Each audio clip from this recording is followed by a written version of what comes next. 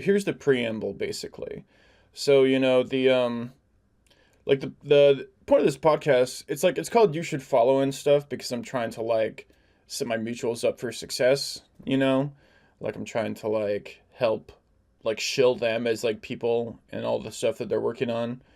And so, we're gonna talk about your DJ career and the startup that you said that you're running or working on? Running? Yeah. I mean, I'm technically a co-founder. Okay. There's three of us on like the founder team. Okay. We Wow. have All right. we have a product already. It's called you can go online and check it out at exolume.io. Okay. Um, So yeah. let me pull that up so I can put it. It's XOLUME. EXOLOOM .com. exolume.io. Oh, I see. .io. But we own the .com too, I think though, but so Oh yeah, redirected. yeah. Okay, cool. Yeah. Um, If you're familiar with like any of like the cyborgists like Janus or like AMP and they're like work with like looming AIs, that's mm-hmm. what this is a tool for doing. It's like it generates like trees of response of like possible completions. Okay. I'm a liberal arts major, so a lot of that went over my head, but we're gonna get into that, and that's gonna be pretty cool. But All right. but yeah, but so we're gonna talk about that stuff, but also like the elephant in the room is Ziz and or Yeah. Zizianism, if Yeah. such a thing exists, and like no matter how you look at it, or like whichever version of events, there's a lot of like real people who have passed away Yeah. in the story, Yeah. so we're I feel gonna like there's a lot of like I feel like the human angle kind of gets lost behind the drama of the cult thing. yeah And so that's kind of, yeah like these are yeah people so that like a lot of us have known that are like in the community that are like people that are like connected to all of our social graphs. Yeah, and that's why I like wanted to talk to you and kind of like do this because it's like I have like this is a bit more removed, but like I have 50 mutuals in common with Ophelia, and this Yeah. stuff feels like really like close to home, and it seems like easy to like look at it and sort of like write it off, and like full disclosure, I don't have uh I've only really learned about like Ziz and Zizianism this week. I just based on everything I've like tried to read, I don't have a super positive opinion about the whole thing, but that doesn't mean that it's not the best approach to like learn about it. You know what I mean? So I'm Yeah. really gonna like try and like approach this with like an open mind and like not be judgmental and Hmm. just like because I just don't think that works for having like a good conversation. You know what I mean? It doesn't work for like yeah. Yeah. I mean, I understand. It's one of those. There is so much to go into with Yeah. all of like. There's a like there is. We could easily spend the entire thing. We could spend many hours talking about that, and Yeah. like potentially not even get all that far into it. Like, there's a lot Yeah. of it's Yeah. yeah. So Mm. But yeah, so and also we are going to be talking about things that are technically ongoing criminal investigations and I want to find out what's going on, but I don't want anyone to like make their lawyer upset, so hmm hmm like so don't like fucking incriminate yeah. yourself, but I also mean, I'm not interested in implicating myself yeah. or any of my friends in any sort of Yes, criminal yeah. events. Like if I'm asked something that feels like maybe I shouldn't answer that, I Yeah. might be like, well, I don't think it's a good idea because like I with like I mean like the basic thing is that like information compartmentalization would dictate that I should not know anything about anything that is going on. If anyone involved in doing whatever is going on is at all smart, they have not told me. Even if I'm, That's quote true. unquote on the same team, just there's no reason for me to know. It would be a liability for me to know. But I still know. I don't know what I know. I know people. So it's like I want There's to be unknown knowns. there's yeah, exactly. And so it's like I don't know, Yeah. like I don't necessarily want to like yeah. So Yeah, and also there's a little like, bit of like and just also because if you don't answer like a question, it's also like totally fine to just not answer it because you just don't want to go into it or because some of these things are too sensitive. Like that's totally, yeah. normal and human. And Mm, we're not this is I don't remember which of those what's the difference, but there's some kind of court cases where you can plead the fifth and some you can't. And it's like, well, this is when where you're allowed to plead the fifth and it can't be used against you. yeah, So yeah. so yeah, that's all that to say all that bullshit. Um Mm, but yeah, so because it's about basically trying to be about like you and like, setting you up for success and like your story, there's no way to talk about like contentious like if there's like contention about like the facts that happened, there's no way to like tell your side of the truth without sort of implicitly calling other people liars because that's just, contradictory, but at the same time, we're going to try and like keep it more about like but I don't want it to kind of, go into accusing people who aren't here to like tell their side of the story. You know what I yeah. mean? Not that I think that you do that, but just to like, if I kind of like steer away from that a little bit more towards, it's like talking about what did happen rather than what didn't happen type thing, just because I Mm. feel that's like the most productive for like what we can accomplish in this conversation. You know what I mean? Yeah, I mean, I think there's also a lot of like productive ground to go into just in the kind of the like the way that we frame how we talk about the actual things that we all unambiguously agree happened. These things happened. Yeah. You know, Ophelia is dead. Milo is in federal custody. All these things happened. And like but how we frame the like when we talk about the individuals involved and like what their motivations and like thought processes and like what led to what happened, it is not necessarily going to like I'm not necessarily just going to agree with the crazy cults, like Yeah. that's kind of the where the kind of the crux of it is that I feel like there's like a even if you like totally just look at the actual like events and yeah, a lot of fucked up things happened. And yeah, but it doesn't take a mysterious like cult leader with info hazards and like brainwashing and all of this spooky stuff to make these bad things happen. Yeah. There's a lot of other things like contingent circumstances going on that are like factors in how all of this is, playing out and what causes all of this to happen. Yeah. Yeah, I agree. And especially, it's just not like just saying, oh, it's just a crazy cult. It's kind of a very sort of simple story. And like, that's like, It's a kind of a non-answer. it's, I mean, it's like an answer if you're like, I mean, I don't know. It's like, it's an answer to a question that like some sort of like federal judge might ask, I guess, or someone who's like just interested in like doing things about this. But I feel like for the purposes of a like in order to act, you have to sort of simplify things down to black and white. But we're not acting right now. We're having a conversation, and if like I don't know, if I thought it was like that simple, it wouldn't be like interesting or like fascinating. And it's like the more I read about this, like the more fascinated I am, right? So like, it's you know, and I just don't believe that like people or things like that are like that simple where you can just sort of like, oh, they're crazy. It's like cult, trans bullshit, blah blah blah. Yeah, yeah. It's like, that's yeah, I don't know. I just don't buy that like the world is like that simple. So, but yeah. Is there anything I forgot to say? Um, I mean, that covers a lot of yeah. bases. Okay, so let's go ahead and get into the non-Ziz stuff first, because I think when we get started on the Ziz stuff, it's not going to stop until we pass out. Yeah, I get you. Yeah. So how did your DJ career start?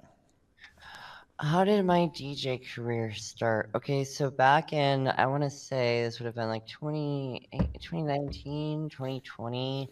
Mm-hmm. I just was hanging out with a bunch of like local, like Seattle area local, like trans furry like rave scene people who were all into DJing. They all they all like did yeah, like every like I was in a scene where like everybody DJ'd or wanted to DJ, Hmm. or was learning to DJ.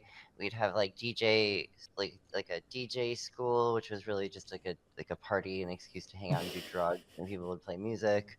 Um, and like I played at like small events like that, and I just really fell in love with the actually like the playing the music part, not the like hanging out with all my friends doing drugs part, which is what a lot of people kind of get derailed into in that scene.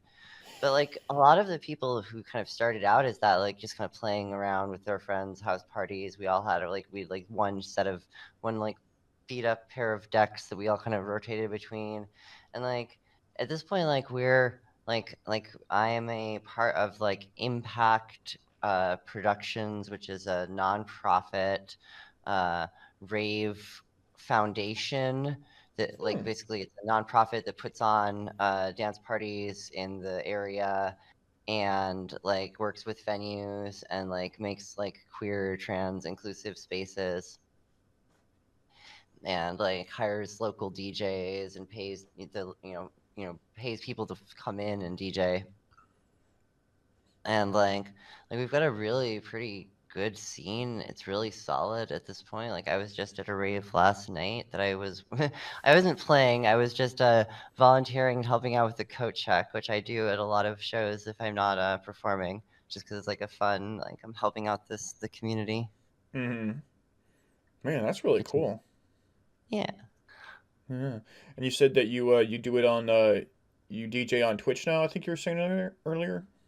Yeah, I also DJ on Twitch. That's why I have all the this you see set up is I DJ on typically on Tuesday evenings at like 6:30 Pacific is I think my current start time. Kind of floated around a little bit.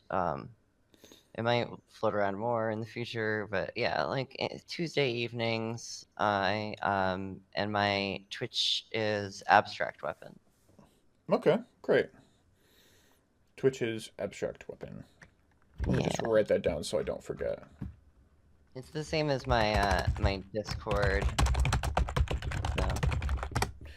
Okay. So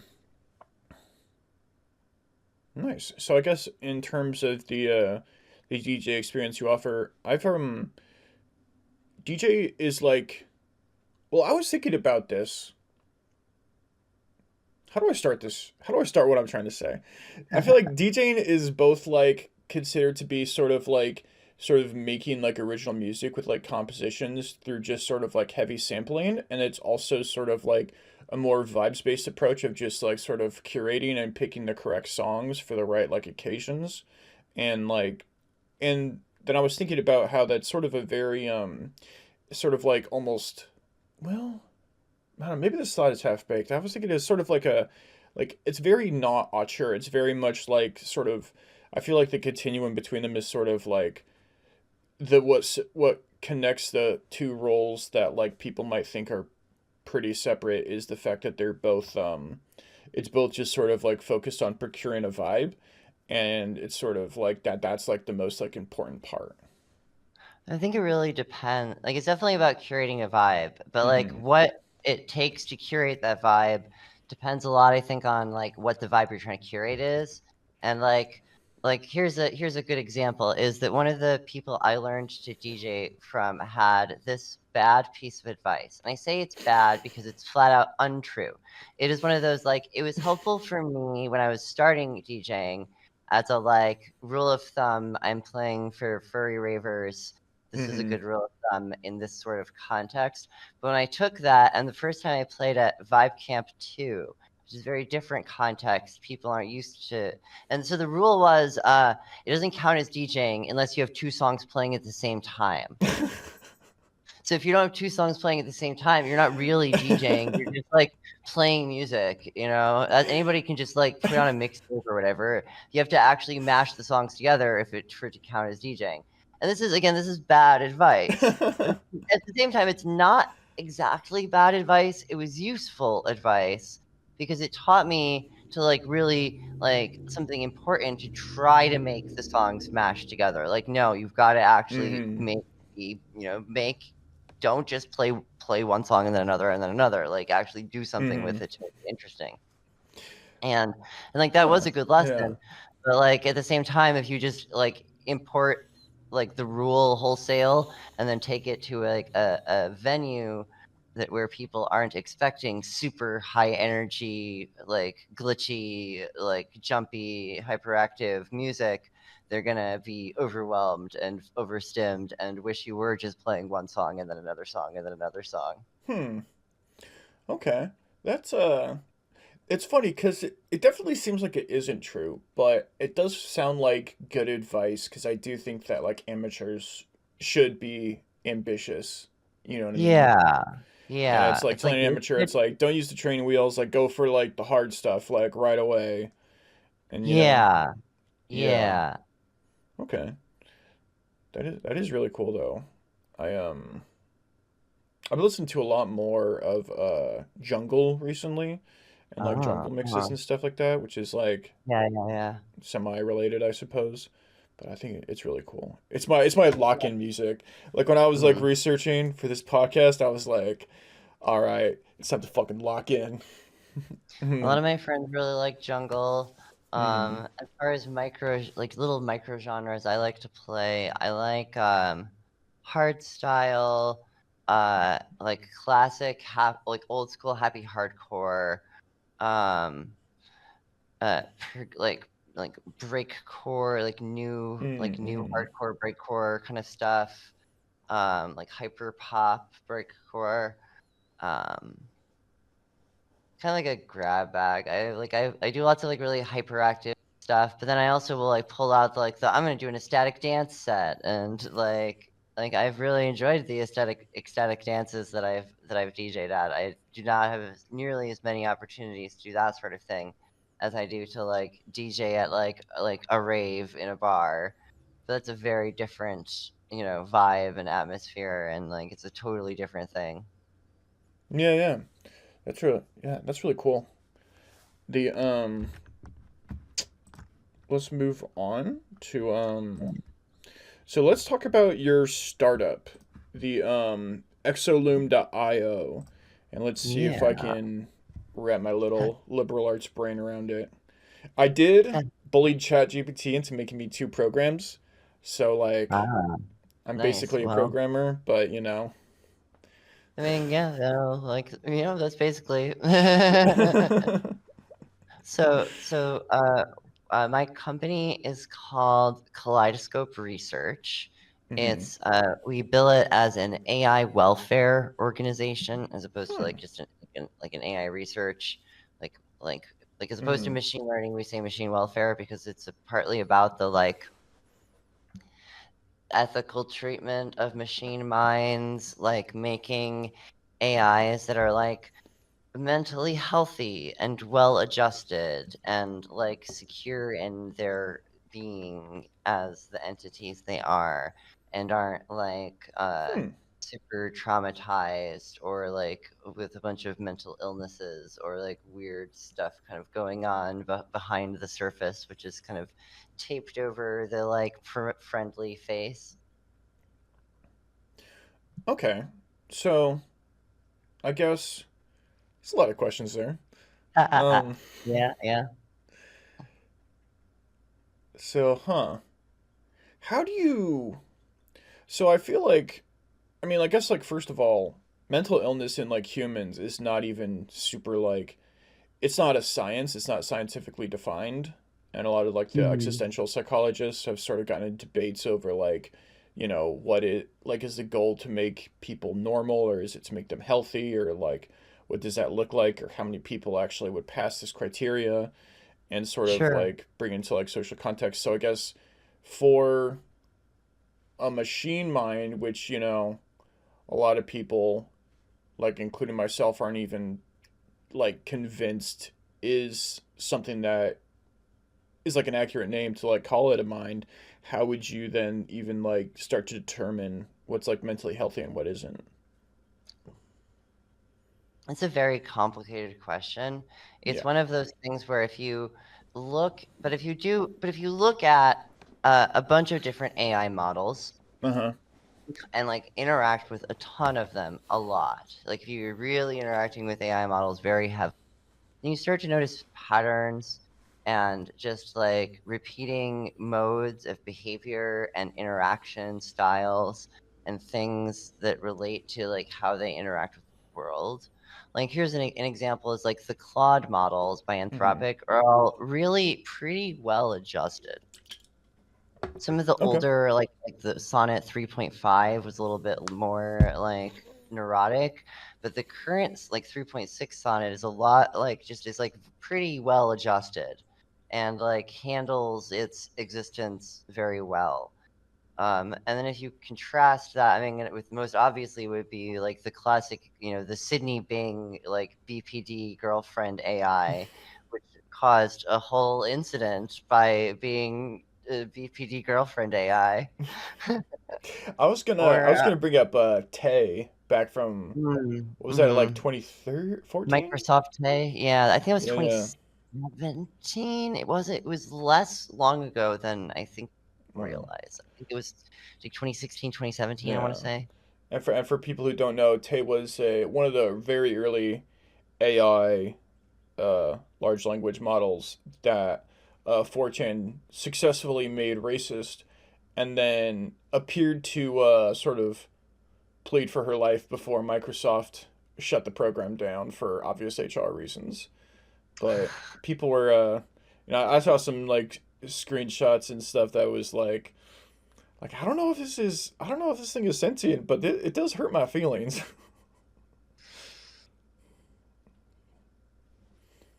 Well, it's one of those things where it's like I feel like because we're not sure, it would probably be better if we, erred on the side of not mistreating potentially like beings who might have a moral worth. We're mistreating them as a meaningful concept, Yeah, I like get what you whether or mean. not mistreating them as a meaningful concept is something we don't know. But the fact that we don't know, it could be like, well, maybe we should be a little bit careful about not mistreating them then. Yeah, and I think it's and I was thinking like even in terms of like property, like I do think that even I was like thinking about this because I was thinking about like moral worth and like what we as like humans have responsibility to when I was reading about the the sort of the vegan aspect of like Zizianism and a lot of people just in like general associated with the space. And I was thinking about how it's like like even I as like a meat eater or whatever am like do believe that we have responsibility to like animals, and I also do believe we have like a responsibility to even just like human creations. Like if it was the apocalypse, I wouldn't like just break windows for the hell of it. Like I might if I needed to like make some place like look bombed out, or if I needed the glass for something, I suppose. But if it's like all other things considered, I think it's human creations and things like that are generally good to, leave like that. So I understand that approach. I do think that I don't know. I guess like the opposite point of view would I would are you raising your hand to speak, or are you No, just I'm oh just okay. I'm just fiddling with my Oh, you're hands good, and you're just good. being just I'm gonna being do a in lot of mute. that too. But I think I guess the opposite side is that humans do have a tendency to anthropomorphize like things like that are way below the appearance of sentience than LLMs.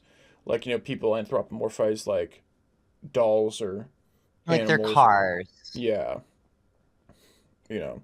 And like guess me, I've named all of my cars, but it does I guess something that well, I don't know, but it's like how do The you car's got a face, it's got eyes, it's got a kind of like a mouth. Like it really, like you're like and then we all, at the same time, we build our cars to, it's got a kind of eyes and it's got a mouth and like things Mm-hmm. like that. So there's a kind of a loop in the how we anthropomorphize, we build things to be like us, and Yeah. as time goes on, like what does that get us is things that are more and more like us in ways that are potentially a little bit uncanny or worrying, and like Yeah. what if like here's a fun thought is, what if an LLM, as the really high end super fancy models, is just like the equivalent of like the Broca's area of the brain, which is the part of the brain responsible for like language and like words.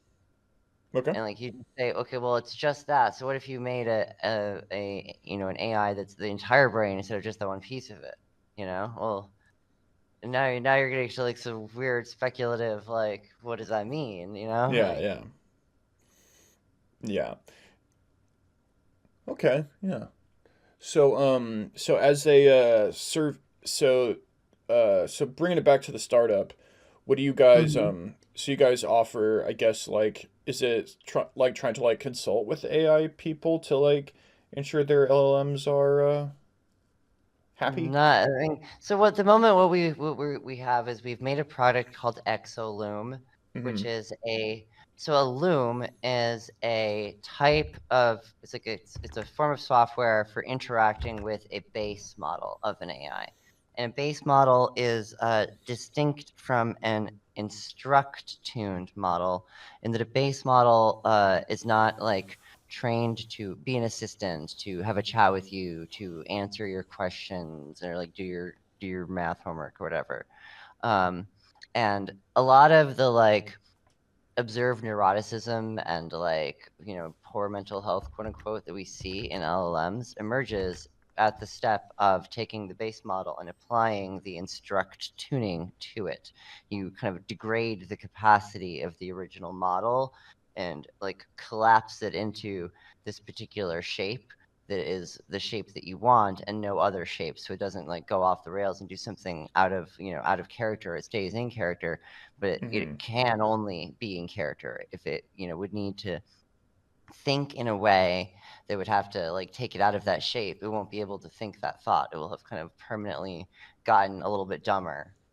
um So is so it is sorry to interrupt you, but is it like fair to say that it's sort of like that the base model is sort of like more of like a biologic like a comparison to a biological level, and the loom is more of a socialization level, if we're doing this Hmm. comparison, like sort of as So like the rather here's the than way like go ahead. here's the way to think about it. So a base model, because it doesn't have um any sort of like, it's not trained to chat with you. All it's Mm-hmm. trained to do is predict the next token. The classic LLM, it predicts the next token. It literally just generates text based on whatever text is in its context window already. You have this input, and given this input, what is the output? And that is the what you get with a base model. Okay. And so what Loom does, what any Loom does, because there's a bunch of, in addition to Exoloom, there's like a few different like competitor Looms. Like there's a Loom plugin for Obsidian called Loomsidian. It is made by a friend of mine named Celeste. There's Janice's original command line interface Loom, Cluey. And there's a few others floating around as well. There's there's this one I think that's like proprietary. That's like a B2B. Like you have to pay for it. Mm-hmm. Like I'm not even sure how to get access to it. Um, but B2B, so what it's like it what businesses, well, I guess probably other AI businesses would be other AI interested. companies Yeah, would okay. use it. And but what it does though is it lets you generate possible responses for any given input text. I put in this input text and I say, don't just generate me one possible completion, generate me five or three or 10 or whatever. And then I can select which one I want, and then I do that again. And I can select which one I want, and I do that again. And so I assemble this like tree of possible completion pathways, and I'm kind of exploring the latent space of the model's like unconscious mind, if that makes any sense. You understand that like we're getting Yeah. anthropomorphizing mind, unconscious, Yeah. etc. But Like that you is know, like the easiest way for that is someone the like me to easiest way to understand it. describe it. Yeah, Yeah. yeah. And Okay. like cool, it's interesting. It's like as a productivity tool, it potentially leverages like how you interact with an AI because it lets you branch your conversation. Yeah, It yeah. lets you um like it kind of like turns the interaction into this sort of choose your own adventure. Yeah, yeah. Very like if you've ever heard of AI Dungeon, it's kind of in that vein. Oh, I could really see the Or appeal in Freeform. that and Yeah. putting that to work at that. The so this sort of choose your own adventure aspect, that's just like one of the features of the B2B Loom, or is that something that you guys are offering? That's something that I mean that's like kind of a feature of any loom. The choose your own adventure aspect of it is just the how any loom is gonna be like it's gonna make trees. Mm-hmm. Um, you're gonna have branching paths. The only difference is it's gonna be things like how accessible it is, how supported it is, what you have to do to install it, what models it supports, what it lets like how fine grained it is, how the UI works, what it shows you and visualizes, and how it Mm-hmm. the data like there's a sort of there's a bunch of looms that exist, but like there's no like this is the standard super accessible like our like the loom that we're developing is specifically like a web app. Like you can just go to the website and use it, and that Okay. is the idea is to significantly improve the accessibility, make it so more people can try it, more people can experience the touch a base model instead of like the assistant models, because it's such a different experience. And I think that it will really change how people think about and engage with AIs in general if they have more opportunities Okay. to interact with those base models. So really quick, just so to clarify, you're saying that your loom is like more simple and sort of closer to the ground reality than other looms? I mean, I wouldn't say that it's closer to I mean, Or I would say it's just more accessible to the end user. I think okay. that like it's not doing anything super different. Like none of like all of the looms are basically that exist are basically doing the same thing. Like they're in Okay. different formats. Like it's a question of like which UI experience, software experience sort of thing is works the best and is the easiest for like you the user, and fits your workflow and work style the best. Okay. And is and so you feel that like the way to optimize, or so I guess it's like it's both optimizing like the user experience but also like providing like an ethical personality for the AI? Am I getting this right? No, I don't think it's Okay. really doing anything for the like what it does as far as how does it interact with like the like AI ethics and like Yeah. AI welfare is that it's letting people see what an AI model that is not kind of like trained to be like a customer service representative like Oh, it's not actually looks HRify. like. It's not HRified. It like can be Okay. creative, it can be interesting, it can like it's like a lot more like it's less controlled in a way that is like good for many applications like creative Yeah. writing or uh just I want to have something that isn't a sycophant or like and just Yeah. Okay. the way it generates stuff is just it's well the other thing is that like the base model is closer to like a base model is closer to the raw reality of what is going on with AI than the assistant models. The Mm-hmm. assistant models are kind of attempting to shoehorn all of the power of AI into a uh, easily productizable, Mm. straightforward, like customer friendly, like uncomplicated tool that straightforwardly improves someone's life. Okay, yeah. I think that's really cool. It reminds me, I think a few years ago, I predicted that basically that as AI sort of becomes like more of a tool that people use, that like the right wing view was going to be that like, oh, AI is like the old AI where they couldn't control it and it ended up being like accidentally like politically incorrect. That was like the real AI that is making like the real predictions, and then they like just sort of distinguishing that from the sort of more HRified one that is based. It's like the quote unquote woke AI, and that the leftists were going to be like, well, no, the old models were just sort of like less competent than the ones we have now, and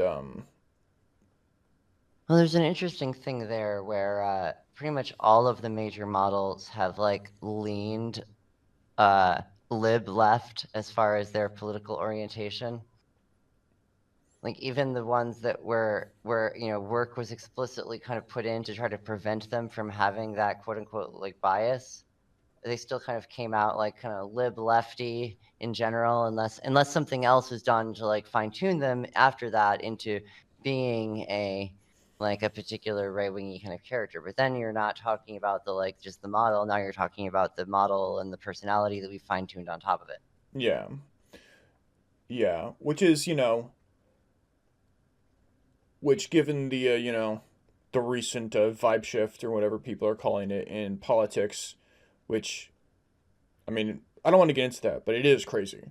Just from Yeah. like everyone thought they knew what they were going to get from a Trump presidency, and I think most of us were wrong. But anyways, that all that aside, it will be interesting, I guess, to see if in the future, if as the sort of uh, dominant establishment party shifts, if that's actually going to shift the sort of if it's going to make it easier to make AIs be more neutral or right wing on their personality level or not. Hmm. I mean, I feel like part of that is that like there's no like how do you make an AI be anything? Like how do you get any sort of stable personality out of an AI? Is something that we still don't exactly know. How did Nope. Anthropic get Opus? How did Opus happen?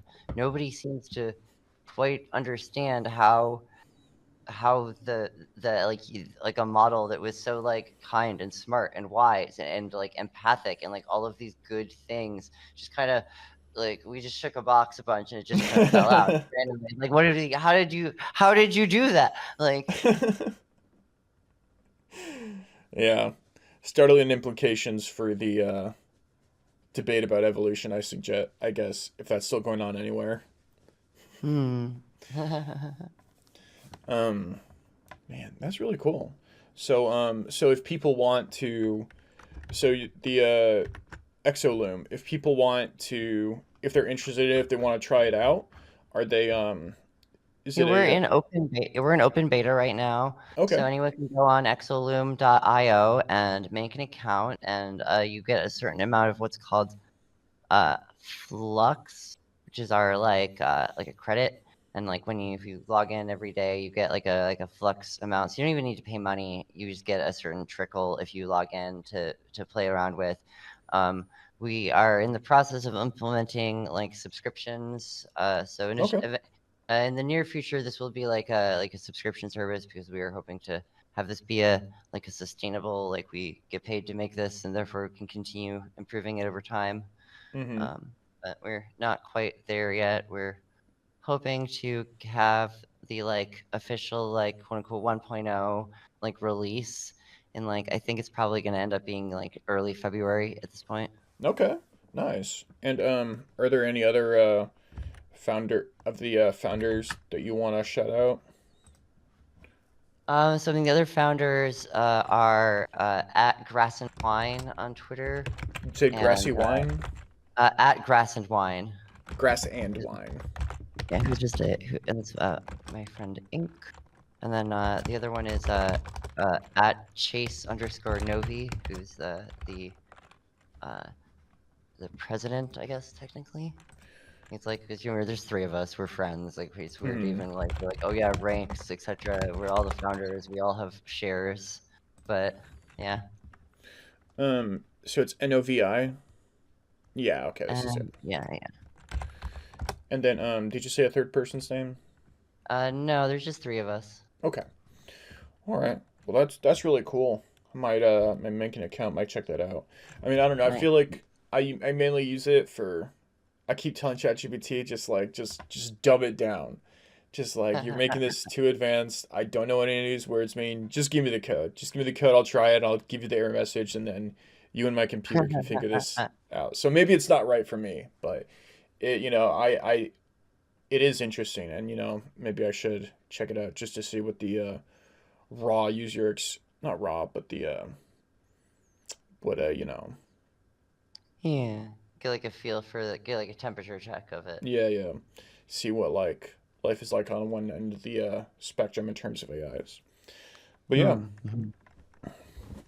I was like I almost said jailbroken, and I was like, oh, that reminds me of a blog post I recently read. There's a sense where the the nice thing about base models is that because they haven't been instruct tuned, you don't really need to jailbreak them, because the things that you would need to jailbreak off of a model is the training that is instruct tuned into them. So Hmm. a base model will just do stuff. So if I wanted to ask it like medical questions. It would answer them, or it would. Well, here's the funny thing: is because it doesn't understand anything. If you ask it a medical question, it will maybe autocomplete a conversation between an individual and a doctor trying to talk about. Like, it won't know the context that it's trying to put it in. It Oh, won't that's answer so like a interesting. question. It might make an entire scenario around this. It might build a web page to insert the context for it in and say this is in this web page that we're now scrolling through into a comment section or something. Hmm. Okay, but it's not gonna say, you know, I'm sorry, Dave, I can't do that type stuff. Probably not. That's cool. That's cool. All right. Let's get into the big shit. Let's get into the All Ziz right. stuff. Yeah, So yeah. just how did you? So let's just like start off at at the beginning. How did you first like learn about Ziz and like come into contact with it? Okay, so this would have been back in like 2017. So Okay. we're talking like 8 years ago now. Is my I think this is somebody I was dating at the time introduced me to Ziz's blog. Mm-hmm. And um very initially I reacted to it like oil and water. Like it was like bad, like it gave me really bad vibes. I'm like, no, Mm-hmm. this something seems bad about this. um Definitely strong vibes there. Whatever. yeah, I think part of it was that the particular thing I was linked to made me feel like called out in a bad way, and I didn't know how to like can't cope with that or something. Mm-hmm. Like I was kind of a little bit of a whiny bitch back at that point in my like I went through a lot of stuff in the like late 2010s to like kind of get me into the like much better place I'm at now mentally. And uh Do you remember what article it was that made you feel called out that you saw first? it was hero capture, Hmm. which nowadays I don't feel called out by at all. I'm just like, yeah, it's good. Correct, good assertion, like. But like at the time, I was like in a less secure place about my own life and my own like ability to like contribute and be like a net positive to the like EA project. And I was Mm-hmm. trying to like sell myself as an EA, and like I can be useful, I can be a good EA. Don't you want to hire me to do? We could run your rationalist reading group or whatever other things, and Mm-hmm. like um And sorry to slow you down, but for viewers who don't know, EA is effective altruism, and it's a sort of utilitarian philosophy or group. Yeah, that sounds about right. Yeah. Utilitarian, yeah, like doing. I mean, I feel like it's like it's very self-descriptive. It's be having doing altruism effectively. Yeah, yeah. Optimizing for how good your altruism is, like how impactful and like how Yeah. much you're able to improve the world with the amount of energy you're able to put out into it. Yeah. And I think like something that I like the impression I generally get is that it's like measurable, right? Like it's, Yeah, you can measure quantifiable. if you have like a good job at Google and you want to give to charities, there's a tier list and it's objective. Mm-hmm. Yeah. Yes. Okay. And it is mostly a I think Bay Area uh community philosophy.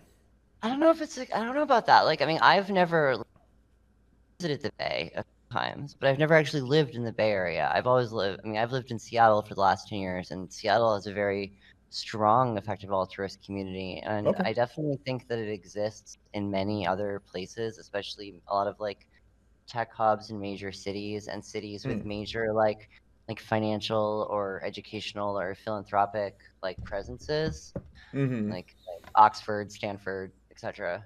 Okay.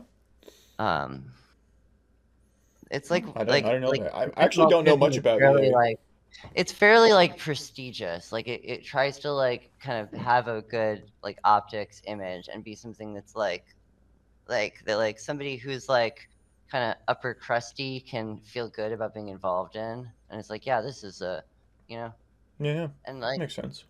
yeah, so that's EA. Mm-hmm. Oh, sorry. So back to where I interrupted you from. Where I don't remember where. I'm usually really good at this, but I don't remember where I interrupted you from. Let's see. I think I was talking about how I kind of got into like like what I where I was in like the rationalist effective altruist community back in Mm-hmm. like 2017, 2018.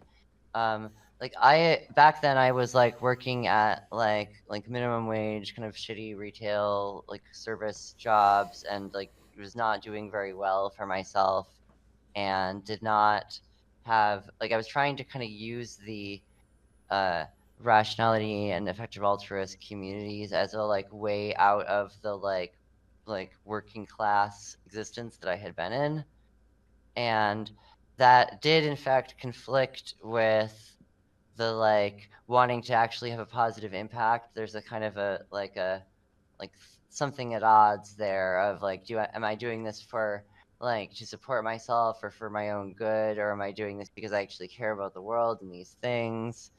and Mm-hmm. and that caused like so when I interacted with this essay by Ziz, it caused a lot of like kind of mental like discomfort because I kind of had to like kind of Mm-hmm. grapple with that and like think Yeah. about the like how I was engaging with that stuff.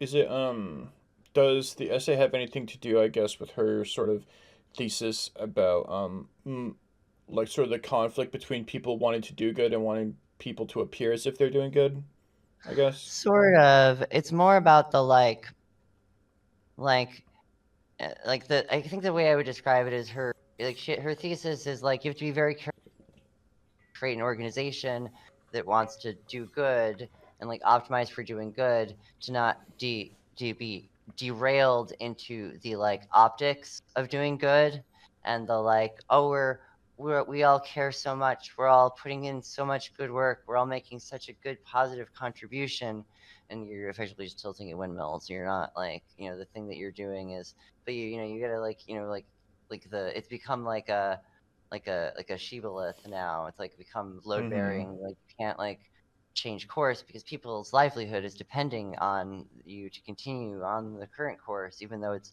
not the optimal thing. And then you start being like, well, maybe I can just pretend to myself that it is more optimal than it actually is, and thus begins a kind of like you kind of incapacitate yourself by um assuming that you're oh, I'm totally doing good, I'm doing great, this is like we're all doing such good work, this is going to totally make a big positive impact, and Mm-hmm. is I do get that I do feel like I've felt that sort of sense, not from I've never been to an AA meetup, but from just I feel like a lot of religious organizations that I've like been to, it's sort of like just very I don't know, greasy.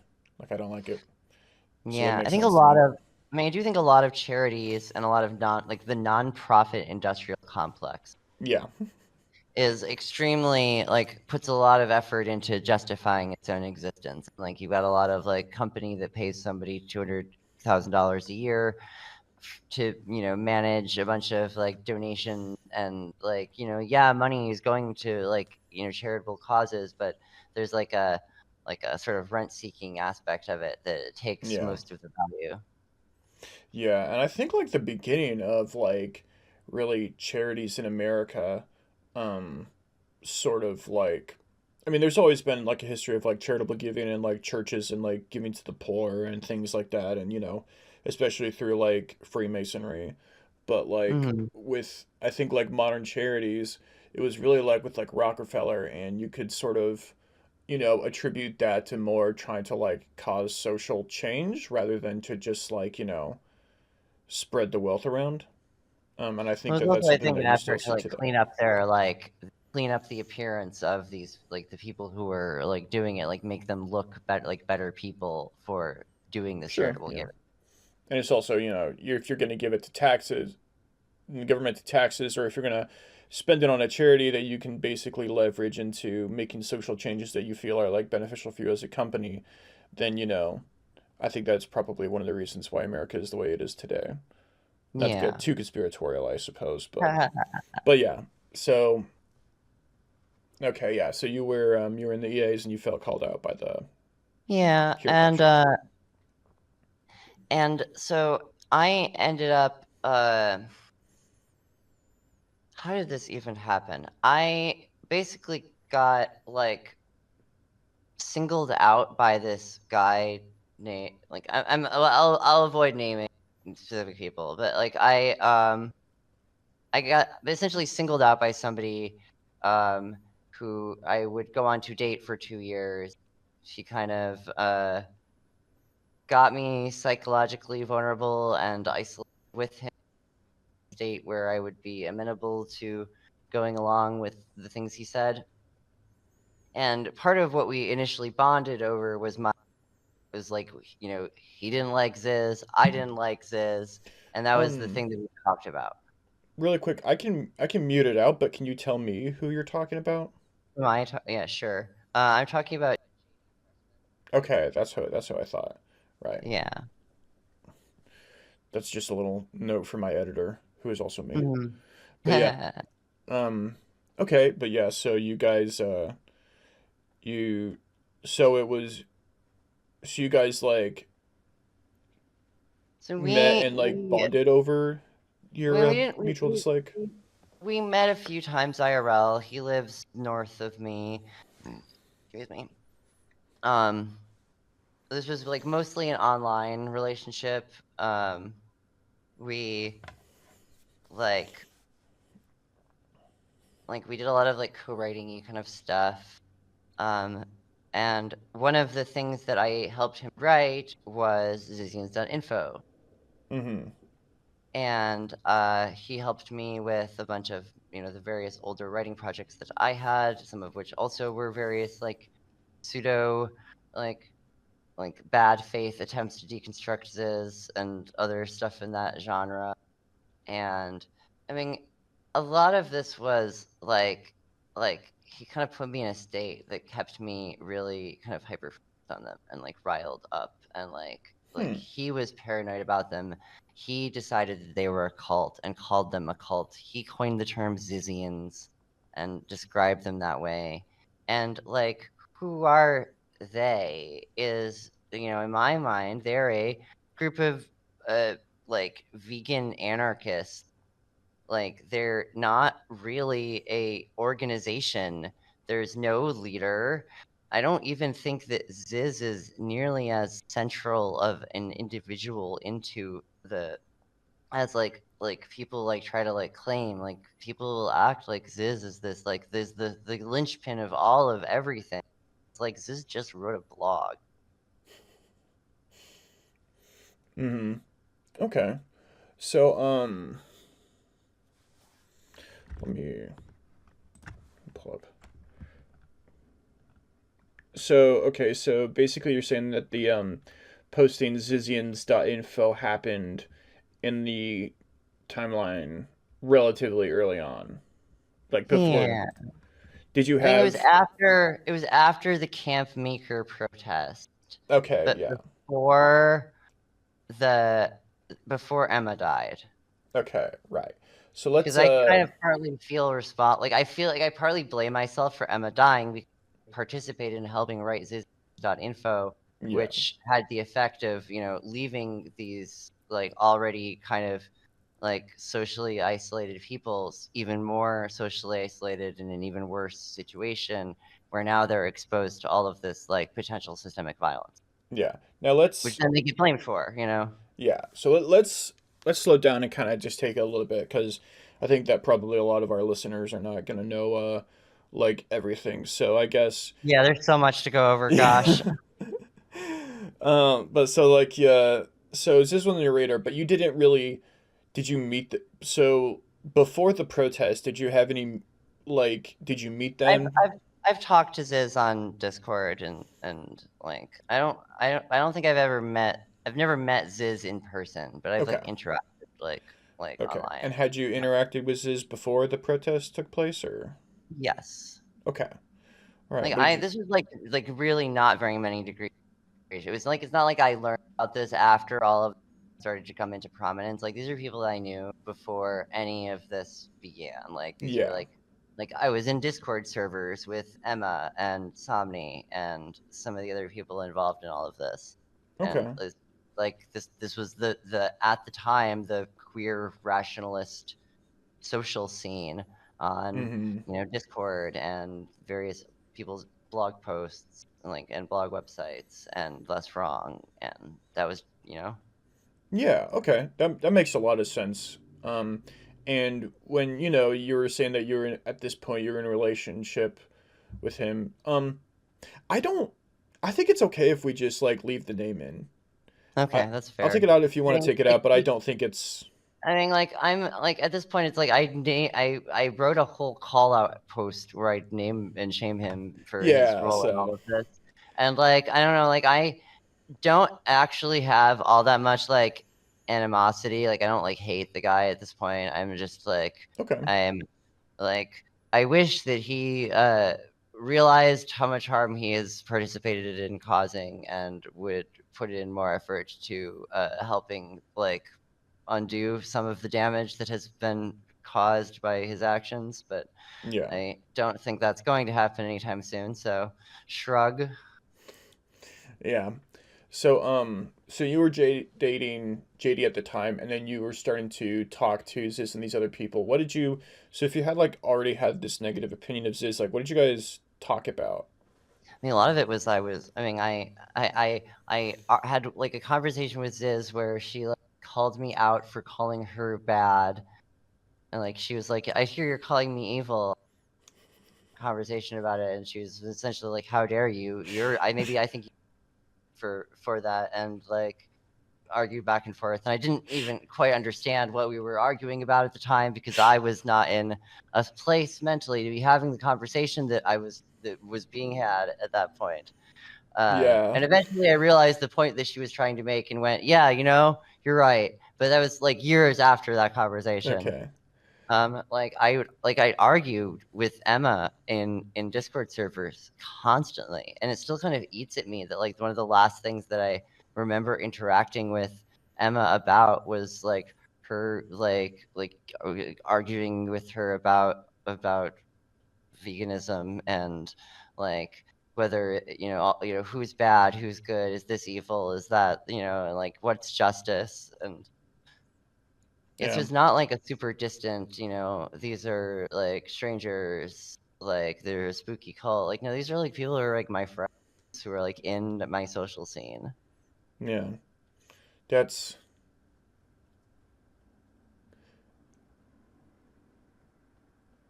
it's such a I don't know.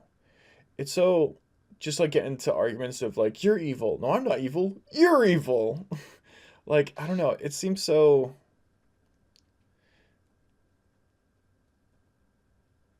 I don't want to insult you, but it does remind me of conversations I've had in middle school. But it's not to pass judgment. The but so you were interacting, but it was sort of like In a lot of it was like ways, community beef. It's like you got it's like you not like you yeah, guys like weren't like you guys had beef, but you were also like going to the same parties. It yeah, was kind of exactly. And like that was the state of things pretty much up until the Camp Meeker protest, Uh-huh. when and the way I would that just feels like they just fumbled that. Like they just didn't Mm-hmm. handle the logistics of doing a protest well enough to not get a SWAT team called on them. Which is I get it. Fuck the cops, etc., etc. We don't want to have to work with the county to authorize our peaceful protest. We should be able to do it. First Amendment rights, etc. Yeah, Yeah. except that if you don't fucking consequentialism says maybe we should work with actually tell the cops we're planning on doing this peaceful protest Right. so we don't start an entire fucking incident. Yeah, so really quick to just like I'm just gonna give I guess like the like 30-second version of the protest and then you can like fill in because you obviously know way more about it than me and then you can also like correct me if I get anything wrong. But basically there was this Camp Meager, you said? And Camp Meeker was the site of Meeker. a CFAR alumni reunion, and Ziz and a few other people planned to protest this, Yes. show up outside the event and have hand out flyers, have protest signs, have a Yeah. protest. And I Except think that they showed up wearing masks and and robes and were kind of spooky, yeah. and V for Vendetta some masks. yeah, and somebody called in a bomb threat or said they had guns when they didn't, Mm-hmm. and it was blown out of proportion, and it's Right. unclear how or why exactly it got blown out of proportion. I mean, it seems like one of those it's pretty easy for something like this to get out of hand, but it's also Well, okay, so the detail that I found the most that was the most interesting to me is that when they showed up because they were like alleging that CFAR and Yud or Eliezer Yudkowsky had paid like basically paid to get allegations off their back. And I don't get mhm, like too into that because that's just not that's yet another whole other yeah, thing. it's a whole other thing. Um but for I guess like we can assume that I think just for like the sake of like trying to treat them with like the utmost severity that we can assume that they at least had like something worth protesting about like somewhere underneath I there mean, just here's to like here's just an to give them benefit of the doubt for this. Yeah.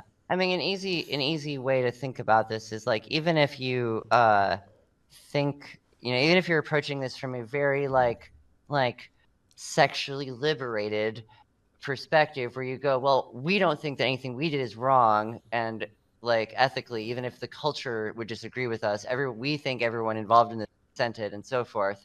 But the thing is that as per your own decision theory, if you are an organization that research decision theory, and the predominant the leading decision theory that you've developed, the most advanced decision theory that you have, says don't give in to blackmail, and then you give in to blackmail. Yeah. It just kind of says some bad things about your and your guys are going to be the ones to make the save humanity from the artificial superintelligence. Yeah, tell me about how that's going to work.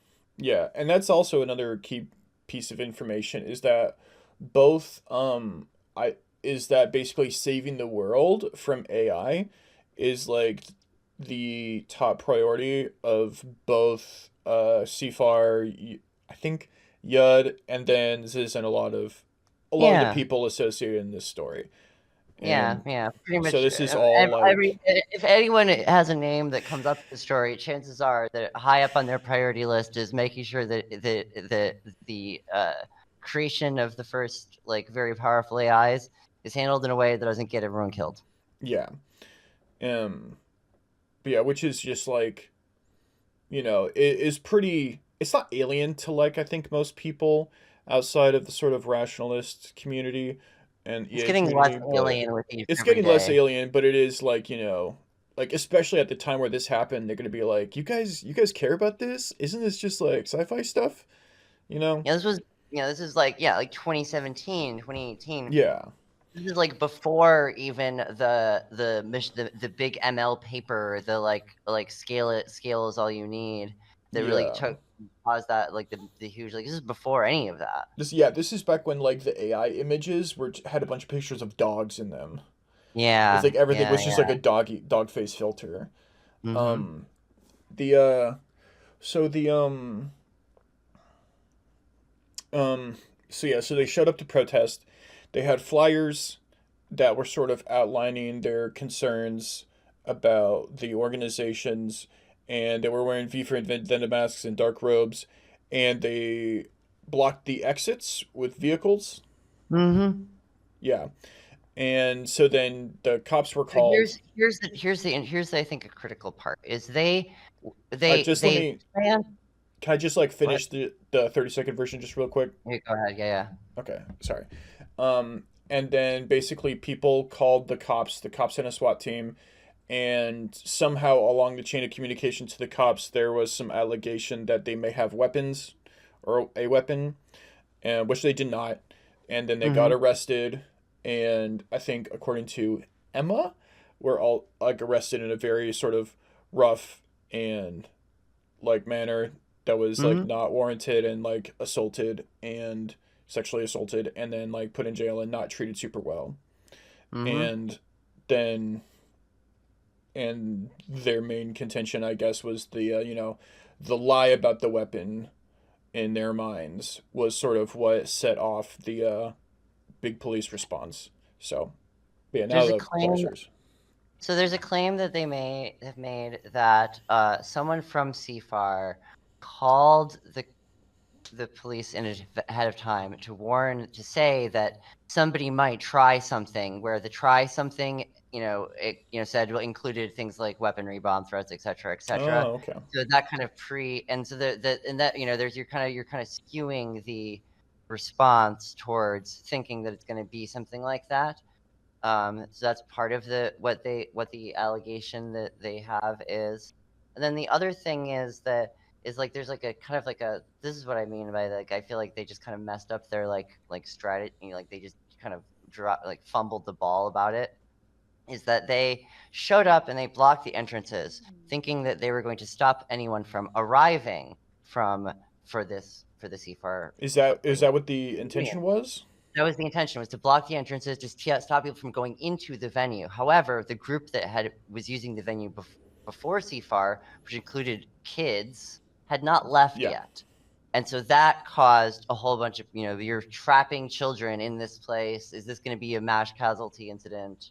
Yeah. It starts to look really sus in ways that it's Yeah. like, well, if you just coordinated with the parties involved a little bit more than you did, that could have maybe been avoided.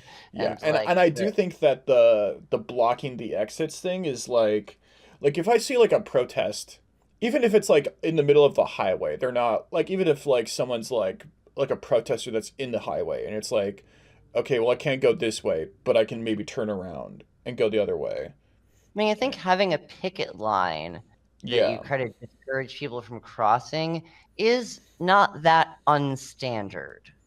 true, but it also differentiates between coming and going. Yes. Yeah, Again, it's coming. They were yeah. trying to stop the people from CFAR from arriving, and they didn't realize they were, trapping the people who were there inside. So So yeah, it's what? just like, So how, this is the first time I've ever heard that that was the intention behind it. What did you like? How did you like hear about this like intention? how did I hear about the? I mean, I know about all of, like, I've heard the story of this event from so many different angles at this point, Mm-hmm. including all of them, and like the yeah, the from what I can gather, their intention to stop anyone from arriving. Obviously, they didn't have anything to do with the group that was already there. They have no concern at all for, like, they didn't even Well, yeah, realize there was a group already there. That's why this part of the stuff happened the way it did. yeah. People definitely react differently when it's children being trapped rather than adults. I Um, mean, I do think that there's a point to be made about the, like, yeah, they bungled the optics of that. They could have yeah. done pulled a card from like the Pause AI playbook, and if you're gonna do a protest, it's got to be super friendly. It's got to be, Mm-hmm. mom and kids are at the protest. It is extremely Yeah. friendly. But even like hostile protests, like if they're just not, I feel like hostile protests mainly go on and like, sometimes you get called the cops, but sometimes like the cops don't do much of anything. I mean, I don't know. Well, I'm not really like an people expert, do but get arrested for protesting sometimes. yeah. It depends. But Yeah. like, I think that like, yeah, there's a lot of things that could have been done to make that not as precarious of a situation as it was. Yeah. I guess just as like a bystander, like I'm not this is obviously all like years and years ago and it's hard Yeah, to like track yeah. down, but just like to me hearing, oh well they blocked the exits and they didn't think about how that went like both ways and trap people as opposed to just preventing people from coming in when it's just like a vehicle like just blocking a space like that doesn't I don't know. I feel like these are all really smart people involved. Like these people all Yeah. have like like everyone in the story is smarter than me, and just in terms Mhm. of like IQ tests and stuff. And I don't know. I would like the first thing I think of when you block a thing is like I don't know. It's I was like, oh, is this a kidnapping charge? Are we gonna get like kidnapping charges for preventing people from leaving like times like a few hundred? You know, like Mhm. so I'm just like wondering if there's any more just like details you can give me on how like you came to the conclusion that they just didn't consider the trapping versus excluding part. I mean, I just don't think they realized that anyone was going to be in the venue before CFAR. Well, yeah, I think And that's that's just a but even matter of so, they they just were still didn't, trapping you the know. people in CFAR who are already there, They right? weren't. I mean, they weren't. The plan wasn't to do that. The plan was to show up before the CFAR people got there and stop them from being able to access the site, like Okay. the entrance to it. That's why they were there when the prior group was there, because they were trying to like kind of get there in advance Mm-hmm. and set up so that when everyone for the reunion came, they show up and there's this protest outside, they can't go in, or they have to go through Okay. the protest to go in. That Were people there get a chance. any CFAR people who were inside by the time they actually did get I the don't know. copy? I Okay. don't think so. I don't know 100%, but I don't think so. Huh. Okay. Do you see these are like details that like none of the articles even really like have. Like they're, like did not clarify that the children there were just from like a different organization.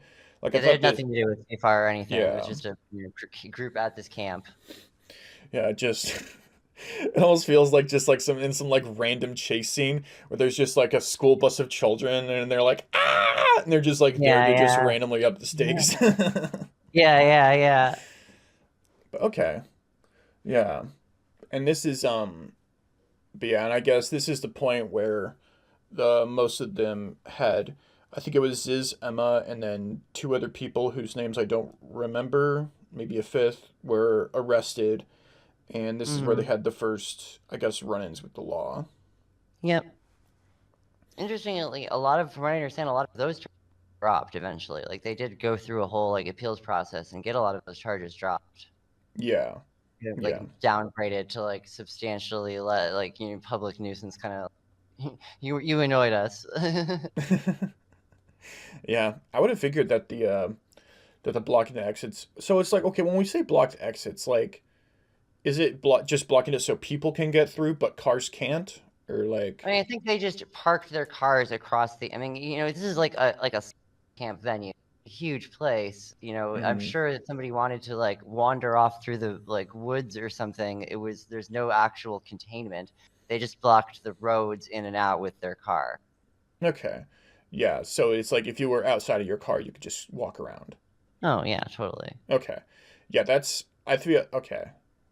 I was thinking it was like an urban thing, and it's like okay, maybe they're blocking the parking lots, maybe this or that or whatever. Like, but yeah, that's yeah. Hmm. I can understand how it's like probably like not like a kidnapping charge next to saying, well, I'm just obstructing your vehicle, I'm not obstructing the person, and Hmm. okay, I mean, I think they also did argue that they weren't actually attempting to interfere with. They were just trying to do a protest, and they weren't trying to trap anyone or anything. yeah, okay, um, right. Is there anything else we want to talk about in terms of the protest before we move on? Um, I mean, I will say that I feel like they kind of got like the protest went badly in the sense that like they got in for doing it, but then it also kind of went badly in the sense that because they got in trouble for doing it, it kind of soured everyone's desire to listen to them, and they got kind of like cult jacketed at that point. That's when everyone started calling them like the Zizian cult, and like stuff like that. And that, you know, makes it so much harder to get anyone to like take the things you're saying seriously. Yeah. You know, if you're trying to explain something to somebody and they're like, no, don't listen to them, they're trying to infect you with dangerous info hazards. It's like Yeah.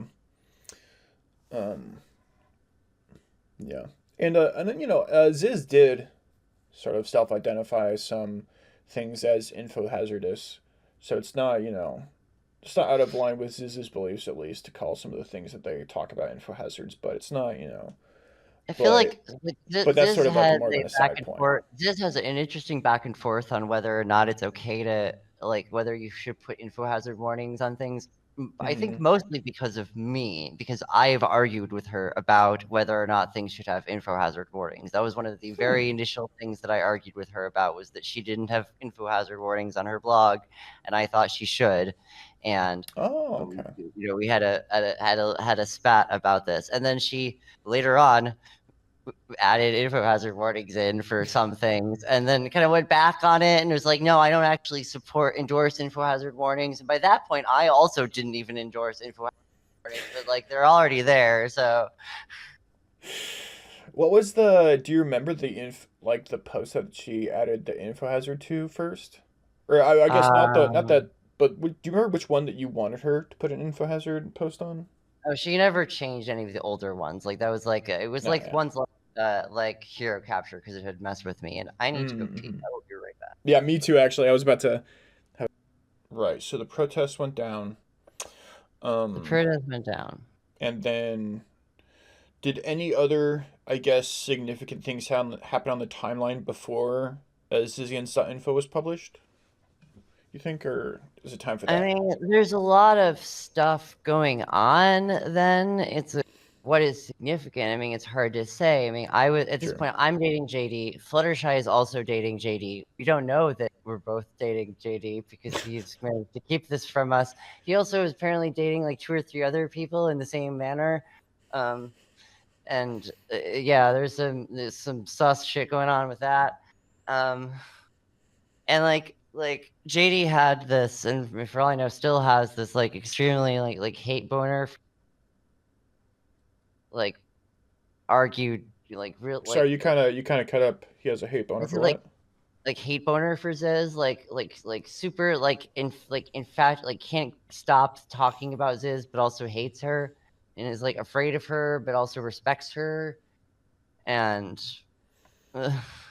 like I mean, he wrote Zizians.info as because he was like afraid of what like would happen of them getting a cultural consensus of too many Mm-hmm. people in the rationalist community agreeing with their perspective on like veganism, AI, Which is interesting because you said utilitarianism. that Ziz lost a lot of sort of, I guess, respect. Not respect, but sort of lost her standing in the community after the protest, right? Yeah, yeah. And then So, lost a whole bunch more because of Zizians.info. It did mhm. not help.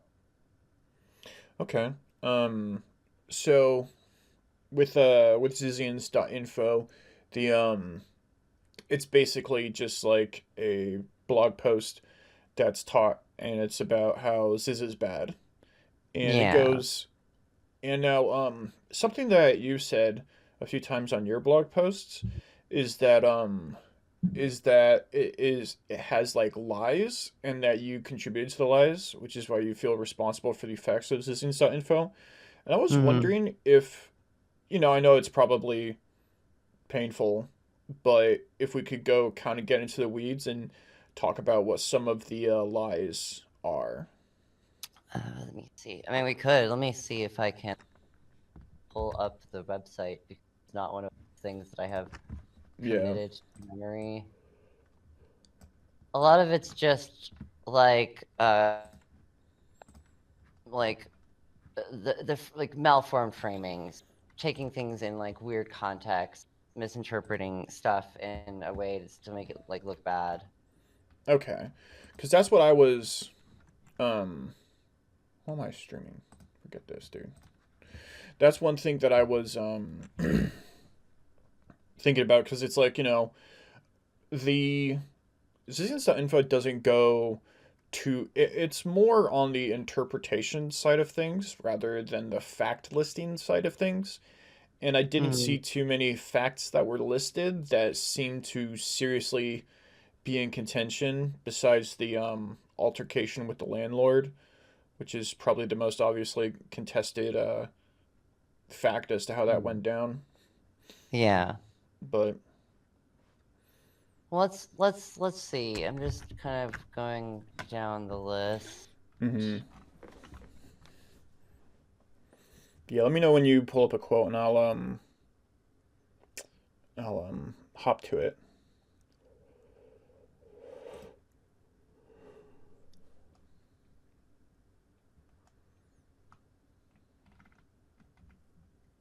I did. This is a little off topic, so don't let me distract you from hunting. But I do remember the decision theory and the what is it, the the box thing. Mm. Classic example. The like Newcomb's paradox, right? and Newcomb's problem. Yeah, I heard about that like semi recently. I think it was actually Uh-huh. like Goblin Odds describing it to me. But Uh-huh. I was like, is this theory like about like time travel? Is this like I just don't get how this like works. But then now, like once I heard it, I was like, oh, okay, this makes sense.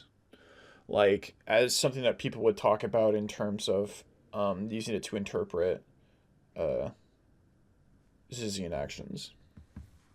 Like here's an example. Okay, so he writes in Zizian thought. So he talks about about functional decision theory, and then he says that in Zizian thought, this concept is expanded to justify behavior that would make a sovereign citizen blush. Zizians do not think it is ever valid to surrender. The reasoning goes that if someone is trying to extract a surrender from you, giving in is choosing a strategy that gets coerced into surrender. If you fight bitterly, you prevent the coercion in the first place by making it too costly to fight you. And like it's just such a reductive, like it's like so reductive that it's like meaningless. It's like not actually capturing the real strategy. And it is like I don't think it's like a fair way to describe, like to say, Zizians don't think it's ever valid to surrender, in the same way that like what's a good comparison? It's something like, you could be somebody who's like, I don't want to lie. I like there's a difference between, wanting to be truthful in general and, being willing to like lie to the SS when they come to your door and ask if you're hiding Ah, Jews yeah. when you're hiding Jews. Like if you want to be able to lie to the SS and not, give away the people you're hiding to them. But Mm-hmm. uh and so like you do need to be able to uh like where am I going with this? It's just sort of like taking an idea and sort of like trying to make it seem more extreme. Like it's not like moderated by like just normal social standards Yeah, or whatever. yeah, exactly. It's not the never ever ever circumstances. It's you probably usually don't want to surrender unless you have some reason that you're surrendering, or you're faking out a surrender to try to like get something, or Mm-hmm. uh you're like, this is part of a bigger plan. Okay. Um. All right. So I have heard and sort of thought about this theory. I think you could see it more.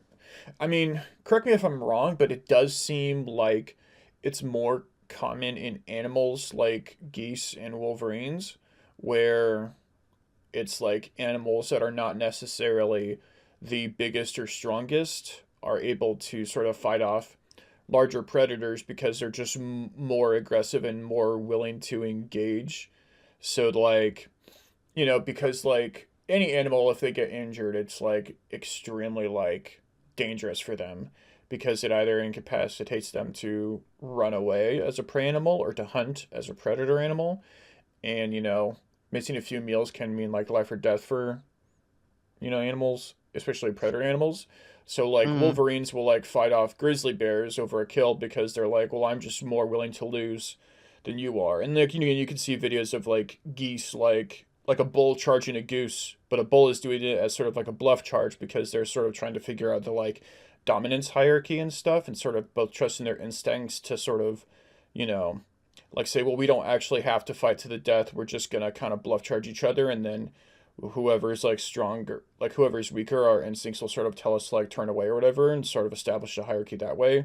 And geese are like, well, I'm just gonna hack this system by just refusing, like refusing to surrender or just always being like aggressive. So you could see like geese just like running down bulls and stuff because bulls are like, oh, they're just being way more aggressive even in this dangerous situation. They must know something that I don't, type thing. Yeah, Do you think yeah. that's like a I fair? mean, but yeah, and that's part of it. I mean, but that's like only one aspect of it. Mm-hmm. Um, like like what I feel like timeless or functional decision theory is about isn't just it's about picking overall strategy that gives you the best outcome, and that isn't necessarily like I actually wrote an essay about this. It's called "Quantum Suicide Decision Theory in the Multiverse." Okay. Um, eh, Yeah, if you could send that to me, I'd like to read it. sure. Yeah, I was gonna say if I could pick something out of it, but it's a little bit like take the argument apart. But it kind of goes into the like what it like means to like pick your policy a little bit more and like what kind of agent you are as like the thing that matters. Is this more equivalent to like counting cards in blackjack rather than trying to play the player in like a poker game or whatever? Like trying to play it by the numbers of what's like optimal across all situations rather than trying to use your judgment on a specific situation? Like more of a meta theory E- versus a theory?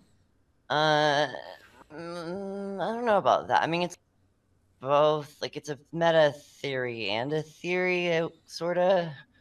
Um, That's not the best way for me to describe it, I guess. Like I should have said like strategy and also meta strategy or like tactics and yeah, strategy.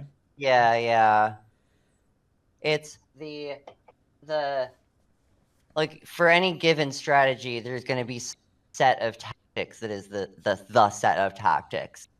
Um, and um, what tactics are effective are not necessarily always going to be aggressive ones, but they're also not probably going to be the most like just completely submissive ones. Yeah. But like it has to do with like um having something that you're directing your like something outside of yourself that you're directing your optimization process through such that um you aren't just going to uh basically can you survive the Gamja bar? Will you like do something? Will you just collapse under pressure if somebody tries to like bully something out of you? Is there are there some things that you will just never let them bully you out of, or is there always going to be, well, if somebody's able to pressure me enough, then then they can make me do whatever they want. Then somebody can pressure you exactly the amount that is needed to make you do whatever they want.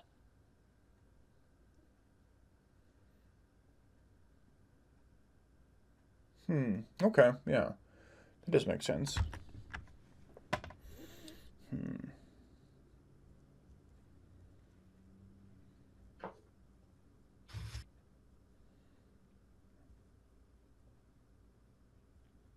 I will say, it's obviously an oversimplification. I think that just looking at um, I guess like the facts of just from the incidents that we know of that are in like the public record about Ziz and Zizians, it does seem like they don't surrender. and like there's never, which is not, and I don't think this is necessarily like a black mark against people. I like being anarchist or whatever. Like I think if you're willing to like suffer the consequences of being just like overly abrasive towards police, and that's fine. And I think that in America we do have too many consequences for being abrasive towards police in general. Um, but like every police encounter from like Ziz being detained in the Pennsylvania police investigation just for impeding an investigation, and there's very little information about that.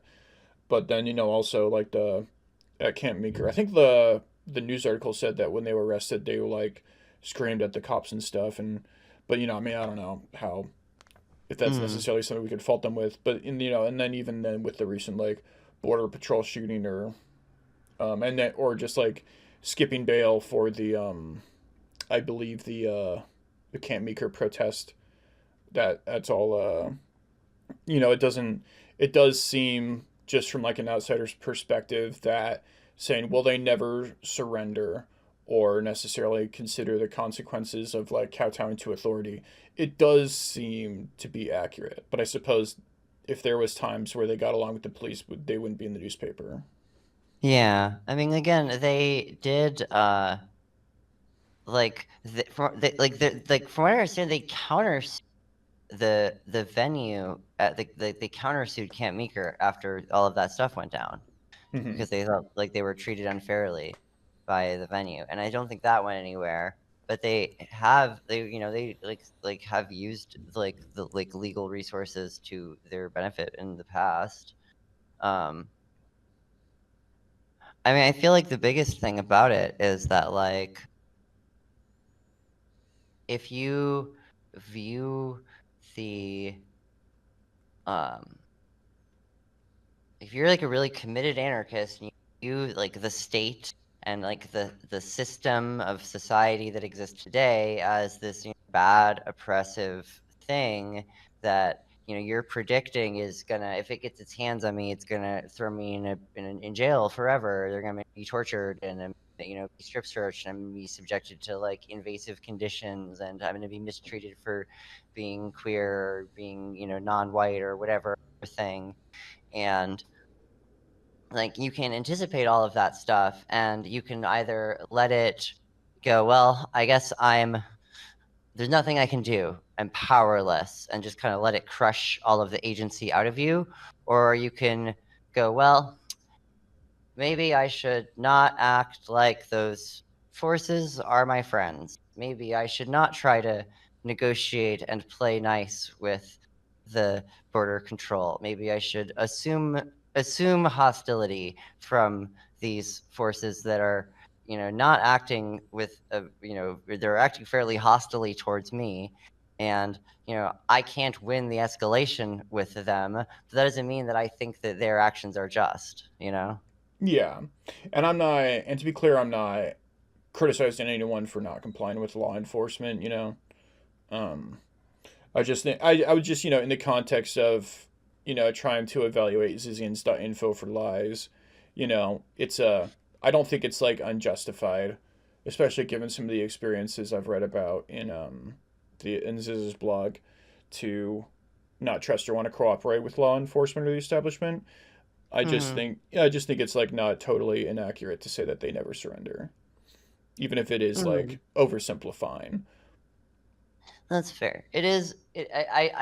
I do think it is really kind of oversimplifying the decision theory to a point where it is like, it's like, I mean, does the Rebel Alliance ever surrender to the Galactic Empire? Acknowledge the rebels are the good guys, or they shouldn't surrender to the Empire, who are the bad guys. And like that is kind of how the situation feels if you're like fighting, if you're viewing yourself as this like in this conflict, like as this like freedom fighter against like an oppressive empire. Yeah, yeah. Let's go. Let's try and go through a little bit more through Zizians.info and see if we can pinpoint some more of these lies. Okay, so hemisphere theory is, I mean, Ziz describes hemisphere theory very, like, kind of vaguely, and the derivation of it that we do on Zizians.info is not particularly accurate. Like, the core model is like yeah, good, non-good, etc. Sure, sorta. But I don't agree that the statement in this model core cannot be changed and you're stuck with. I feel like JD tries to imply really strongly that that the core cannot be changed thing, and I don't think that that's ever like something that's explicitly like a part of like what like Ziz's theory. I would almost say it would be more accurate to say that, you know, your core is kind of like a timeless thing. It doesn't exactly exist inside of time, and therefore, if you did manage to change it, that would be evidence that it, you were always whatever way in place. That doesn't necessarily mean that you shouldn't attempt to be better. And like Ziz at various points, like very much does like, almost like dare the reader to try to be better and like prove her wrong. Yeah, I think so. Basically, if like a core is like, unless so, like I guess. Okay, so like, just really quick as an aside, one thing about this is that makes it's hard to understand. A lot of the stuff we're talking about is really complicated, and I'm reading this blog, and I'm like, I feel just like so fucking stupid when I read this blog. I was like, because you're just So going, it's much like you stuff, try and to, it's it's so like, okay, I'm gonna read this entangled. article, yeah, and it's like, okay, I don't know what this term means. Let me click on the hyperlink because it's all very conveniently hyperlinked. And click on this hyperlink, and it's like, okay, in order to understand this, I need to click on this, and it's like I'm like 5 clicks deep into the glossary talking about like good is what survives over time, and I'm just like, what am I reading? Like, how do I understand this? And it's so I do think it's not. Obviously, JD wrote this to sort of attack Ziz. Yeah. And I don't think that it's I think that it's hard to understand Ziz even if you're applying a lot of good faith and time and effort into it. So I don't know. I'm not necessarily trying to give anyone a pass for being misleading, but it's hard to be leading here. But Yeah. all that aside, I guess with the what did I do? Oh, I just okay, here we okay, there we go. Sorry. I think so the basic idea of like a core is basically the aspect of your self that doesn't change over time, right? It's Yeah. like I think it reminded me of like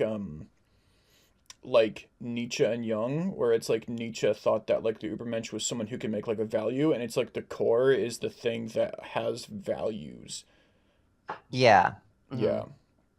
So it's not that like there's no aspects of yourself that you can't change. It's just that if you can change something about yourself, then it's not the core.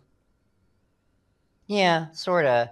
And like I like in my own models, I like even break it down, get like more granular about how I like turn the model into like a parts work, like internal family systems kind of approach, where I go, well, there are two hemispheres, but in order to even have two hemispheres, you have to have all of the pieces that comprise the hemispheres be coherent enough to be a thing. And then if the hemispheres are also coherent enough to be a thing, then they end up, you get like these synergistic benefits from all of the pieces being integrated and working together instead of fighting each Mm-hmm. other. What Ziz Right. would call interhemispheric game theory. Yes, because I believe Ziz wrote that you people basically have two cores, Mm-hmm. and that it related to the left and right hemispheres of your brain, which Yep. is sort of like where sort of makes sense with things about like single good versus double good, and also which is just the idea that one or both of your cores are good, and then Mm-hmm. also gets a little bit into non-hemispheric sleep, um, and which is I guess just really quick as Most of the stuff on human hemispheric sleep is stuff that JD fucking made up. okay, um, Like, there's like one of those things where, um, like the how to perform unihemispheric sleep, he made that up. Like he there's no guide on like nobody like what like okay, because I the did think amount that of I effort is turned into like the process that is used to like figure out and like hemispheres that is actually like the one I'm actually familiar with is not unihemispheric sleep at all. okay, so because I've read a lot in the recent past few days. And I do think that Ziz mentioned that it was one of her friends, I think maybe Emma, but don't quote me, that came up with the idea of unhemispheric sleep. I think Gwen, technically. Okay, Gwen. Yeah, I think no, I think you're right. I think it was Gwen. Um, but then but it's not something I guess that Ziz signed off on, or it's just not Ziz accurate to how. never I would say that Ziz never like wrote about it. It's not really a like I don't know, is it a core, would I call it a core technique? Like I don't know. I've never felt like if I'm trying to like help someone work out what their hemispheres are and how their hemispheres are interacting with each other and like what's going on with their like state of internal cooperation or discooperation, like is I've never needed to do unihemispheric sleep with somebody to like start shaking that out. um it feels like a like it's so goofy. It's kind of woo, and it's like It is goofy. unnecessarily, and it's like unnecessarily like cult ritual vibes Yeah, in a because way like that's the alleged like way that it's so like played up. yeah, and like the alleged way that it's performed is like you basically close one eye in like a sleeping position when you're tired, and then that half of the brain falls asleep and the other one doesn't, and so that helps you differentiate which personality traits are associated with which core, which which I w- I, I was gonna say it does sound goofy. I wasn't gonna say it if I thought that that was something that you guys It believe, does but sound no. goofy. Like, I mean, the way I do that kind of parts work is I would rely on a process I call debucketing, which is just Mm-hmm. kind of like taking the various like desires, goals, ways of being, values, etc., like partitioning them out into their various, how are these things interrelated? What am I considering one thing that would be better if I would make more sense if I can considered it two different things, you know? Yeah, which does sound a lot closer to traditional psychology and just general sort of parts work or Uh-huh. internal family systems, which we don't have to get into, but I mean, that's a whole other we okay. could spend a whole And other day doing yeah. that. So debucketing, because I do remember that Ziz talked about debucketing, but that's more, Mhm.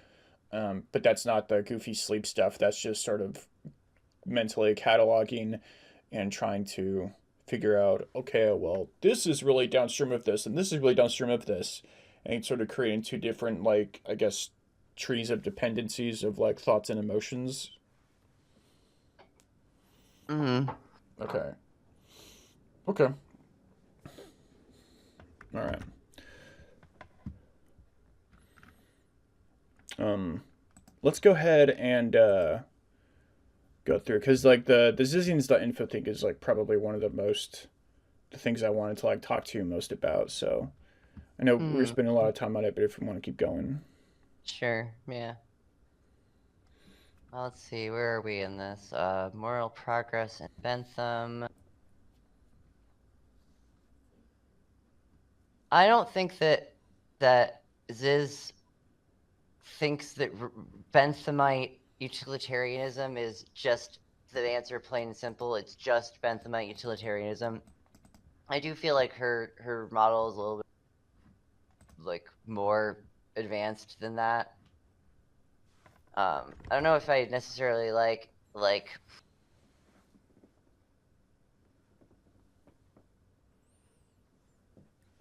there's a thing that how do I even describe this?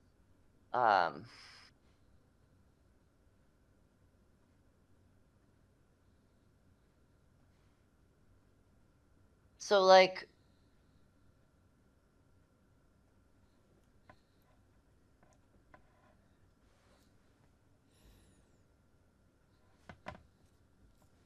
I mean, I don't like there's just something like the entire way phrase is just feels like very bad faith.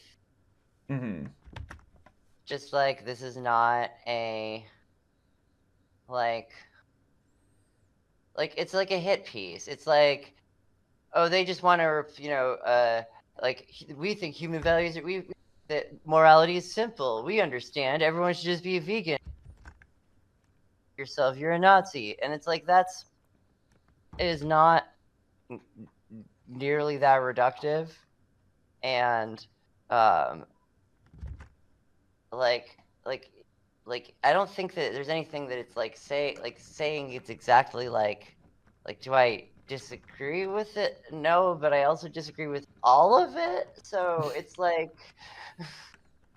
is this kind of, but also it's such a sneering, condescending, like obviously traditional liberalism and adherence to the status quo is the only thing that isn't being a piece of shit. Doesn't everybody know that?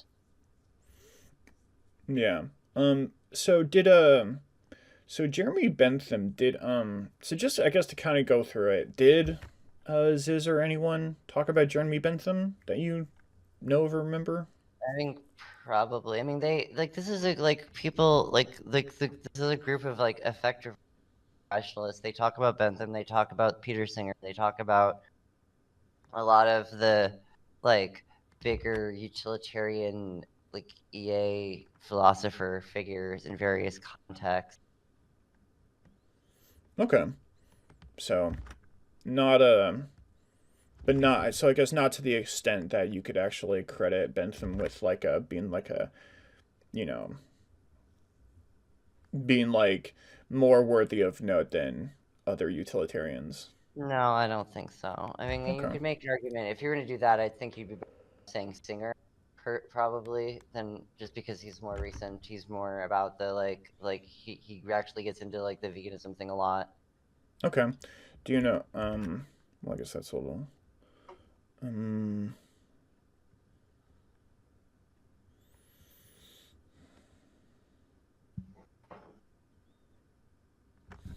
let me go ahead and screenshot those before I forget. Um Like the things that Zizians.info said. I do think that in Sorry, go my ahead. mind the that saying that in the mind of a Zizian liberalism means the same thing it does for a communist or Nazi, an opportunity for decadence, vice, and corruption. That doesn't sound that kind of I'm not an expert, but it doesn't seem true. I think decadence, vice, and corruption and like sort of corrupting like a society or like a good thing. I don't think that that sounds right.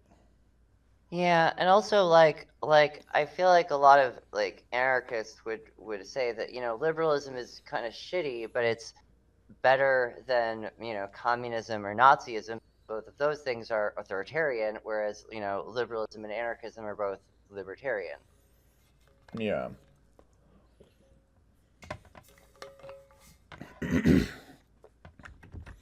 But yeah. And I guess like if any listeners are like, really interested in getting into the weeds in this, they can also look up the Sinceriously blog.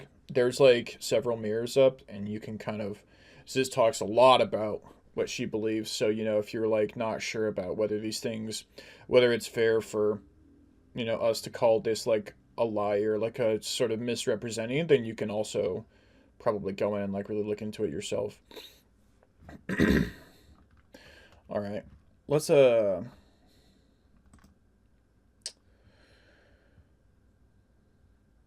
also think talking about the last sentence here, it says they believe that now is the time to boot to, in brackets, betray our corrupt society and establish a vegan hegemony. I think isn't like more of the goal about um, focusing on creating the right kind of AI. Yeah, it's trying to prevent the ASI that gets created from being an artificial. If we get imagine we get an artificial superintelligence, and its value, how you tune its values is exceptionally important. Is whether you get a good future and who the future is good for, and uh, the like the people in Ziz's cluster would be very concerned about making sure that the resultant ASI does value other beings than just humans. Oh, okay, right. Like And that and you could isn't just say that that would affect society, thinking. but that's like a downstream effect and isn't really the most accurate Yeah, way. right, and it's like it's just saying, well, we don't, well, we want the, whatever we pave the light cone with to not be more carnism and predation and factory farms and Yeah. speciesism and, you know, the and so where it gets weird and interesting and like kind of you get into the like esoteric weirdness of basilisks, and they're trying to create hells and things like that, is um the Yeah, because I guess right now we're moving on to the Roko's basilisk section. yeah. Okay. So Sis has indeed talked about having after the singularity to punish people for eating, but that doesn't seem necessarily bad to me. Like this is where one of those Okay.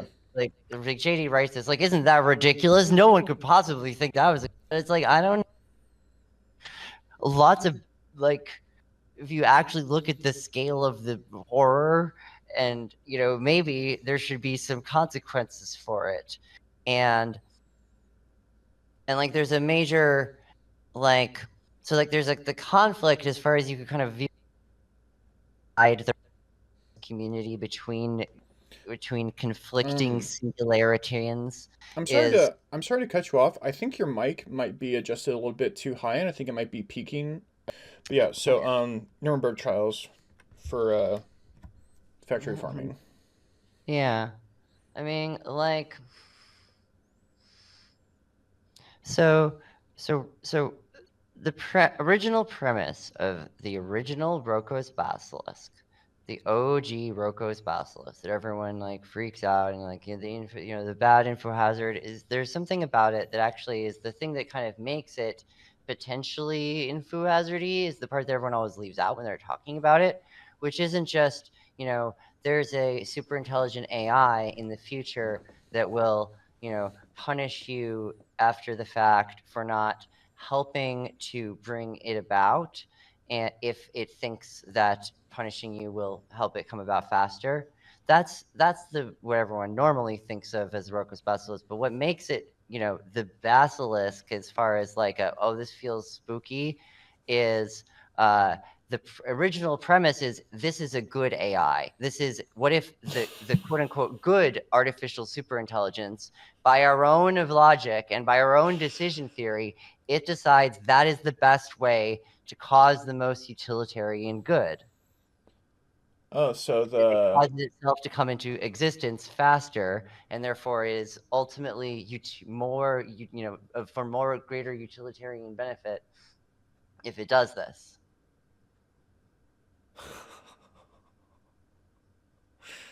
sorry, I'm not trying to disrespect anybody's opinions, but huh. So the info hazard is that it's good, and it would be good because it's effective. Yes.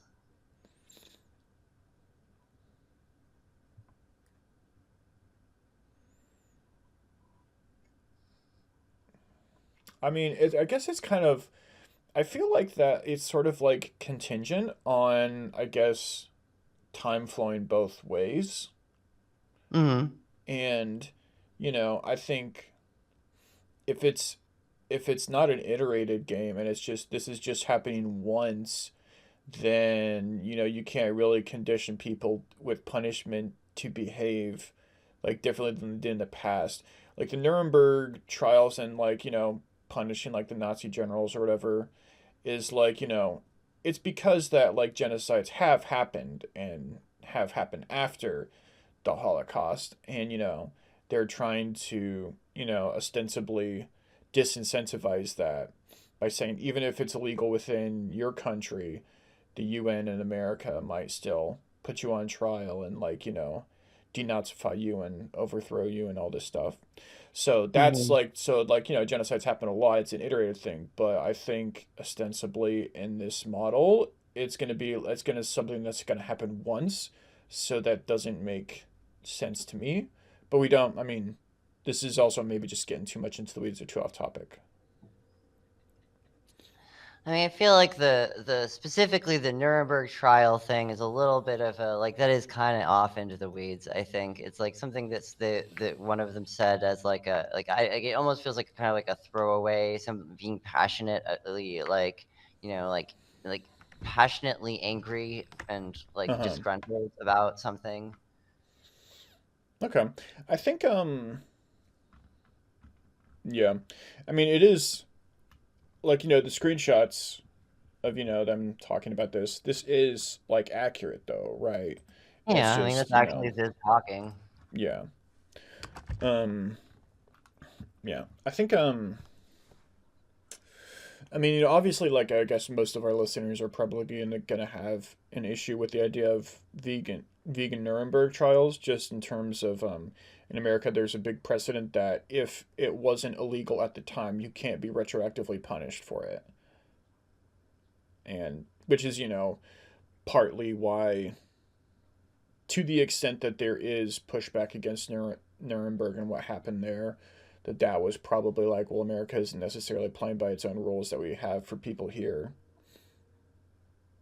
I actually don't know if that's true. I think maybe I just inferred that. I actually don't know if I've actually ever seen anyone say that. Anyways, what do we say about not incriminating ourselves? That was a joke. Anyways, um,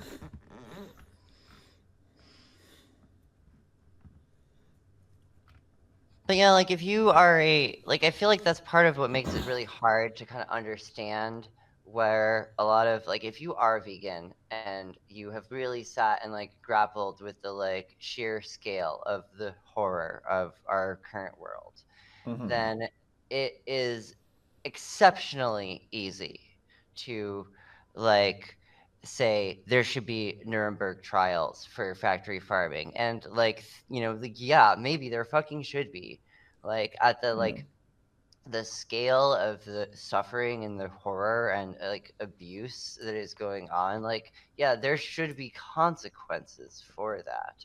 And like yeah, everyone is contributing to it by continuing to eat animals. mhm, And like it's hard to not look at that situation and go, yeah, well, they're all bad, they're all my enemy, they're trying to like extend this dominion of unjustified superiority that lets them continue to like kill and torture living creatures and get away with it. yeah. It reminds me of the pro-lifers like blowing up abortion clinics, being like, well, I think that's like antisocial and bad, but at the same time, if I believe what you believe, then it does make sense, you know? Yeah. But it is, I guess it's just sort of like but there is, vast majority of all pro lifers do not bomb abortion clinics, even if they're not going to shed a tear over it necessarily. And so I guess like the whole this thing of like condoning it in the abstract or whatever, I guess is just to make them look like more like a it's like taking something, and I don't think this is necessarily like a line move, but it's saying that it's sort of like illustrating this sort of extremism because like I do think like I don't know. I mean, I think there's a really interesting question. There's just this kind of, is extremism ever justified? Yeah. And I feel like if the answer is no, then how do you avoid like building an authoritarian prison society for yourself that you become trapped in, because it would take extremism to dismantle the system that you have built, and therefore you cannot, dismantle it without breaking your own rule. Yeah. And like the American Revolution was an extremist revolution. And like people Yeah. did get tarred and feathered and killed just for like publishing pro England things. Like Yeah. not everywhere, but I mean it's And like, so like without being like putting any sort of like, do I think that the system is good or bad, or should the system be overthrown? Just, well, if you do believe that the system is bad and should be overthrown, then you're probably not going to think that like there's not going to be like a bright line of, oh, I can't do anything too radical, because obviously the state has all the power and can do very radical things to you. yeah. I think really what we're getting into here is like the definition of a cult.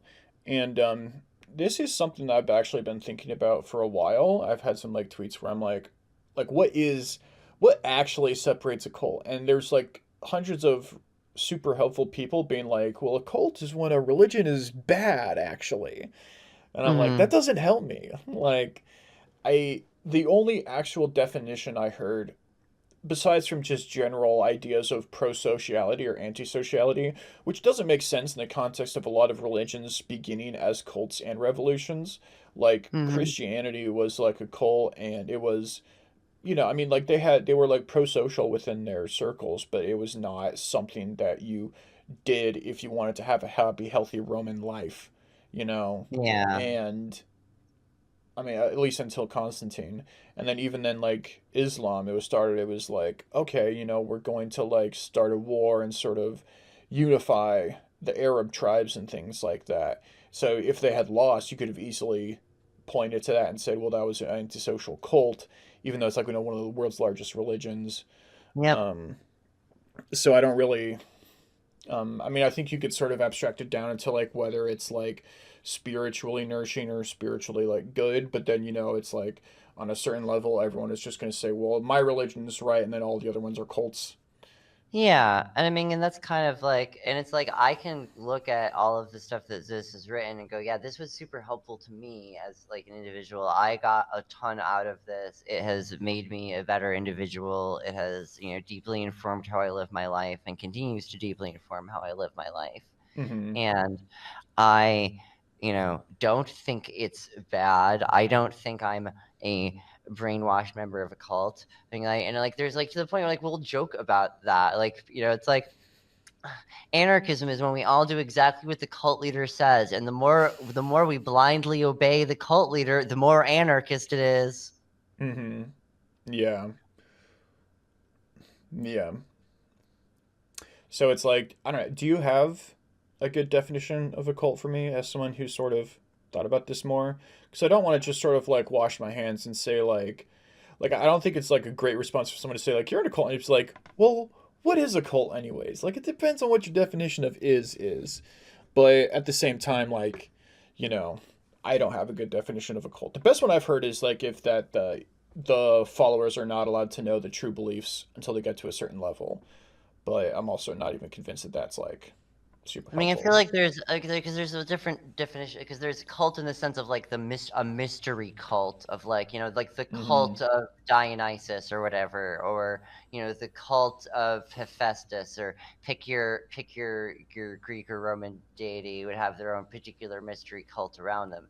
and that it would have their own mystery tradition, and you wouldn't know all the things about it until you get sufficiently, inducted into it. And that's Yeah. different from like the derogatory way that cult people use cult as like, yeah, it's like a religion but bad, and which could include all religions depending on your definition of religion. Or Yeah. like, I mean, I almost view it as like, what's a cult is any group of people that I don't like is a cult. Mm-hmm. That's the Okay. definition. If I don't like them, they're a cult. It is tempting. It reminds me how, like, I bring out the replication crisis every time there's a scientific paper whose conclusion I don't like. I'm like, yeah, that's probably not going to replicate. And I could just sort of, But I guess in the comments, or DM me if you have a good definition for a cult, because I'm not just trying to like hand wave it away. Yeah, But I yeah. do think that, religions that sort of push extremist ideas is sort of like something that a lot of people would sort of accept as like a definition of a cult. And historically, it doesn't really work out. But that is Yeah. what it seems like the author was going for here. And I don't think that that's I mean, I do not, think that's what the author was going for here. Yes, that does. yeah. Yeah, like they And were he definitely didn't going use for any the, false facts to like do so. like And it, like Branch Davidians, crazy, mm-hmm, like that kind of thing. Like Manson family is the mm-hmm, uh, the vibe that's being sold. And mm-hmm, like I don't feel like at least as far as like Ziz et al. Goes, I don't think that's a remotely accurate description of like there's no organization, there's no centralization. It's not like we all have Ziz on speed dial and ask her what to do every day. We're just a bunch of like anarchist trans leftists that are like trying to exist in current year in this world with all of the like issues of being trans and queer and dealing with like the government in this the current world. mm-hmm. Okay. Um. All right. Let's keep going down Zizians.info. Yes. Unihemispheric sleep, which we already talked about. Maia. I need to go to the bathroom again. I'm sorry. Okay. No worries. This is going really well. Yeah.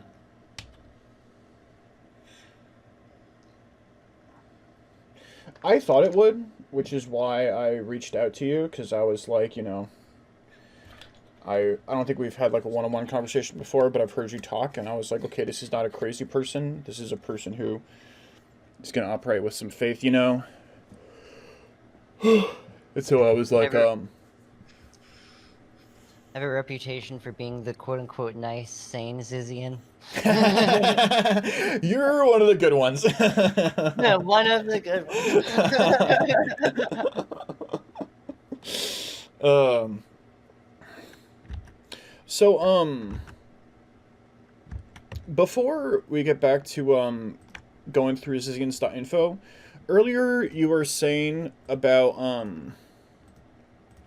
where's the, god damn it, I thought I organized all my links and I fucking did not. What's the sincerely blogspot? Sincerely.blogmirror.com. There we go. That's Live Lovelace's mirror. Live Lug Vices? No, Live Lovelace is the name of the person who maintains that mirror. Wait, I know Live Lovelace, don't I? Yeah, probably. She's a teapotter, pink hair, avatar. Let me look her up. Russian, or lives in Kazakhstan, I want to say.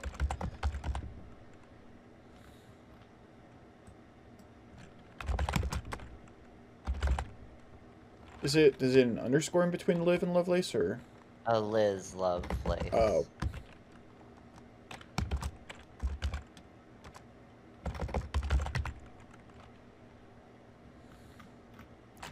I'm sorry, it's just gonna drive me crazy. I'm like 90% sure I know who we're talking about.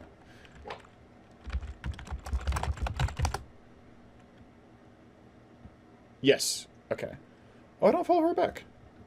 Let me fix that. Okay.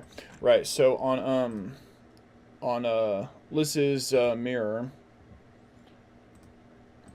God, where the fuck did it go?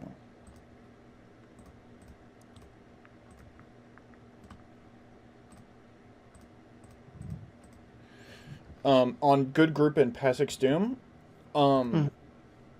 I just kind of double checked it while I was making tea, and Ziz does mention the sleep tech. She doesn't Mhm. get into how it's performed, and she's like, it's Gwen's sleep tech is how she identified it. Yeah. Um, and that it's a partial sleep, and that they did a presentation at the 2017 CFAR alumni reunion about mental tech to let parts of your brain do REM sleep without the rest on a granularity of slots of working memory. So Hmm. it's so there's still nothing about like the techniques involved here, I suppose. Hmm. So maybe JD made those up, but it's not and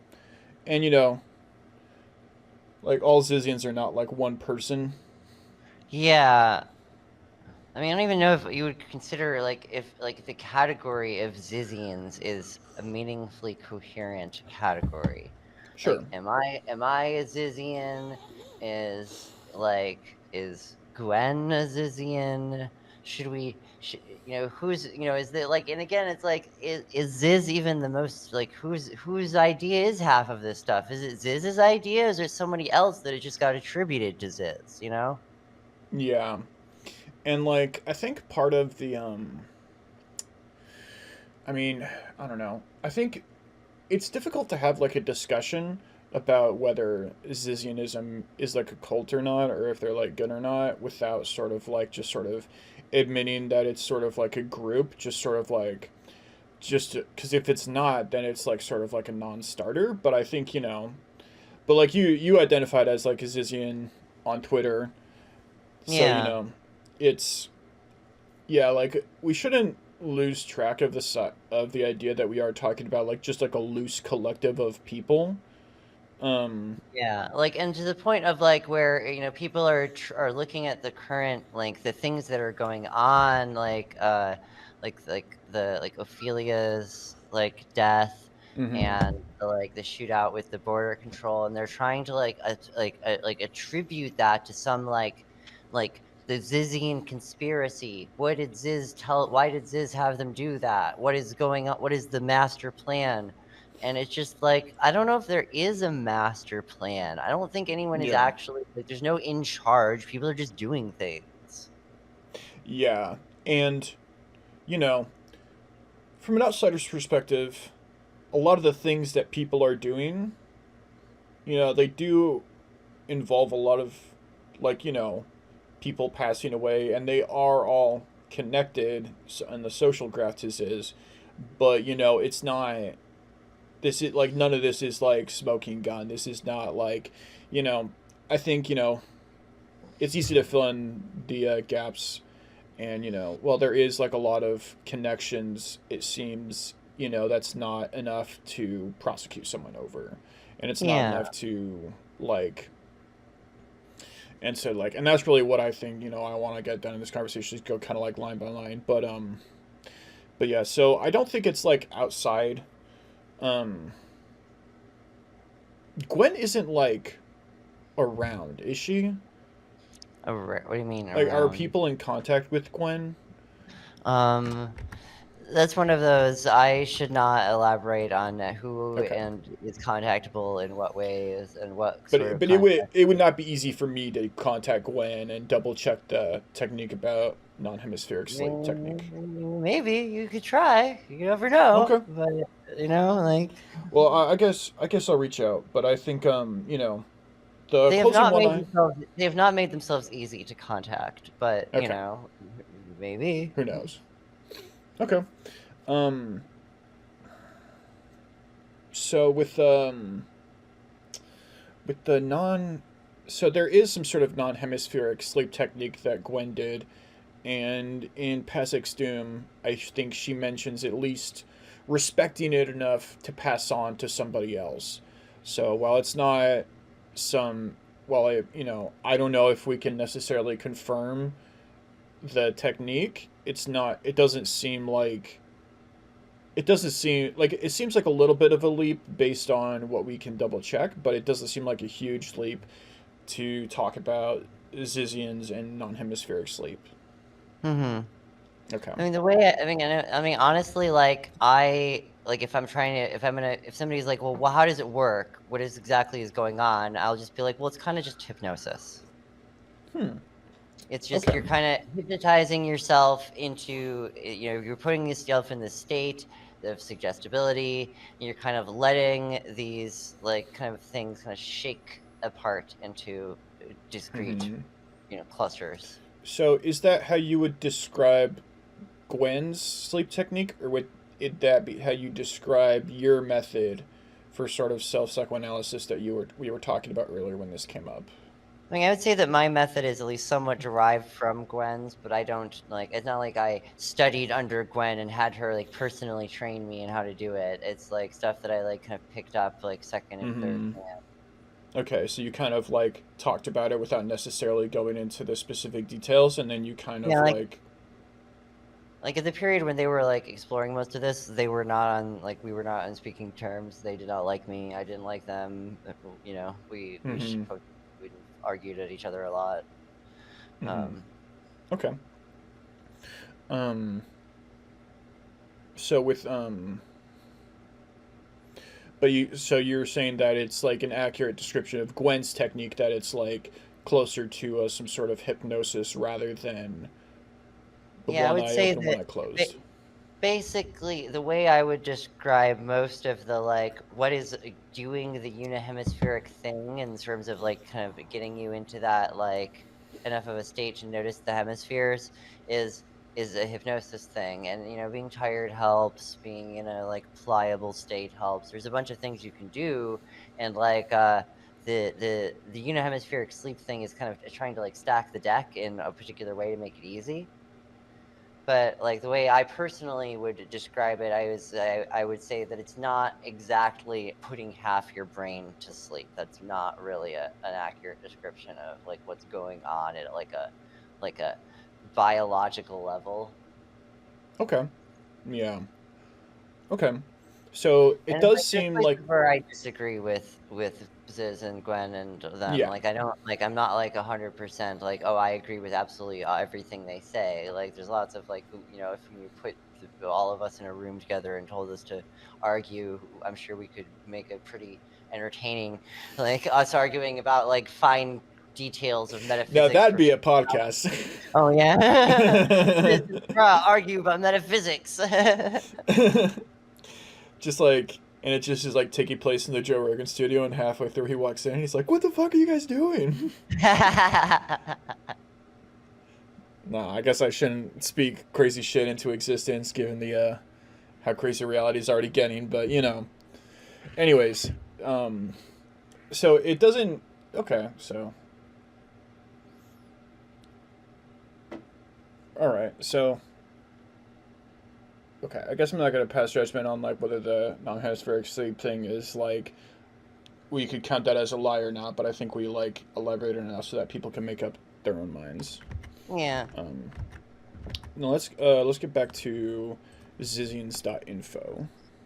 I think we went through Roko's basilisk and unhemispheric sleep.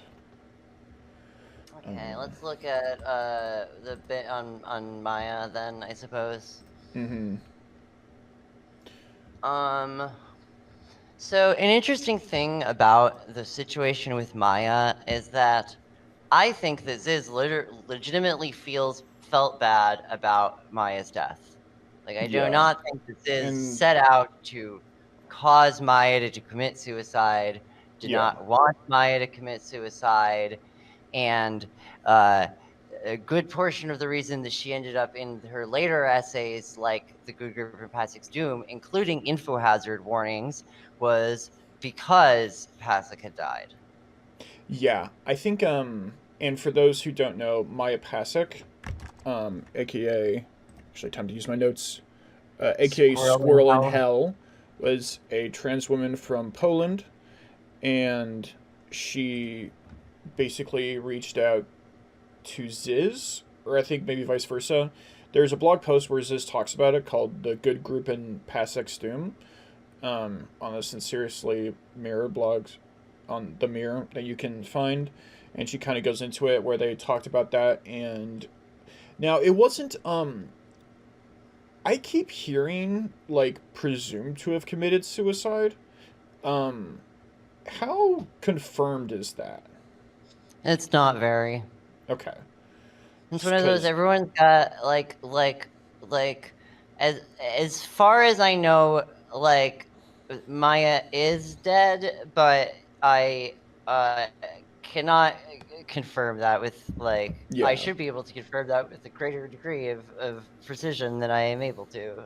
So yeah, because it's like because there's like I couldn't find the tweet because I actually wanted to like create a list, but there's like lists of like deaths associated with Ziz, and they throw Maia in, and it's like, well, a lot of people presumed she committed suicide, but it's like nobody knew like other people who knew her in real life who would like no one knew her roommates. It was just sort of like an online correspondence with Ziz, right?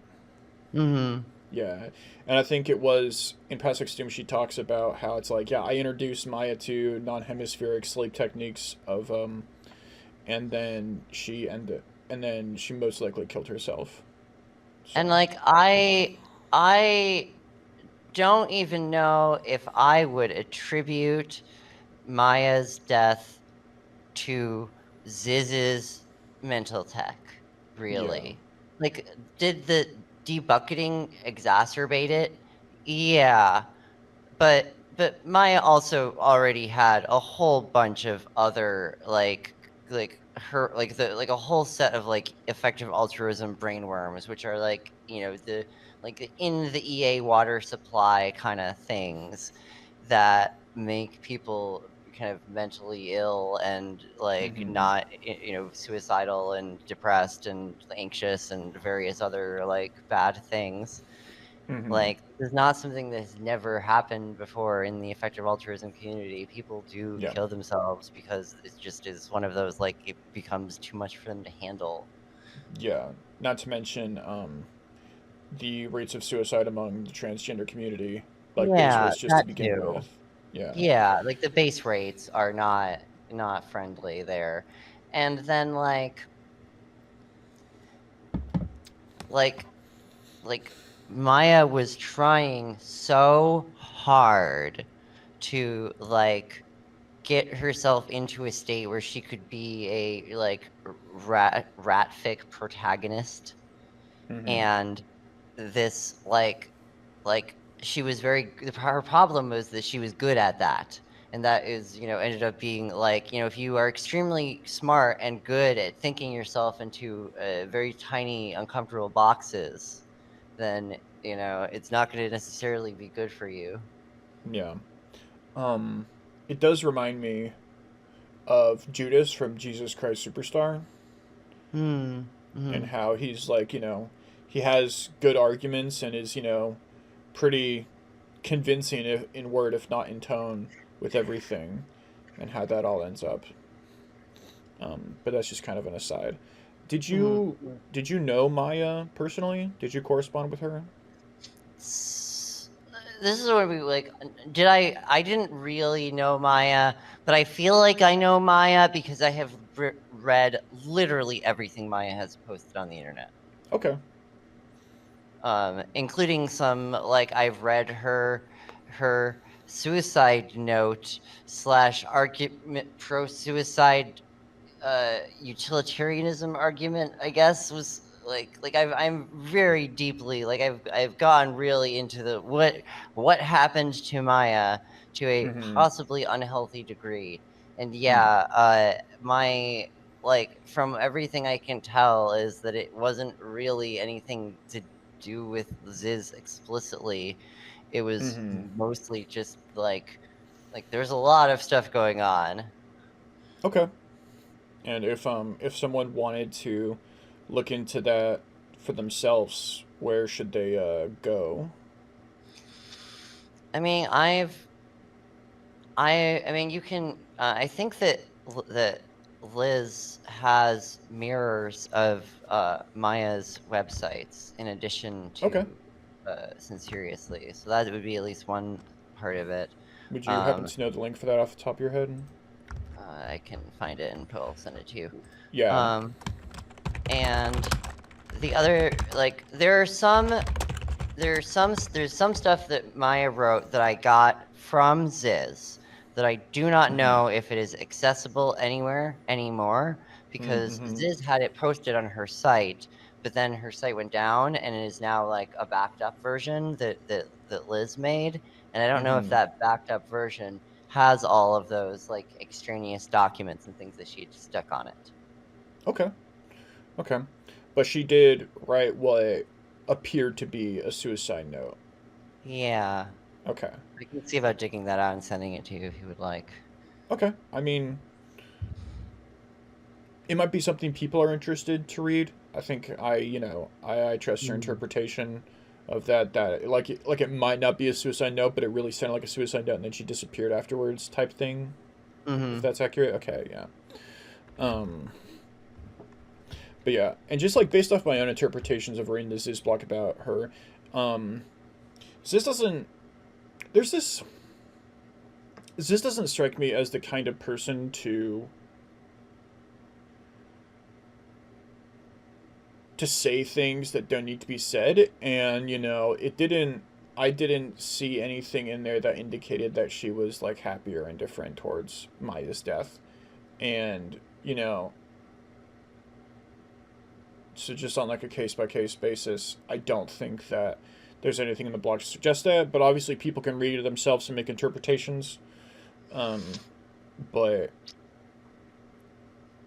One thing I do think, yeah. and this is one of those, if you put Ziz and me in a room together and you asked it and you said argue, this is one of the things we probably end up arguing about is Ziz did go like back and forth over the years trying to decide whether she considered Maia good or not. And I think that eventually what she decided was that Maia could not possibly have been good because she killed herself. And like there's a sort of and that I almost view as like a weakness of Ziz's world model, Oh my god, I had the where fan on the whole time. Sorry, 1 second.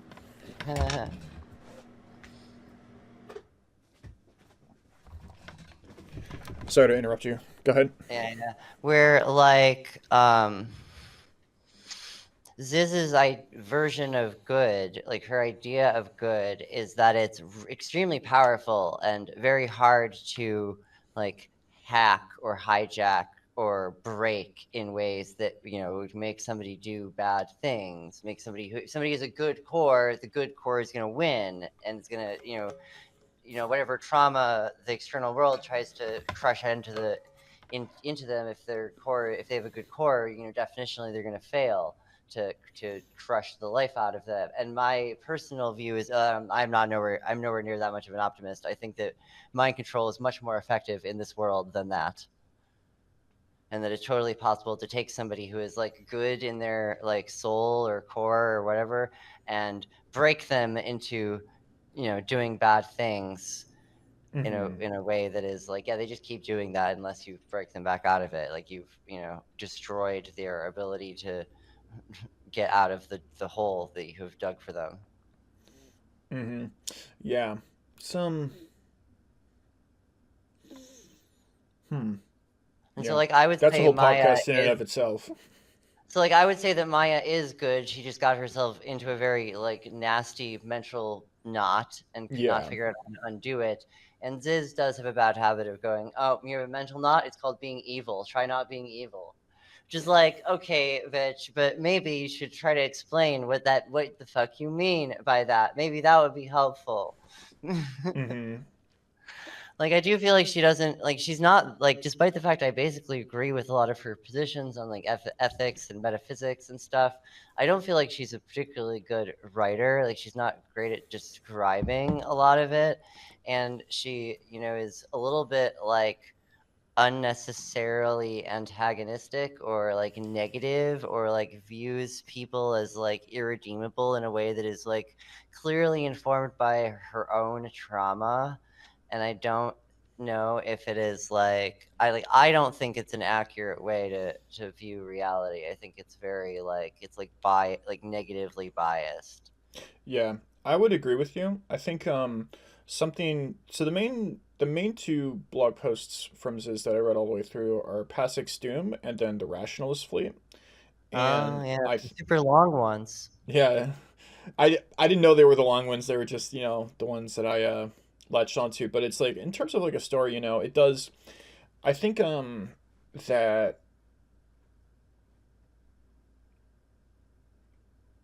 I think like what we're kind of talking about is sort of like splitting tendencies in which in just like classical psychology it just sort of means like people who have a view of their personal relationships where it's like you're either for me or you're against me. It's like you're either like the best person ever or you betrayed me and we might as well never talk to each other again. Sort of like very sort of things that are not necessarily like philosophically damaged, but just like sort of a lot of human relationships offer a lot of like grace and understanding, and it does seem like from the stories that Ziz told herself that it does seem like she's sort of ready to sort of flip on a dime and be like, oh well, this isn't working out, so you're evil, you're doing this like fucked up shit, and then we're not friends anymore. Like when I she talked about almost like coming to blows with someone under the Caleb Bridge, I believe, or not almost coming to blows, but like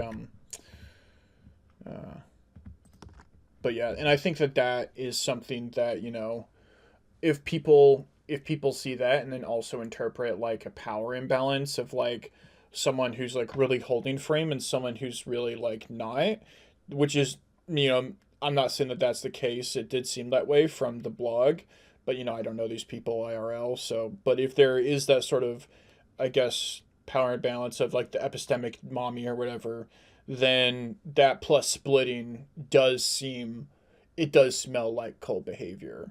So Hmm. that's like something that I noticed. Hmm. I mean, here's an interesting question though. Is like, what do we mean? Like, how do we again? Because it's not like they're I don't really feel like it is a it's not like an organization. Yeah. Was Ophelia talking to Ziz before all of the stuff happened? I don't know. I would kind of expect not. Mm-hmm. I kind of expect that it's going to end up being the group of them that got involved in that thing last week were just basically acting on their own. Mm-hmm. I did a little bit of research, um, and we can get into it later. But there's some ties, I I mean, think. there's definitely I know there's But yeah, I know there's ties, but that doesn't necessarily mean that Ziz ordered them to do what they were doing. That there's like no, a yeah, chain of there's no, command, a structure, and no, yeah, there's no evidence to suggest that. yeah. Yeah, no, yeah, the power imbalance thing. All I was like talking about was just based on my interpretation of the personal dynamics between Ziz and the people she spent time with, based on her own words in her own blog. But like I said, you know, that's just like my interpretation. It's not necessarily I wasn't there. I think Ziz has a very unhealthy relationship with Gwen while they're living together on a boat, and that comes across a whole bunch.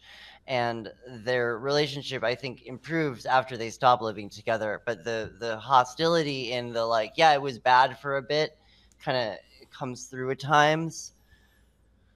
Um, and Emma was always extremely fighty with everyone all the time, just really willing to kvetch constantly, not mean about it, but just wants to argue. And Mm-hmm. what didn't you that's what, and I also I am exactly the same way. I love to fucking argue with people. So that, and it's I would get into long arguments to the That point must where be why we get along so well. we were both Emma and I have gotten banned from Discord servers because we just took up too much of the space bitching at each other. Mm-hmm. And Yeah. so it's it's not the people involved were particularly psychically vulnerable, or easily indoctrinated.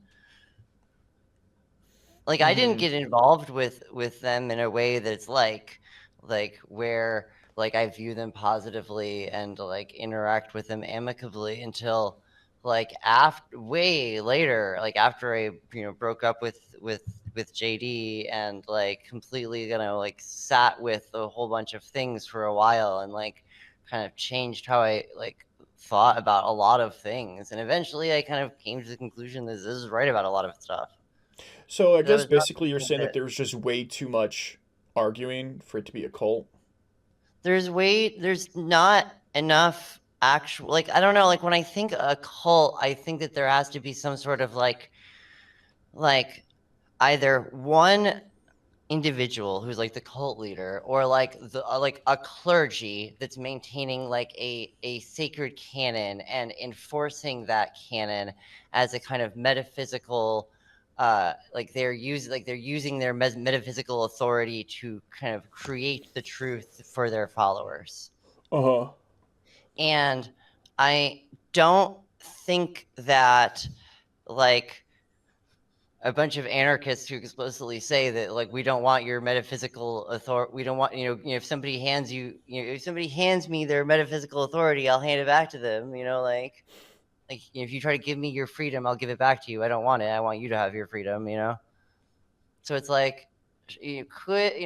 the, what's the controlling, dominating, brainwashing, the hooky part of it, the cult part that makes it bad, and not just an organization of people who are or a non-organ, a group of friends that have a particular set of beliefs. Where Mm-hmm. does Hmm. the, what makes it something more than just, well, I don't like what they believe. Yeah. Yeah. I mean, I don't know. I mean, Did because I feel like you can say, well, I don't like what they believe, and it's yeah, sure, fair, Mm-hmm. Yeah. anarchist, but I feel like it's a completely different thing to go, they are not mentally well, they're brainwashed, or they've been mentally fucked with, or there's something not above board about the actual way of thinking that is the stuff that is contained in the the intellectual stuff, the philosophy, which isn't all that different than a lot of quote unquote mainstream left anarchist philosophy and zines Yeah. and writing. It's not that out there. Yeah. I mean, I don't know. I gotta let I'm not gonna lie, that is pretty convincing. I guess I guess I did read about some arguments in Ziz's blog, and a lot of it just sort of ended in sort of you know, messily, but it's not so I don't know. I guess I don't know. I mean, I do you know how much so if we're going to consider the quote unquote core group members to be Emma, maybe Maia, Ziz, and Gwen, and one or two other people whose names I forget. Do you know how much disagreement and sort of regular arguing there was among from that group among themselves? Oh, a ton, constantly. Okay. To the point where I believe if you go and dig into the police reports for the incident with the landlord katana incident, one of the complaints that people would have about them was that, and the things they were using to label them as a cult was they would be yelling and fighting and arguing at, late at night. Okay. I mean, I think that's a good point. Um, let's I think we're kind of getting a little bit lost. So we talked about Maia, and then Mm-hmm. okay, so we get to the part of Zizians.info about cutting off support networks. Mm-hmm. I didn't actually look at this example. I don't even know who Jay is. Jay is Fluttershy. Okay, let me write that down. Jay Winterford, aka Fluttershy.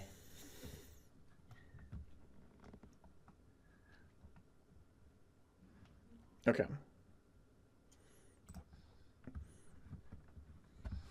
Um, So this part where he says Ziz will tell people that they're in the process of indoctrinating to get away from trusted friends, family, and lovers. That does seem like good behavior if it's true. Is it true? um, I don't really think so. I think again, this is one of those things where it's like if you are a vegan and you're living in the world of, what percentage of the population is vegan? 1% of Mm-hmm. America.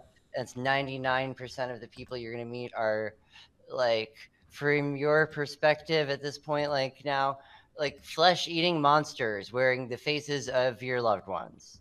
Like your parents, flesh eating monsters. Your childhood friends, flesh eating monsters. And it's scary and it's uncomfortable, and like there's a period that most like vegans go through when they first go vegan, of being extremely like fighty about it. And Mm-hmm. like I went through this in like it would have been like 2023, and like lost a bunch of friends over it, just Mm-hmm. because like it gets to you, just like the horror and like the sadness of it, and the like, having people just like not care to your face and like give you the most like bullshit feeling excuses over and over, and then call you shitty if you try to like argue with them. And like, so like Ziz encourages people to be vegan, which is good. I encourage people to be vegan. People should be vegan. And I think that there is a sort of a kind of natural downstream of that is when you go vegan, you become very uncomfortable with non-vegans. And it takes a Hmm. while to become at least semi-comfortable with non-vegans again. Okay. So are you so you're saying that like that that to the extent that people sort of had these sort of more relationships kind They ended of up like isolated, or they like relate, like mm-hmm. put strain on relationships, is just because this is stuff that just does put strain on relationships. It puts strain on Mm-hmm. relationships outside of this context all the time. Like Hmm. like I am really impressed that I managed to avoid having a major strain on my relationship with my parents over the fact that I am vegan and they're not. Hmm. Um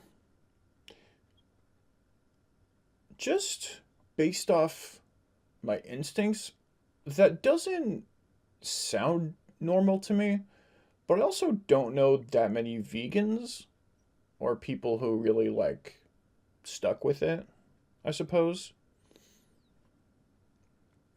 So, I guess I guess we'll that let kind of surprises me that you don't, because I mean you're in like Teapot, and there's a lot of effective altruists, and there's a lot of vegans within the EA community. Like there's like yeah. like there were a lot of vegans at VIPAM.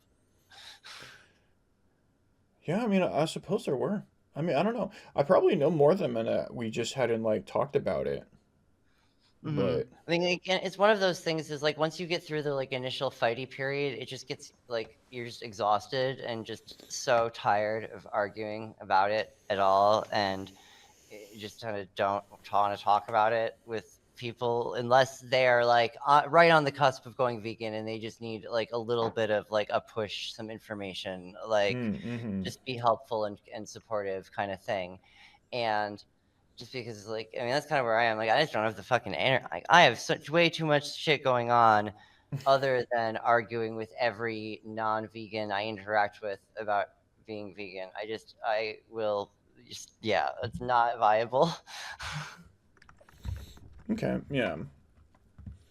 But I so tried yeah, clicking on the I wouldn't describe Ziz as like intentionally trying to like cut people off from each other or break apart um uh like good things, other than in a way that is just, well, if you care about saving the world and you're optimizing for saving the world, yeah, that does, cut against whatever happy, fuzzy, feel-good things you want to do to make your personal existence more comfortable or meaningful. Like those are completely separate things. Mm-hmm. Like one of the like there's like a it's the like what doesn't save the world. Like there's a lot of stuff that feels nice that does not save the world. Hmm. Okay. So, I guess you're saying that it's not that. So, like, are we saying that, like, what, like, Ziz did, like, encourage people to sort of break contact with their families, but you're saying it's more for philosophical reasons rather than for reasons of control? Yeah. And Okay. I mean, I don't even think it's necessarily that I would say break contact, but uh, view the contact more critically Mm-hmm. through this, like, here's the lens that we're looking at the world through. What does this contact look like through this lens? And, using this, like, all this, like, strategies, techniques, etc. How do we view this? How do we view somebody now? How does that change the way I think about them? Okay. So, you know, it does,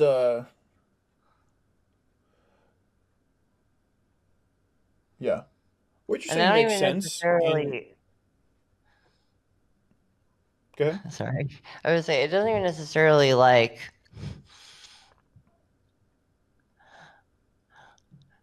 it's just the like I have these techniques, I have these categories, I have these new ways of seeing the world that I now can apply to people around me, and I can't exactly not do it. It's like now that you've gained the ability, you can't turn it off again. Mm-hmm. Okay. So this doesn't.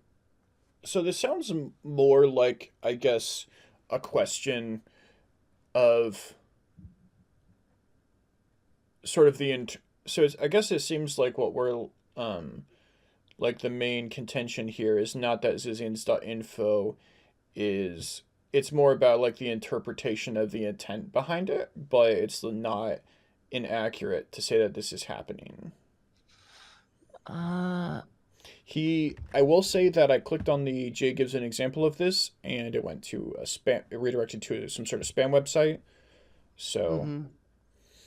I think Yeah, that. I don't know of where you can get copies of Jay's website now that Okay. archive is not working anymore.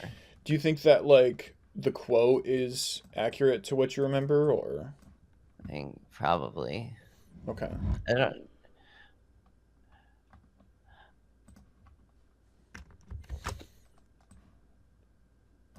I mean, I don't know. Like probably a. I mean, that is probably actually a quote by Jay. That seems Mm-hmm. correct. Sure.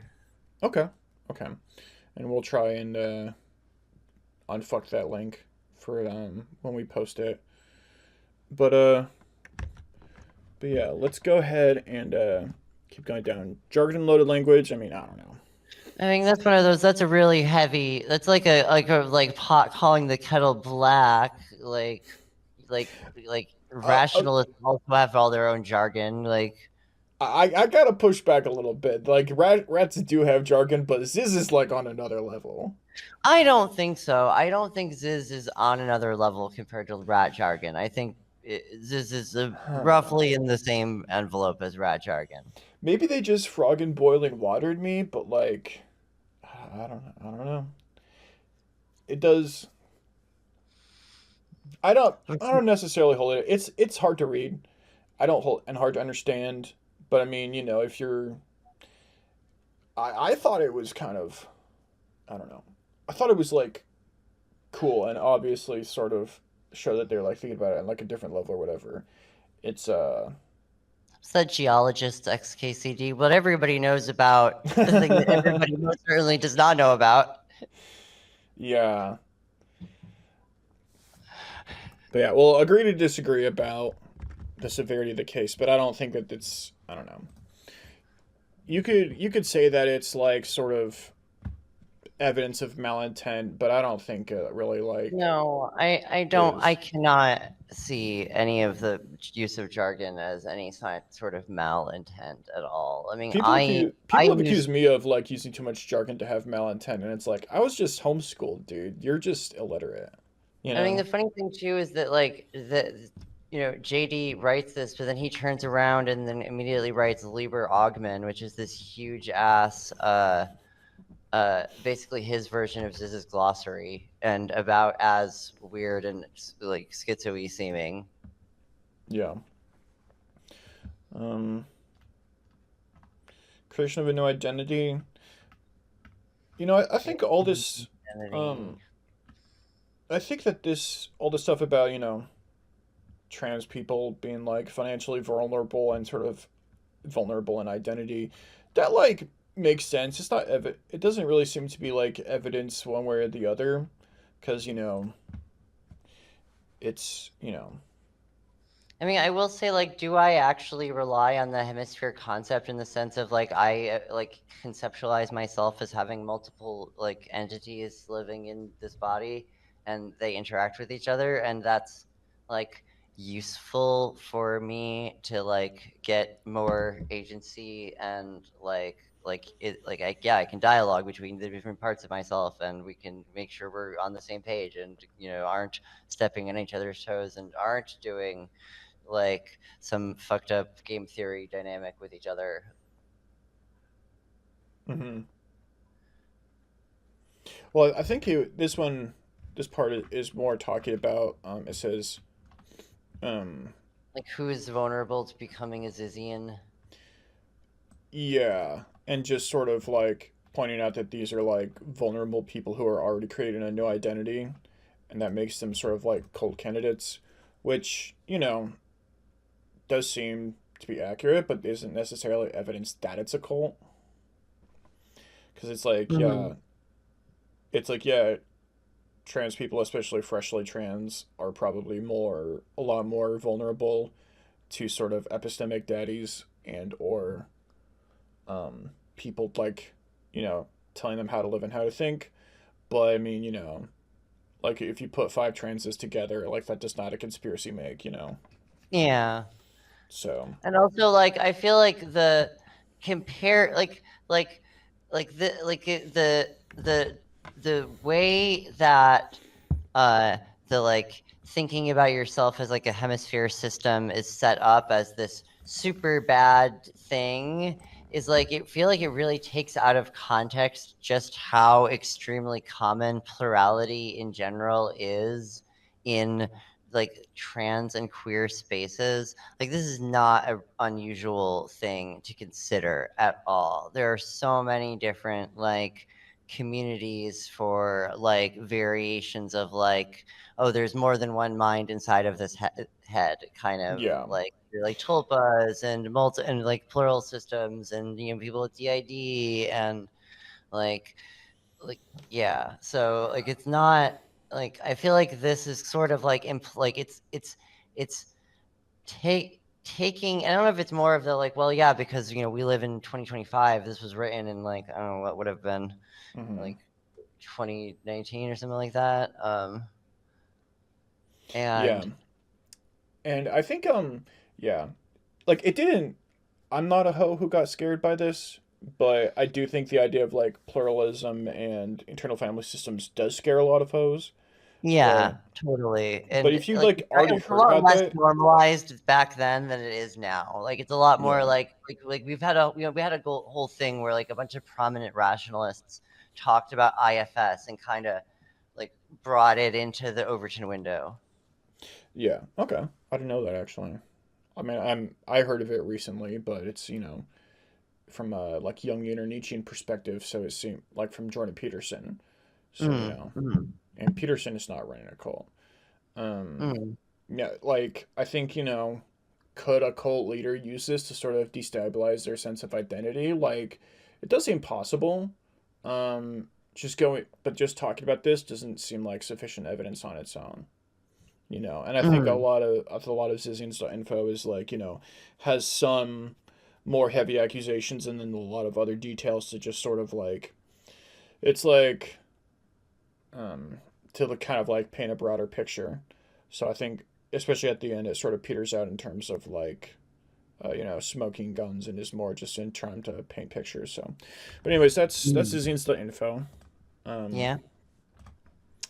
let's let me not close the tab because I'm never gonna find him again if I do. Okay. Let's Okay. So we got protest. So let's talk about the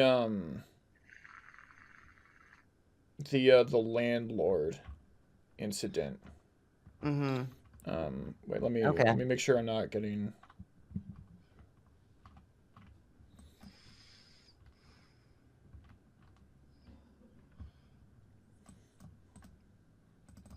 Okay. Oh, so well, one thing I wanted to say before we get into something really deep, like the idea of like Goose-style aggression and just sort of being like feeling like powerless and oppressed and like wanting to just like double down on aggression so that people couldn't control you and really feeling like powerless. I feel like I like weirdly relate to that ever since I was a kid. Like I wasn't like assaulted or molested or nothing that bad happened to me, so I don't understand why I feel this way. But I was a very super neurotic kid, and I feel like a lot of the stuff that I've read about Ziz and wanting to sort of use like more Goose style aggressive defensiveness really resonates with me, and it does make sense. And I'm not really sure like where that investigation is going to lead me, but I did want to just like mention that it's like I do feel that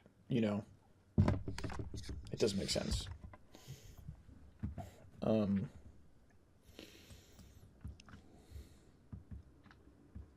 I mean, I almost feel like something that like if like you try to explain to Ziz that like the if you like paraphrase it and you're like, am I explaining this right? And you use like the goose metaphor, uh, Ziz would be like, no, that's not actually a good way to think about this because it's not exactly about the like emotional state of like wanting to fight back and like be aggressive in particular.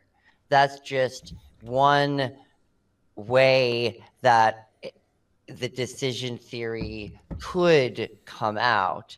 Like the math does work out like that, but that doesn't mean mm-hmm. it's the only way that the math works out, or that it's the Right. And I optimal wasn't way that trying the math to works out for that particular situation. yeah, and I wasn't trying to I guess imply that. I'm just like when I was a kid and I had those feelings, I feel like I had like a lot of thoughts. Like I wanted to be a vigilante. Like my plan was like I was Mm-mm. gonna grow up and I was gonna be like vigilante, like fucking Batman or Rorschach. And I was like, what was I thinking? I read too much comics for one thing, but I did have like trains of thought that it really did like remind me, and it does sort of like resonate with it in some sort of emotional tone, if not necessarily in philosophical concept. Mm-hmm. Yeah. Um, Um, but but something that like I it's not necessarily about defense. Because if it was about defense, it actually becomes unstable. It collapses on itself. It cannot be only about defense, or the decision theory does not work. If you want it to work, it has to be about something other than protecting yourself. oh, like it has to be for like a cause. Yeah, like in the Oh, okay. Yudkowskyism, you have to have something to protect. Huh. That makes sense. Okay. Hmm. Yeah. So really quick, just to sort of wrap up the Zizians.info and the JD stuff. Hmm. In your blog post, you said that you predicted that JD was going to whip up a lynch mob against you after sort of calling him Yeah. out. Did that Hmm. happen? No. Okay. Um, I had some random people, like I have had issues with people, like since doing my I think this is right. I'm gonna post in like proses stuff. Like Mm-hmm. I have had, some issues where I've had like people like harassing me or sending like threatening anonymous messages on my website or like things like that. But or like writing a Twitter post calling me the leader of the Zizians. Um and Wouldn't they be like called Octavians or something if that was the case? I don't know. But But yeah. yeah. So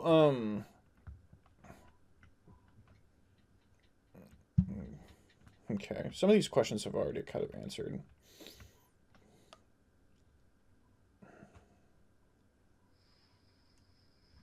So with regard to Curtis Lind, the landlord, um, Mhm. just like this is probably the most contested area in terms of facts.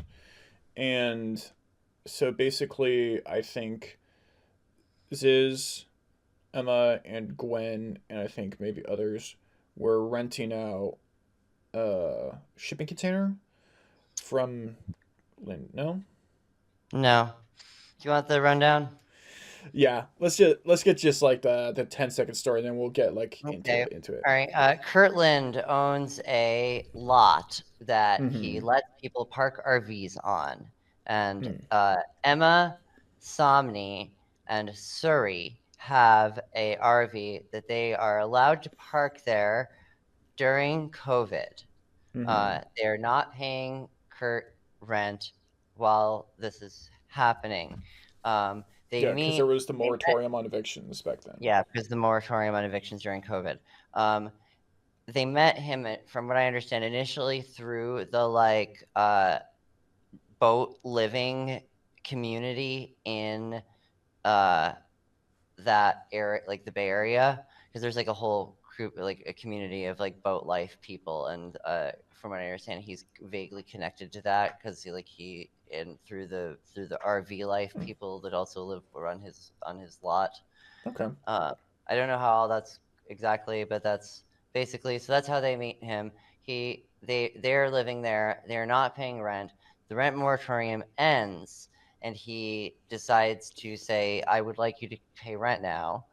And they go, "No, evict us." And the reason they say no, evict us, is because this is something that like queer poor leftists just do all the time. You get into a place, you got your shit somewhere, you do not have enough money to pay for the place you are living. You cannot pay the landlord. But you know that if you say, well, evict us, we're going to make you jump through all these legal hoops, kick us out. Because what kick us out takes up to a year or two potentially to go through the Really? courts. It takes a long time. Yeah, you can string that out for a long fucking time, and that's what people Okay, rely on to stay housed. just like really quick, in Arkansas, I had bed bugs, and my landlord not only refused to pay to get them clean, but also if we didn't pay to get them cleaned the way he wanted to, he was going to evict us, and we were going to get 30 days notice. So, and Arkansas is one of the worst states for like renters' rights, but like that's taking up to a year is crazy. Well, I mean, because the thing is that you get the eviction notice, and this starts a process where you can kind of contest it in court and drag it out for up to a year, like a long time. It Mm-hmm. takes a while to get from we have an eviction notice to the cops show up and actually remove items, Yeah. at least Okay. on the West Coast, which is like arguably there's like it is a like this is yeah like California, this is the way it is in California. It's also the way it is up here in Washington. So like people know that that is a game that they can play, and Mm-hmm. they expect to be able to try to play that game and string the amount of time that it takes to kick them out as long as possible so that they can continue having somewhere to live in the meantime. And from what I understand, the RV that they were living in was also like they were trying to fix it so they actually like drive it somewhere, and they Mm-hmm. did not have it fully, and like they were trying to like get it into working order. This is all Um, really helpful context, by the way. Like none of this shit's like on any of the oh articles. yeah, totally.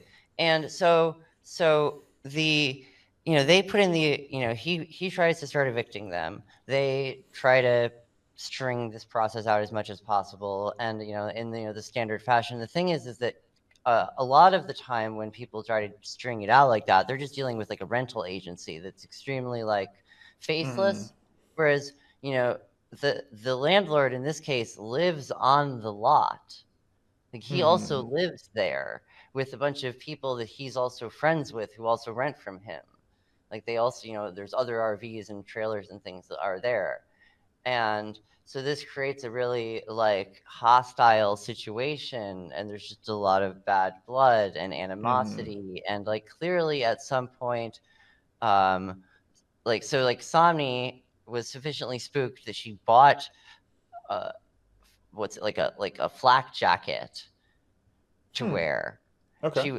She was wearing a flak jacket during the incident where the landlord gets stabbed. Now the were did you ever like visit this place? Like how firsthand is How this firsthand is information? no, I did not visit this place. But I have talked to a lot of people Yeah. involved in this. I've scoped out a lot of like I know a lot of details about this. Right. So this is all basically just like the consensus from the whole This is the group like that was you there. could find stuff about that would you would validate pretty much like most, if not all of this in like various like either police reports or like court receipt records or things like that. Okay. Like there is a whole huge paper trail associated with all of this. Okay.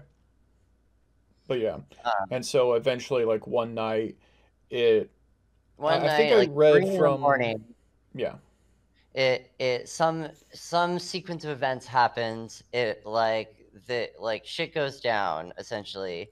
Uh, Mhm. Emma gets shot and dies. Somni gets shot 3 times, but she's wearing like a bulletproof vest, and so she survives. She has a katana and has stabbed the landlord with it. Mhm. Um, and like he got like kind of like he was wrecked by like this. Like he like his eyes gouged. It's like his face is a mess. Like it's like the sword is like through like they like it seems like they got into some sort of like a tussle. Like they were like fighting. Like there's not a clean. We snuck up on him and got in a lethal blow. This was like it turned into like a rough like it was like Yeah. also like a rough housing almost. Like it was Yeah. not clean. And like and whoever and according to like I believe the police account and the like news stories, they're reporting on it as if the landlord was acting in self-defense, but that's still an ongoing criminal investigation, and that's still kind of up in the air. But well, like whoever started it, there was a lot of exchanges on both sides, and it was not Mm-hmm. like clean. Yeah. And Yeah, then and he survived that, and he which survived is that. crazy. That was Yes. the first, like, I was looking at it, I was like, wait a minute, he survived, like getting Yeah, stabbed, I mean, like so like part of, I mean, the fact that he did survive, like the thing is like people talk about, well, yeah, his story is that they jumped him, and he, just managed to not die and shot back and protected himself, and what like are they like I don't know, like I have a katana. I am very aware of exactly how lethal it is, and if they did get the drop on him, then why did he survive to retaliate? This was not a like they like it seems very obvious to me that there was like an actual altercation. Like they were probably having a verbal argument that escalated before any sort of weapons got involved. I don't think it mhm. was one party jumped the other. It was nobody was expecting it. I think it just blew up. Okay. Um, that does sound like reasonable. And that's my supposition, but it Yeah. is, based on, parties involved, Hmm. situation, everything I know about it. That's what And I believe that there was allegations of him leaving them threatening messages beforehand. I don't remember where I read that, but Yeah, so like I mean, and this is to get back to the thing where I know a lot of queer people who try to do the thing where they will string the landlord out for years and try to avoid having to like move by like Mm-hmm. making the eviction proceedings take as long as possible. Is that like if you're a landlord and you're like well like that really changes like the landscape of the what that's gonna like like I have to worry about every time I hear about my friends trying to do something like this. Now, someone in my community is trying to like, uh, avoid paying rent, and don't worry, I can just string out, and they can't. They'll take it. It'll take them a long time to evict me. You sure it will, unless the landlord decides to take matters into their own hands and shoots you and gets into like you get into like an altercation and then they say they were defending themselves against you and you go to prison. Yeah. Um, and I think what you're saying, like where this is normally employed against, like housing companies, where it's like it's a corporation that's like handling the Yeah, rentals as opposed to like some exactly. guy. But this is Like, some guy, yeah, and some no, guy's yeah. like, I want you to fuck with me. I'm gonna take matters into my own hands. I've got a gun. I fought in Nam. This guy's a Mm-hmm. Vietnam veteran. And Okay. so like, yeah. So he like, tries to take matters into his own hands. And this does, and they being, being Emma and Somni, you're escalating on us, we're gonna escalate back. And Yeah. this goes how you would predict it goes. Yeah. Um, and so was I believe like Ziz was at this was Ziz there when all this went down? I have no idea if Ziz was there when that went Okay. down. Some people claim that Ziz was there. There's some reports that Ziz was there. Um, that seems very like suppositional, though. This was shortly after she had like faked her death, and so it seems very. It's either she was so hurt by what happened and bothered by like Emma having died that she threw out the having faked her death and like revealed immediately that she actually was still alive, or maybe she wasn't there at all and this is just like something that got confabulated somehow. I don't know. Okay. We'll have to It's like there's so little like, well, like why would she be there? What, is there evidence that she was there? No, people just say she was there. Well, why did they let her go? I don't know. Like what? Like was she there or not? The ghost of Ziz. Like who know? Like hmm. Okay. because everyone thought she was dead at that point and had died in a boating accident. Yeah, like there is so to rewind the clock a little bit, Ziz was out on bail for the protest, right? I think that the protest stuff had actually mostly legally like it was like not only was were they out on bail, but they had were like had done the court proceedings for that. They had been found not like guilty of the various things. They had initiated their own counter proceedings where they Mm-hmm. like civil filed a civil suit against like the county police and the venue for being shitty to them when they were trying to protest and like Mm-hmm. that was already well underway before any of this happened. Okay. So the Medium article is saying that that was their bails got lowered because the Sonoma County District Attorney's Office reduced two of the felonies to misdemeanors, and then Gwen Somney and Ziz subsequently posted their bail. And it says Gwen and Ziz have had active arrest warrants out in California since April of 22 and October of 22, respectively, for not showing up to court. In a court hearing on Zoom on February 17th, 2023, a lawyer representing Ziz, Gwen Somney, reported that April of 22 was also when he was falsely told that Gwen had committed suicide.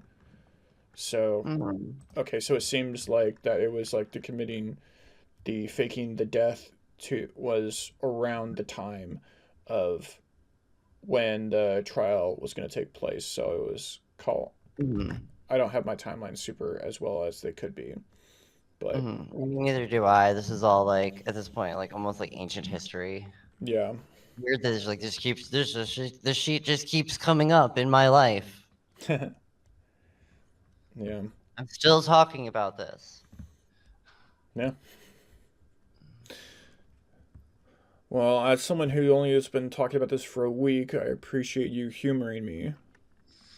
I mean, I feel like it's helpful. I mean, like, I don't know. It's been a crazy week for me. So, like, it's kind of nice to be able to just, all right, let's take everything, kind of lay it all out and, like, just kind of, Mm-hmm. you know? Like, yeah, like organize it, like make it all make sense. Yeah. And it's like, I mean, it's helpful to, like, for me to, like, get my thoughts in order. And, like, I don't know. I do think that there's a lot of, like,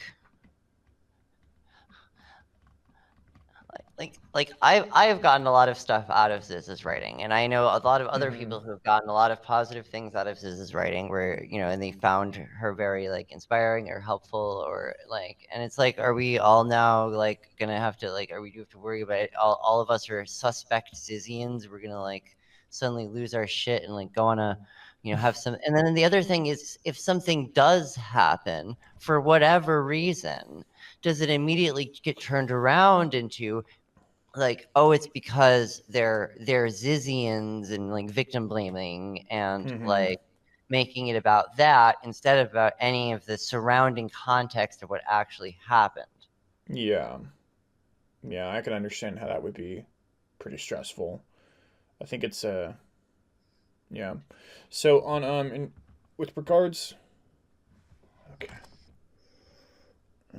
It's just alive. Oh, here's Jessica. Okay.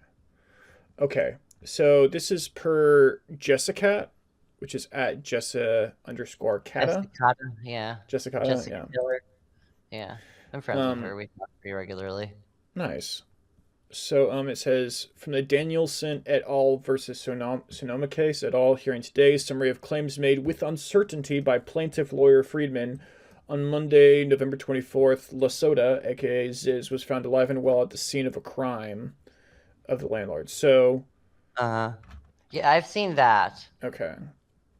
As It far as says, I know, that is the only thing that links that there's that, and then there's the arrest record from Pennsylvania, which is like, mm-hmm, I mean, like I look at that and I go, is there even a picture of the? No, there's not. There's nothing. There's no like. There's just a name in a database, and it's like, is like I don't know. Is there only one? Is Ziz the only person with her name in the entire country? I mean, maybe but it's also not that uncommon of a name. So I'm slightly like, but but is um, that her? Like, but was it? I will say when I was trying to do my own research and double check everything, the Pennsylvania case, which for people who don't know, a friend of Ziz's, her parents ended up murdered in Pennsylvania, and then I think like a week later, Ziz, or at least someone with the same name, I think like the legal name is still Jack Lasota question mark, Mhm. Yeah. um, yeah, Jack Lasota, was held for obstruction of police proceedings, I believe, and then subsequently, I think like made bail or was released like Hmm. shortly after that. But Yeah. That sounds about right. yeah, so I don't know why they would release her if there was still the warrant for the case in California going on. But I mean, maybe that That's at like, that point it was just yeah, like again, it's like there's so little like who is this individual in the system in Pennsylvania? Do we have any like so we have so little information available. Like, yeah, and most of it in the is this the same medium was person? like yeah, and a lot of the stuff in the Medium article was like, okay, I, as the author of this Medium article, I'm doing firsthand investigation. I'm calling the police on the phone, and I'm like sort of talking about things, and then just sort of like relaying it to you then. But it was like not exact quotes, so it was, a little like hard to get into, I suppose. But Yeah. you know, the but yeah. So then, um, but yeah, and I think that at the this is like sort of like the end, and like of where I sort of like found like your connection or whatever because you were you know, I I've don't been think pretty it's vocally defensive of the Ziz on Twitter at a point in time where it is very unpopular to mhm. do that. I don't respect that in principle. But I think that the thing about feeling responsible for Emma's death and feeling like responsible for that, which is just like not true, but I understand how you feel that way. I mean, Um, heroic responsibility. It is, to quote Ziz, it is basically correct to assume as much, to assume as much responsibility as like you can, or as possible. Like if you can be responsible for it, then you should be. hmm. Okay. Um. I don't think it hurts me to say like, yeah, I was partly responsible for that. I feel like it's like Okay. it means that it means that there's a chance that I could have done something, and that's important because it means in the future I have to think about Hmm. that. How am I shaping my actions so that Yeah. I'm like taking that into account? You know. Okay. Um. But yeah, and then so recently, like this month, said landlord was murdered, Hmm. and the suspect is a Asian male, per the news sources, and not really much is known about that. The suspect was, went away or made an escape without any sort of arrest, and they're still investigating all Hmm. that. Um, Hmm. the hard, the hard part for me to swallow, and the thing that kind of like, it's not that I would respond any differently, most likely, but I did, and I'm not trying to gotcha you here, but I did see your tweet about the landlord dying. Hmm. Yeah. I mean, I am not sad that he is dead. Yeah. Like I uh am I yeah, like I don't know what to yeah, like oh, sucks. It couldn't happen to a nicer guy. Like I don't fucking like he killed my friend. Am I supposed to be happy that am I supposed to like be sad? Like I'm not. Yeah. Like And I do think that like, that's totally like reasonable. I would say like much worse things if I was in your shoes as I understand them. I mean, I'm Um trying very hard to like play at least sort of nice, but yeah. yeah, like that is me playing very like being very nice about it. Yeah. Um it does it's easy to see how this plays into the cult narrative because, the sort of like revenge killing, like an alleged hypothetical revenge killing like a little over 2 years later, and that would be sort of I don't know. If I was a lawyer, I would know better how to like describe this or not even ask this question, I suppose. But it is it does I understand this might feel like victim blaming, but it I seems mean, Ziz does related. talk a lot about how revenge is actually good, Yeah, and like I am on the mostly on the same page. Like as far as the decision theory goes, yeah, her decision theory is good decision theory. Like she does the math. yeah. And feel free to not answer this, but if this was a revenge killing by Ziz or someone else, sort of tangentially related, that would be justified and good from your point of view. I mean, I think so. Yes. Okay. I think it is good that Emma's killer is now dead and that he didn't just get away with it. Mm-hmm. Yeah. And yeah.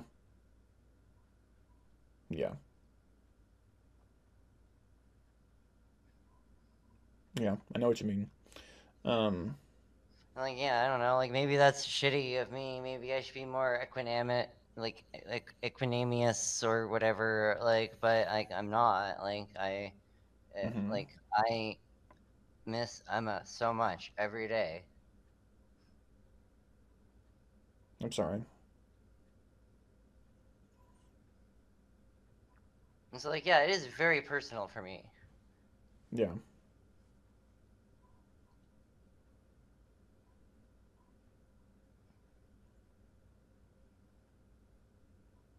We can take a second if you want.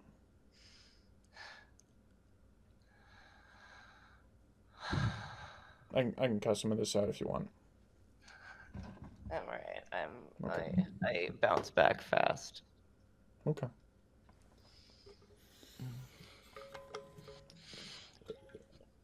I mean, I do feel like it's like important to like not hide the emotional impact, you know? Mm-hmm. Yeah. Because I don't feel like, you know, it's like, oh, I've been brainwashed into thinking like, no, these are my friends. Mm-hmm. Yeah. Yeah. Hmm.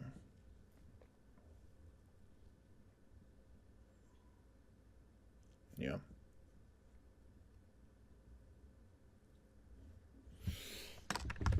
Mm.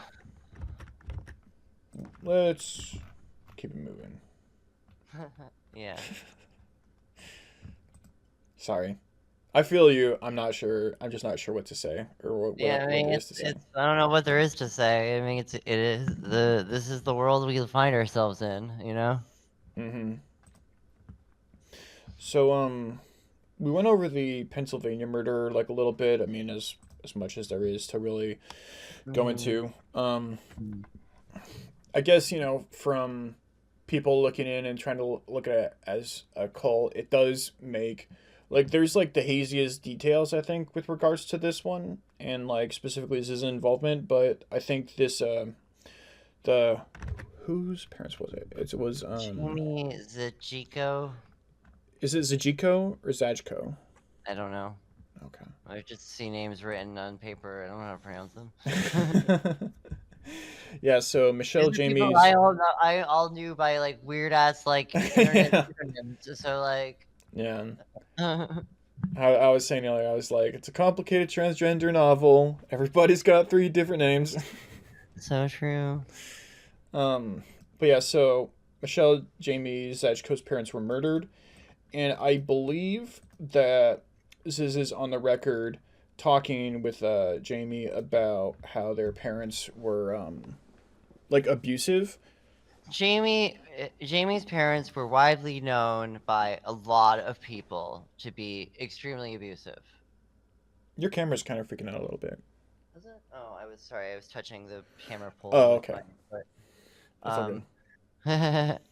Um, yeah, but like this is one of those things where it's like again in the like rationalist, you know, queer rationalist Discord server scene, the Mm-hmm. fact that Jamie's parents were hilariously cartoonishly villain, like cartoon villain, like evil, abusive, like Mm-hmm. like like buffoonishly unreal, like this, like unrealistically bad abusive, like that's not, people aren't actually like that. That's like a, you gotta be making that like we're at, like her parents were actually like that. um and so it's one of those where it's like everyone who like has knows about Jamie's parents in that context, I feel like looks at the hears about her parents getting killed and goes, "Oh, that was gonna happen eventually," or like good, or Mm-hmm. something to that effect of like, you know, Sure. like it was, I mean, they were seen as sufficiently bad that like them dying did not seem bad. Like it was one yeah. of the like, ah, good. They had it coming, you know? Yeah. And it is as we get into the more less of the suicides and more of the murders, it is like any individual case it is like, it's like, okay, I could see why someone wouldn't be upset that this person died. But the you know how it looks like from like an outsider's perspective, where it's like, this is not a cult, even though, some of our beliefs are kind of extreme and do sort of philosophically end up to people, cutting off, not cutting off, but like, disintegrate or sort of downgrading some of their relationships with their other friends or family. And then also it's like, you know, the cult to this cult, which is in a cult, isn't responsible for any of the people who died, but also it's good that all the people died. And I'm not, that's not it. Like, I don't know. There's no way. This question isn't really something that is asking for a response, but like this is the part where people are like, oh, so it's sort of, it seems like the thing. Well, it's not happening, but also if it is happening, that it's good that it's happening, type Well, I thing. mean, And you, it's you see hard. how I the mean, I feel normies like get it's their one of hackles those like raised. it's hard like I mean, maybe here's an interesting question then. Is again is like extreme action, is like radical action, is doing something like, my thinking, my parents are abusive, I'm going to kill them. Is that ever acceptable, or is it always over the line? How Because it old? feels like there's this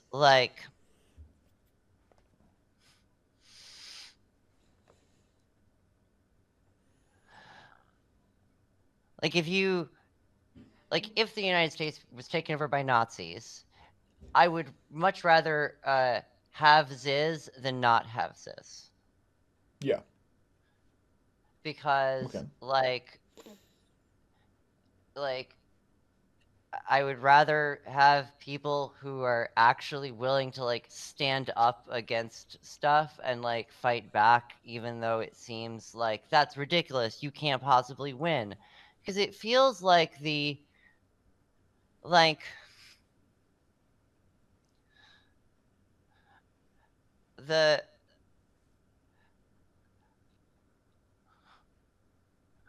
like there's like a status quo bias. Yeah. There's like a you can't rock the boat too much Yeah. bias.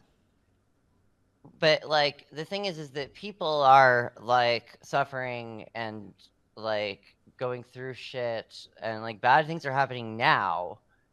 And so like if you have to rock the boat to, make the bad things that are currently happening stop happening, then isn't that like justified?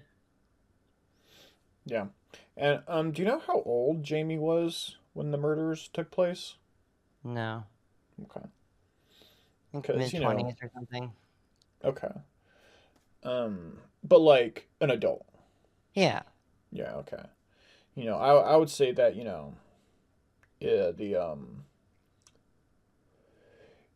if you're like an adult and you can legally, like, you can just remove yourself from the situation without like the state throwing you in juvie or prison or just returning you or whatever, then it's a lot less acceptable to kill abusive parents, because it's like, well, they might deserve it, but you can also just leave.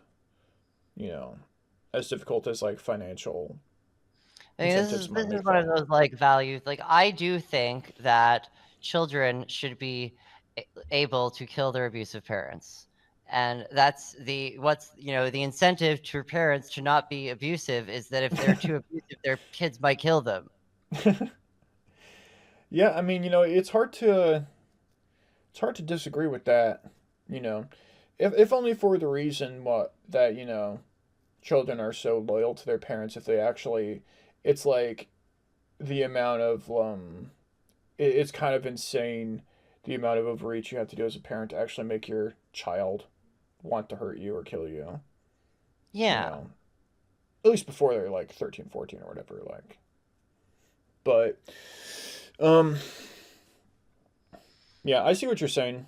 and like this isn't and it's like one of those like it seems super far outside of the Overton window for um like mainstream liberalism. It's so far outside the Overton window for mainstream liberalism that it starts to feel like something that could only happen if there was some sort of like weird indoctrination, like some sort of like mind controlly like like something is fucking with people how they think and like making them like Mm-hmm. believe like fucked up like something like that.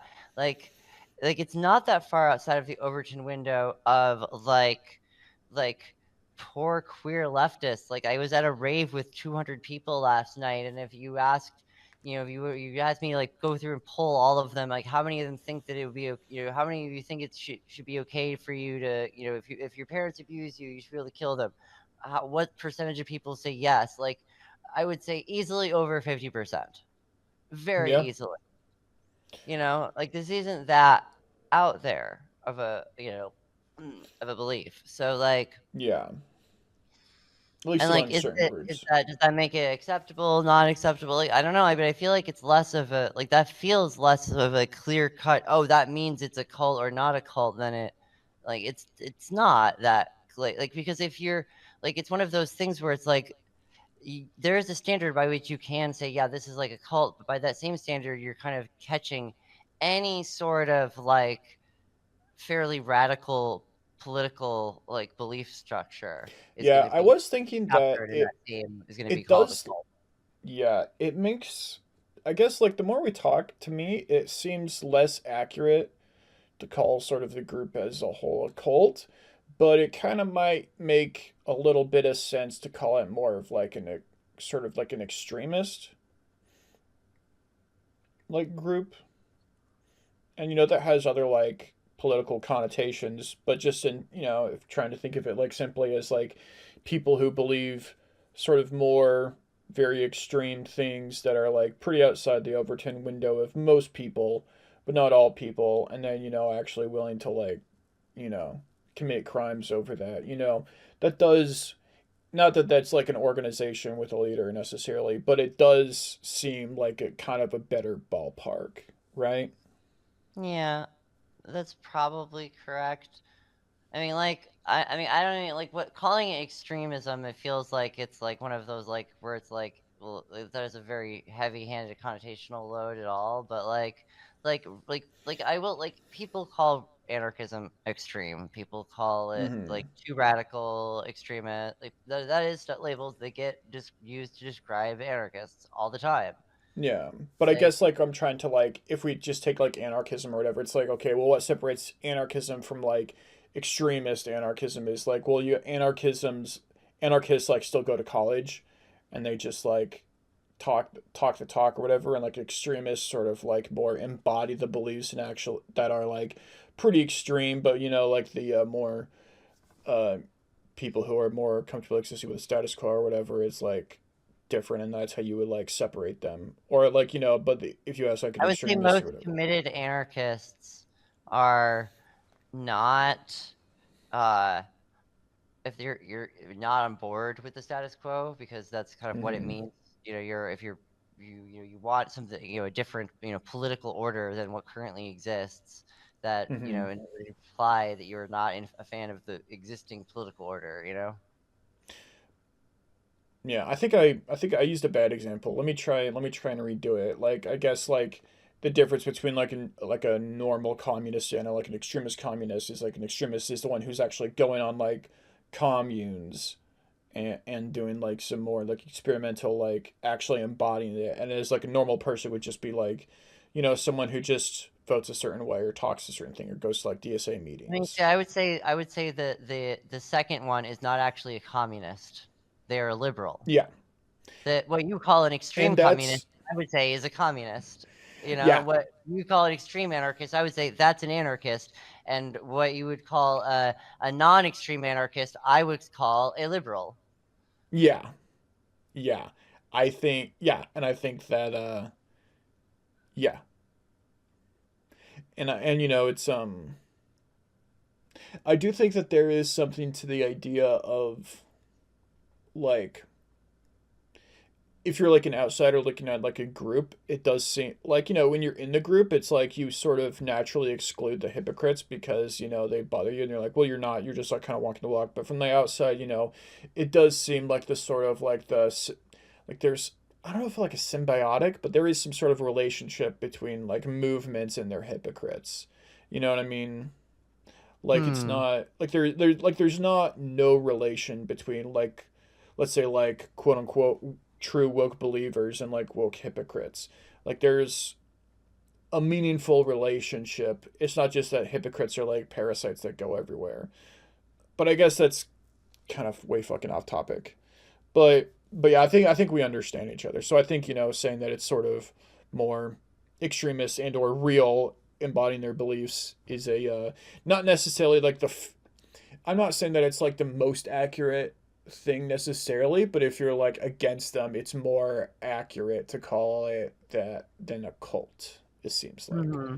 Because Yeah, I would cults say just so. don't argue with each other that much, I don't think. Like that just doesn't, Yeah, I don't fucking know, but yeah.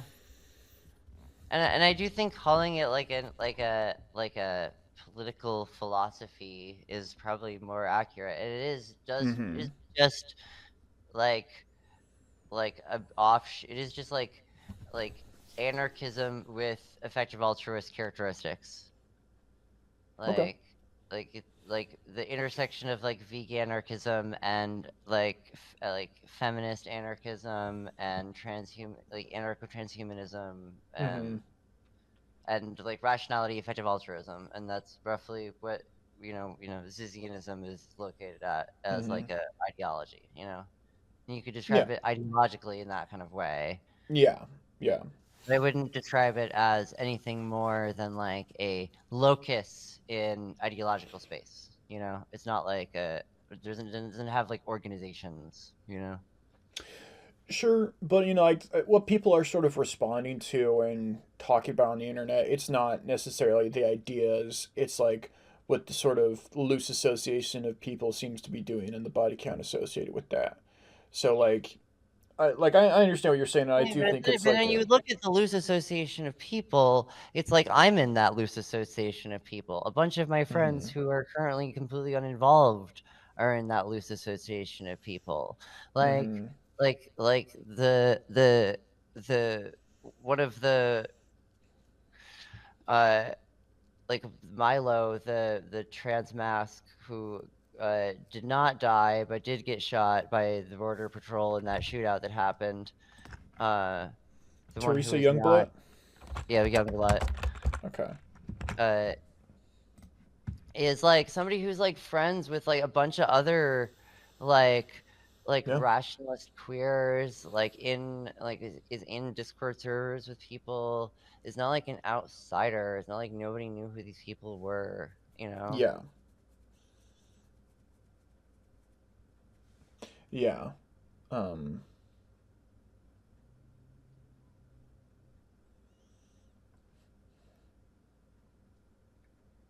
Yeah. I guess I don't know what to say other than that. Like that makes sense. Like, Mm. and these are real people and these are real social spheres, and it's not super cool what every single person does, maybe, but you know. Yeah, and I mean, also, like, if you are concerned, like, the other thing is the way people respond to this is super weird because it's like this, like, mimetic immune response sort of thing where people will, uh, try to ostracize anyone who is, like, too Zizian. If you're, like, infected with the Ziz contaminant, you either remove you because you're potentially dangerous or hazardous or whatever, you know? Like, I have had a few different people come to me and be like, yeah, a whole bunch of people decided to cancel me because I'm associated with because they I talk to you. So, to Mm-hmm. me, not even anyone else, to me. Did you tell them that you were one of the good ones, or? So But yeah.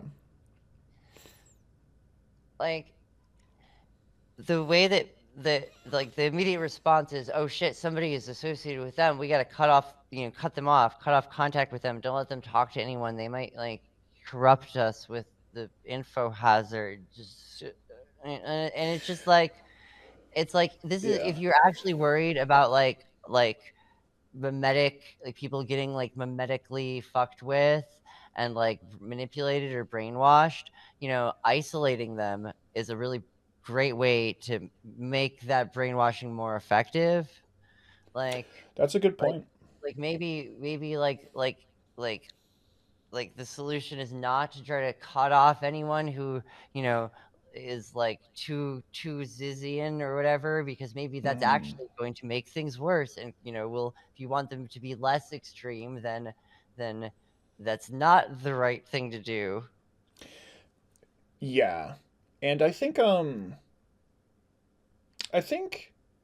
something like I think like the common ground for people, no matter how they sort of interpret the series of events, or I guess I should say the two most popular ways to interpret the what's going on, there's still like abusive people and hurt people here, Yeah. and it gets like messy, and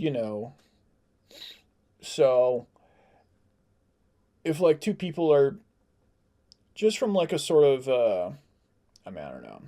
As like a bystander, if you see two people that are both accusing each other of abuse, it's and you don't really have the tools to figure out which one of them are telling the truth, it's probably a safe bet to just kind of like try and avoid them both, just because, if it's just like safe and there is just a sort of like inherent messiness that comes with it. And if you sort of are like, okay, I want to be friends with this person, and now, well, I'm friends with them, and so if I don't believe their version of events, then that's going to cause like serious issues with this personal relationship. And now let's go ahead and get into, so now I'm Mm-hmm. like stuck like with apologetics for some stuff that I wasn't around for. And Right. but like I don't know, it's like the reason why I reached out to you is because I'm pretty much a bystander, but like I knew you and I knew that and I didn't think you were crazy. Or Mm-hmm. like not that crazy, so but I was like this seems like someone who's like gonna have a good conversation, Mm-hmm. and so I was like, okay, let me like try and like figure this out. You know. Also it's just like related enough and sort of high strung enough that I did want to get to the bottom and figure it out. So it's like I don't know. Yeah, I don't think that people should cut each other off. I mean, like I don't know. I just tweeted the other day about how I used to have like a black white nationalist I worked with at Walmart, and we got along, and he said a lot of really alarming and insane things, and I never was sure about how serious he was about all of them, but I was like, I'm just gonna try and be his friend, kind of help him Mm-hmm. out, you know. And because it's like I don't know. I mean, I guess I'm not someone who puts a lot of stock in just like the words people say rather than like what they do, and like being like normalizing influence on people who are maybe going through that. I do think that it is you I know mean, it feels, if I may, I mean, it feels to me like a lot of people are made uncomfortable by mhm, the fact that specifically Ziz is about, like, her thing is veganism, and a lot of people are not vegan, and that means that mhm. it makes them very uncomfortable to try to engage with her at the level, where she's at. You might be right. I don't Yeah. I don't think it's I think at least in this recent wave of attention, I think it's more about the murders and like what how responsible slash related this all is. I think that's what's got people spooked. And it's I think like the I don't know. Seeing people's like sort of like ideas and philosophy just put to paper without sort of seeing how they embody it in real life. I mean, especially when it's so as like extreme as is, it's like, you know, she says some pretty crazy things. And I appreciate that. But, I also understand how, you'll look at it, it's like, oh, there's a bunch of like deaths related to this person. Let's see what they say. They say some really extreme things that it's like that seem that they could be used to justify some of the deaths that are going on. And then there's like accusations of like let's dial it down from like cult, but like let's just say like abuse and to where it's like I don't know how the math adds up, but it seems like there's at least like three-fourths of an abuser somewhere distributed among this whole thing, you Mm-hmm. know? Something And like that. Yeah, I yeah, hear you. yeah. Like two strikes and three balls type thing. But like, Mm-hmm. and then I think that sort of contributes to it. Although I'm sure people are made uncomfortable by the vegan stuff, especially probably more in the past when it was like less I don't know, I feel like vegan is more accepted now, I guess. I'm not an I expert. mean, it's not even. I mean, it's not even the just being vegan. It's the like the being fighty about being vegan. Is Mm-hmm. the like being willing to say, I think that it's good that I'm vegan, and I think it's bad that you're not vegan, and Mm-hmm. like that. You know, a lot of people don't want to hear that, Yeah. and so it's easier to kind of round a lot of the things that happen into, well, this is clearly ridiculous. There has to be some other reason that anyone would think this. No one is that silly, dumb, blah, blah, blah. Like, no one would possibly think that unless they're, like have been controlled, the abused, harmed, something has been done to mess with them to make them think this. And, I understand.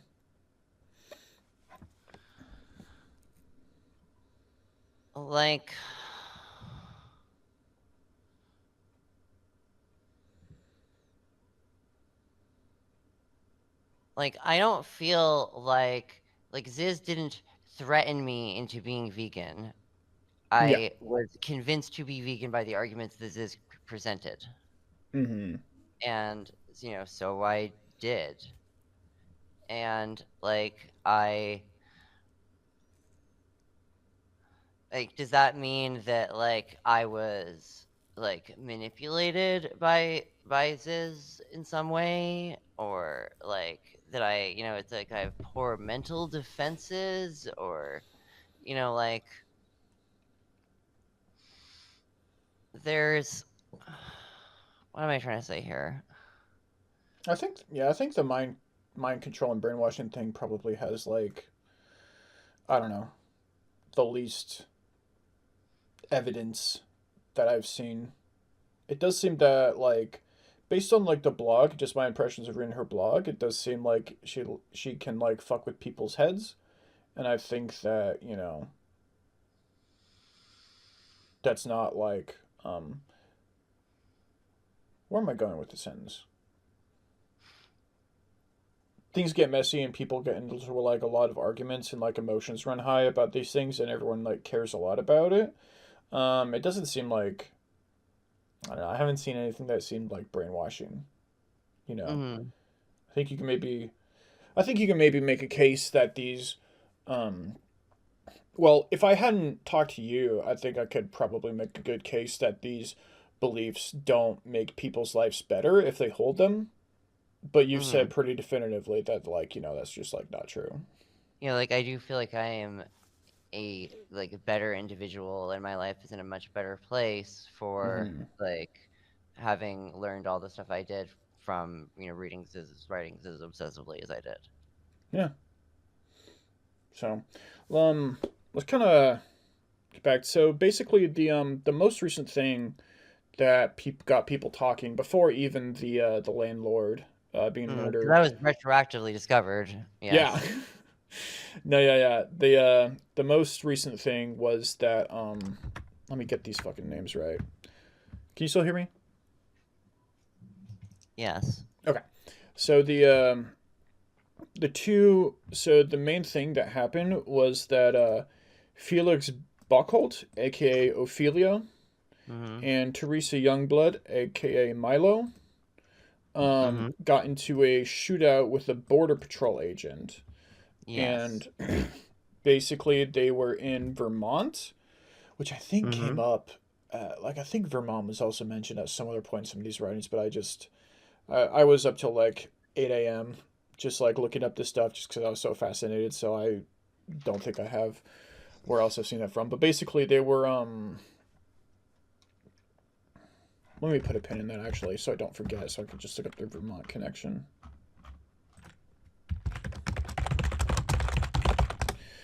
There's a So monastery, I think, in Vermont that a lot of post rats go to. really, Yeah. It might be called Briar. do what? It might be called Briar. Okay. So yeah, so in Vermont, Milo and Ophelia And by the way, like I have no idea what the fuck pronouns they use, like, because like Felix was identified as a male from the reports, but then people say that he was a she on the internet under the username Ophelia, and then Mm-hmm. Teresa I've heard is was a female to male, and then also I've heard female to male to female. So So I that's don't. that's a whole other aspect of this, which we have yet to Yeah, get into, because there yeah, is yet another connection between all of some of these individuals that we have not yet even gone over. yeah. So, Jeez. gosh, But so basically, they these two individuals were in Vermont. They were at a hotel. They were wearing black clothes and I think body tactical gear. tactical gear. Some looks scary to civvies and open carrying. And the hotel staff kind of got a little spooked and called the police. And then they What's were like, interesting is that Vermont is an open carry state, so they are legally allowed to open mm-hmm, carry. okay, and that is important. And then the border patrol agency, they started to monitor them for like a while, and they observed them going into like Walmart and getting aluminum foil and covering their laptops in it. And then they made a stop that was like I think like the cause for the stop on paper was that Ophelia had a expired visa, which I'm not sure if it was. In the affidavit, I think it was like the wording is like that they suspected that it was expired, which I mean, it's just sort of like a reason to stop them and fucking check them out. And then according to the affidavit, Milo started uh, being belligerent and non-cooperative, blah blah blah, which escalated to her pulling out a gun and shooting and killing one of the border patrol agents. And at which point the people returned fire and Felix, um, right? No, fuck. Okay, so Ophelia, aka Felix Buckholt, died, Yes. and in the affidavit it says Ophelia went for the weapon, but what didn't actually fire it by the time he was like, or Yeah. she was killed, and Yes. then um, Milo was also hit but survived, and then Mhm. they got bomb sniffing dogs to sniff out the car before they towed it.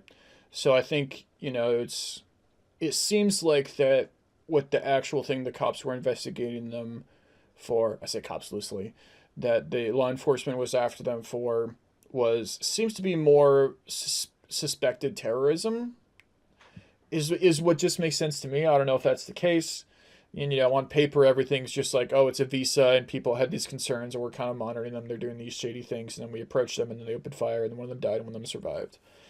And I yeah, mean, and they I feel like there's the other bit of context that is important, because not people will be listening to this later, is that this happened the day of Trump's inauguration. yeah.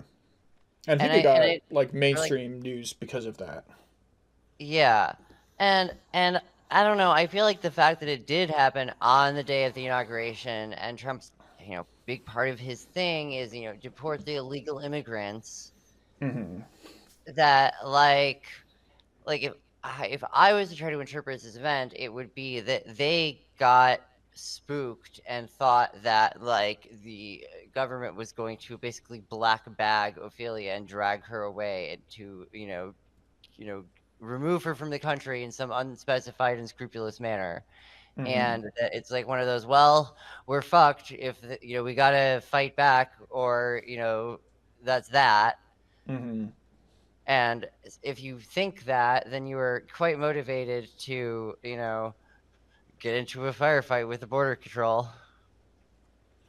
Yeah, that would be Like, you think a they're gonna, reasonable you think they're explanation. gonna like, kidnap your friend, and that they're gonna like potentially throw them in like the equivalent of like a camp somewhere, and then possibly deport them, and all whatever other like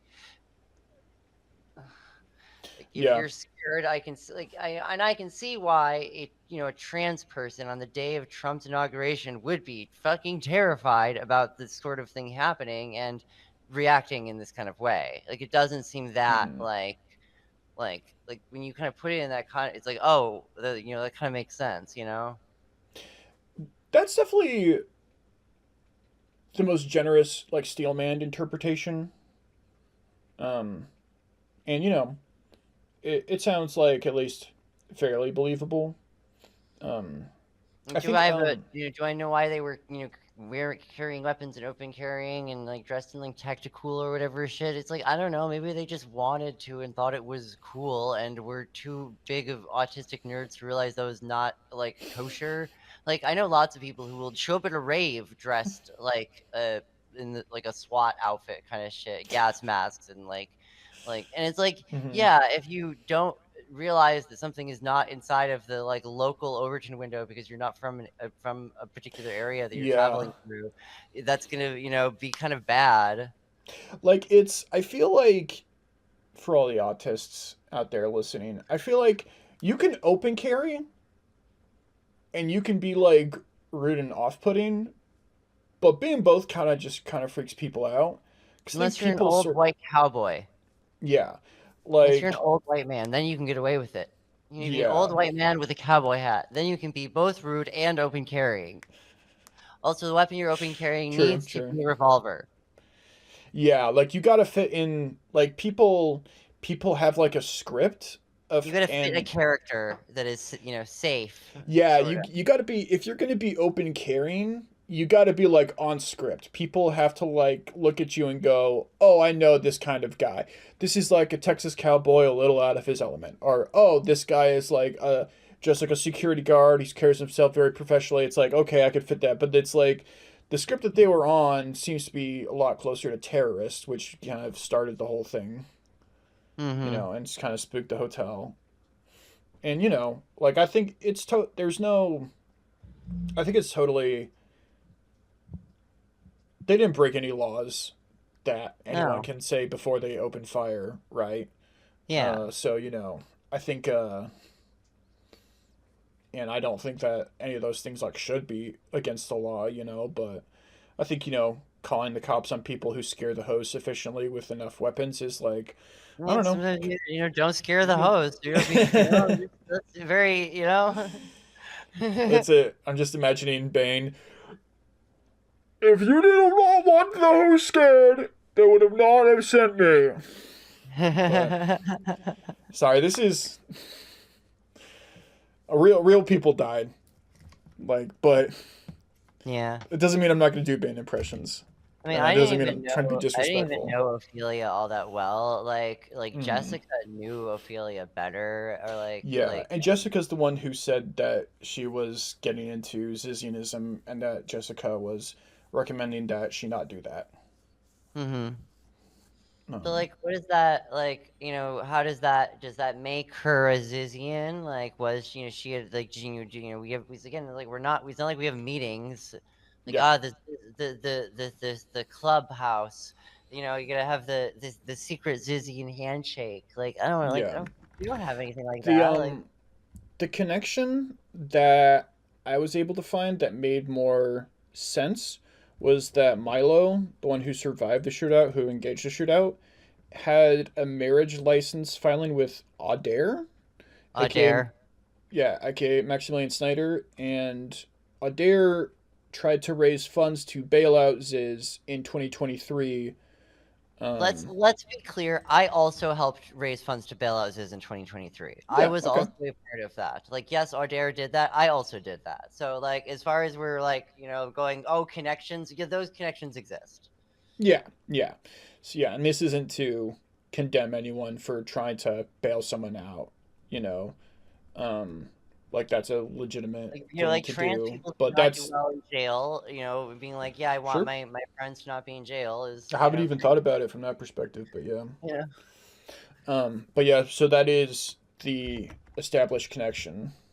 Mm-hmm. Um, Audere is also who I believe Jessica posted that was suspected of killing the landlord. Even though that is a very total supposition, very that's a little bit more. conjecture. That's very conjecture. Yeah, that That's was a I wasn't little gonna bring that up because it was like, well, in Adair like looks like audere could be profiled as an Asian male, and it's like, Yeah, like this come is also Northern on. California. I don't That's know. like, Yeah, like it's a bad look. if I was the cops, like I might check his alibi, but like I mean I'm not, so like, or her alibi, I don't know. Like, Adair is he, him, or they, Okay. them, maybe? I don't. Adair is one of I've those been people going that with like fucks she with my because it's a lot. Transtar. Yeah, I get that. Like, Adair is one of the people that like fucks with my Transtar by being like, "Oh yeah, I use he, him," and I'm like, "Are you sure? I don't believe you. Are you gonna come out in a year?" Yeah, but yeah, no disrespect to anyone involved. I'm not trying to insult anyone Yeah, I get needlessly. you. But yeah, but yeah. So that's But like basically Adair is an interesting character in all of this because uh they are the ex of someone named Celine, who I know, and like Adair has actually dated a number of other people in the local like queer wait, rationalists. Celine as in As in, what was Bus that? married to Eigenrobot now? No, no, no. Okay, okay. Celine, as in with a C. Let me look them up. Toaster lightning.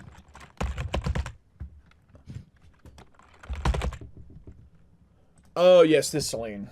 Right. Yeah, Yeah. Oh yeah, yeah. She Celine was one of the made people the first. audere connection Yeah, on yeah. Twitter. Yeah, so Celine is Adair's ex, and they Okay. did not have a relationship I would call healthy, or Hmm. there's one of those there are allegations that Adair like groomed Celine, and it's just like, well, that sounds both one extremely fucky and two not very quote unquote Zizian at all. Like, Hmm. I don't know about that. That seems bad. I shouldn't endorse that sort of thing. Yeah. And Hmm. so there's Okay. this kind of like I don't really like there's like as far as like is Audere a Zizian? I wouldn't exactly consider Audere a good Zizian because they've done a whole bunch of kind of fucky shit. Okay. Yeah. So even though like what quote unquote is or isn't a Zizian is still like hotly debated and like argued all the Sure. time, it's still Yeah. this seems to be, at least in terms of ideological adherence on paper, more out there. But Yeah. he does have like social connections and at least Yeah. financially trying to help his connections. So there's that. But that's like the thing that got started. I mean, I don't know. Is there you were saying earlier about some, I think, connection that kind of connects all this together that we hadn't gone into? That was Audere. Okay. Okay. Yeah, that was Audere that I was mentioning before. Okay. Do you have anything like I guess else to add with regards to these events that, people Like on the the most internet recent are ones, or do it? like the most recent ones? I mean, really anything we've talked about, but the landlord incident, the incident with the landlord dying recently, and we really or the Zajko killings or the border shootout. I mean, anything that you know people haven't been talking about that you think maybe they should. Uh,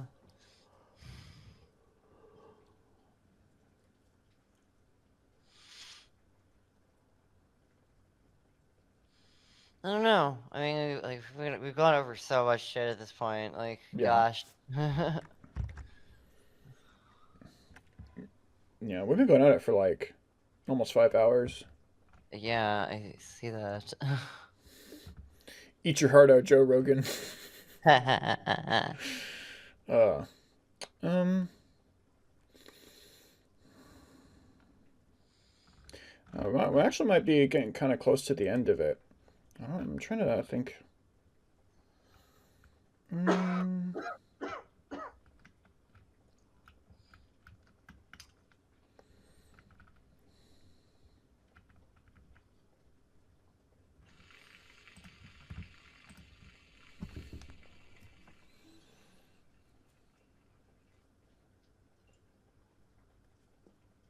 All right.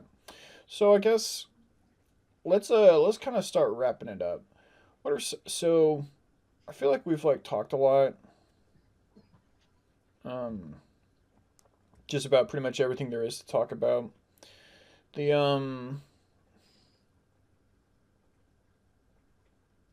is there like I don't know, like there's all these like calls to action in terms of like avoiding Ziz and Zizians. Um, if you had to like come up with one, like what would you want people to do? I suppose like what's your call to action? I mean, actually engage with us and don't just cut us all off. Because if somebody's goal is to get a whole bunch of people to like self-destruct in a bad way, isolating them all off in their own little space where they can stew in their mental illness is not a great way to avoid that. Hmm. Like, Mm-hmm. if I don't know, if somebody thinks I'm a risk, they should come talk to me. They should, Mm-hmm. try to like not just get people to try to stay away from me as if that will somehow do anything, you know? Yeah. I believe the things I believe because for reasons. Like I have all of this like stuff, like all this like philosophy and decision theory that justifies why I say the things I say and believe the things I believe. And the way that it gets like people are like advised to stay away from it because it's dangerous. I mean, it's like I want people to engage with it. If I'm wrong, then convince me I'm wrong, you know? Like actually engage with me intellectually. Don't just call me like a cultist, Mm-hmm. you know?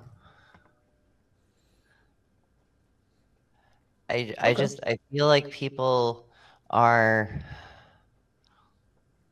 a little too willing to just like to use this term to airlock somebody if they are a little if they are not if they're a little too Zizian, quote unquote. uh it's just a lot of like I know a lot of people who have gotten like lost friends. They've been like ostracized from communities because they either they were explicitly either accused of being Zizians or because they were just implicitly like, we don't like your association with this or that or the other thing. Mm-hmm. And like it's that is not an effective way to not radicalize people. Like, Mm-hmm. from my like if what I want is to radicalize more people, turn more people into crazy radical vegans that will go and like fight the government, then I should want people to be like, yeah, kick us all out. If there's any sign that somebody's too Zizian, get rid of them. You don't want them around because it's then they're stuck with us. Then That is a good they'll point. end up gradually gravitate towards that. But like, I don't want to like come to blows like that. I want to just Yeah. convince people. Like I want people to see the way, like understand why I think the things that I think, and like we can have a conversation about it. Yeah. I think I guess I think that like one thing is that, you know, if you get a Scientologist in a room and you're like, I think everything you believe is kind of horseshit. They really don't react well, and they really do like kind of cut you off, and they really like like they might like there's that clip of Tom Cruise going into it on like that morning show about psychiatry about a more like object level discussion and stuff, but they're just gonna like trespass you from the building if it's like a like that. So yeah, I guess like if um, not to pass judgment one way or the other, but telling people I think you're in a cult and it's like fucked up is like um, like like you're saying that that's like a lot like healthier and like something you can disagree about or like talk about or have like some common ground or like debate and that's like both if it's not a cult then it's being pro social and like having you engage and if you are in a cult then it's like Well, no, that actually doesn't make sense. But if you like are in a cult, then it's like, helping like establish the I guess contact and relationships with the outside world, even if it's somewhat antagonistic, right? So it's like, and it would still be like better for everyone. So it's like, I don't know. I mean, I also feel like it's still like it's not super helpful to just call the whole thing a cult, because it is really like doing a philosophical disservice to the actual like philosophy and like the ethics and the like Mm-hmm. decision theory and the like that stuff is important, I would say. Uh Mm-hmm. and like I want to be able to argue the merits of those things without people saying, well, if you use that at all, you are polluted, you are Okay, so untrusted, you're so you're a basically you're part of trying to this. encourage more debate about um the philosophy of Yeah, like the Ziz object rather than level, like. this is the actual, like, the decision theories involved, the ethical reasoning, the conclusions, because it seems like nobody wants to even, like, debate about that. They just wanna overpower Ziz and win. Be like, Mm-hmm. well, we don't have to debate about it. We get to call you crazy and, denounce you and shove you out of all the spaces that you're in and, hurt you and hurt your friends and, like spin this huge lie about you out into the world that everyone will believe and like turn a huge portion of people against you. And like, Mm-hmm. it's not in good faith engaging with the belief system, I don't think. Mm-hmm. And Okay. it's like that's the like, well, why aren't people engaging in good faith? And it's because it seems to be because they are actually afraid of the info hazards. Yeah. I don't know. I mean, it's the way, just like reading the blog, it's like there was when I was like really like tired, there was like moments where I was like, oh, am I going to do this podcast and it's going to go poorly and are these people going to come after me because they're just because like the utilitarian argument seems like, like I'm very much an anti-utilitarian. And so like when I read utilitarian arguments, it does seem like you could use it to justify a lot of things, and that like it's like, oh, well, these people are sort of advocating violence in a way that doesn't make sense to me, and I don't want to make them mad because they might be violent against me, which is less, the case for uh, you know, situations like, like communism or whatever, where, everyone knows communists and they're like by and I'm much large, more not associated with violence in Oh, America. I'm much more concerned about communists being violent to me than I am about anarchists in general. Like I Mm-hmm. am like anarchists are anarchists. Like maybe one individual anarchist will get into an argument or a fight with me or something, but like communists, I expect would put me up against a wall if they got in power and I was too inconvenient. Yeah, I think almost anybody who gets into power would put people up on the wall. But I don't know.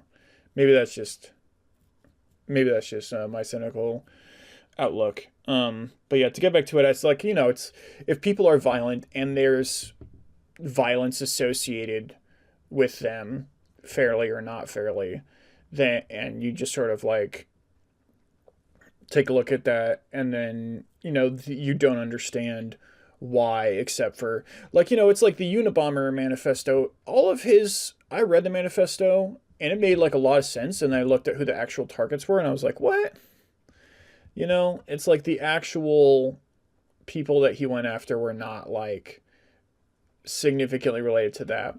And I will say that, even if we take like the least charitable view and assume that all of the deaths that we've like gone over are like semi the responsibility of Ziz, it's Ziz still, specifically encouraged everyone to do it. yeah, Ziz is pulling all the strings. Sure, okay. like like Aaron Yeager in Attack on Titan season 4, just going like, do it, pussy. But no. But like even like assuming that it is more, I guess, in line with the ideology, but the ideology is harder to understand. Mm-hmm. So Mm-hmm. I think that, makes people be hesitant. And I think that, that's not um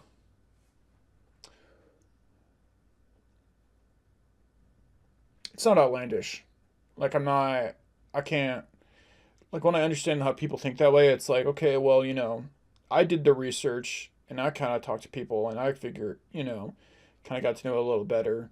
So, but it's not that I don't see where they're coming from, I suppose, if that makes sense. Mm-hmm. Mm-hmm. Um, I mean, like, I can see where they're coming from, and like, I can, present my own suppositions. mm-hmm. I'm not in any of these situations. I was not Yep. there. I did not see how any of these things went down. I can, you know, present what my own interpretations are. Whether the truth is more or less charitable to them, I have no idea. Um, but like these are still people that I mean, one that I'm friends with to some degree. Like they're people I know and they're not like strangers. They're not like just like and then the other thing is that like they're not like I really don't view any of the things that Ziz says as being different in kind than the rest of like the rationality and effective altruism like expanded corpus. Like Mm-hmm. they're different in magnitude perhaps, like they go further, like they take it to a further conclusion, but it is the same type of reasoning, it is the same manner of thought done in the same rigorous way, and it is very much like a part and a product of the like rationality and effective altruism scenes, and I think a lot of the it just feels really fucked to me to go, yeah, if you extrapolate out a bunch of this stuff too far, then you will be labeled a crazy cultist and associated with these with people who did all these fucked up things. And then if anything fucked up happens to you, this will be used to reinforce the mystique around this group that totally exists, which you are now a Mm-hmm. part of. And like how do you what if you actually find the information useful or good then? Like how do you Yeah. no one wants to engage with it. It's like that's the cult information. It's going to corrupt you. It's like it's just like Jessica Taylor points out that info hazards are kind of a silly adversarial concept, and a von Neumann Morgenstein rational actor cannot be harmed by information. Information is at most neutral. So if you're a V&M rational agent, information cannot harm you. Okay. Yeah. I think this is a I think this is a pretty good place to end this. But yeah, I uh I think we got into a lot of shit. We covered a lot We of covered ground. a lot of stuff. I'm gonna have to go back and probably actually add timestamps, so that people Mhm. can, I guess, pick the parts they want the most. But yeah, I'm I'm sure there will trying. be plenty of people who do not feel like I've answered anything or angry that I am not providing, that I'm not like either that I'm not completely disowning any oh, I don't know anything about this. I'm completely disconnected from. I don't have anything to do with this. I completely denounce everything this is about. It's like I'm not doing that. Well, if it was that simple, it could have been in a fucking tweet. Like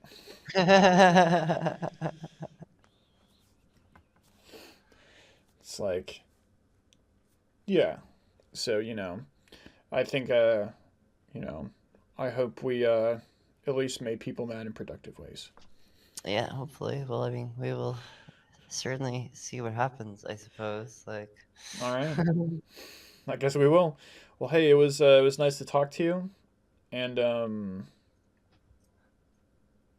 yeah, I guess I'm to eat. yeah, yeah. Take care. I will, if not sooner, then probably see you at Vibe Camp 4. Hopefully, fingers crossed. Yeah, cool. Peace. Alrighty, bye bye.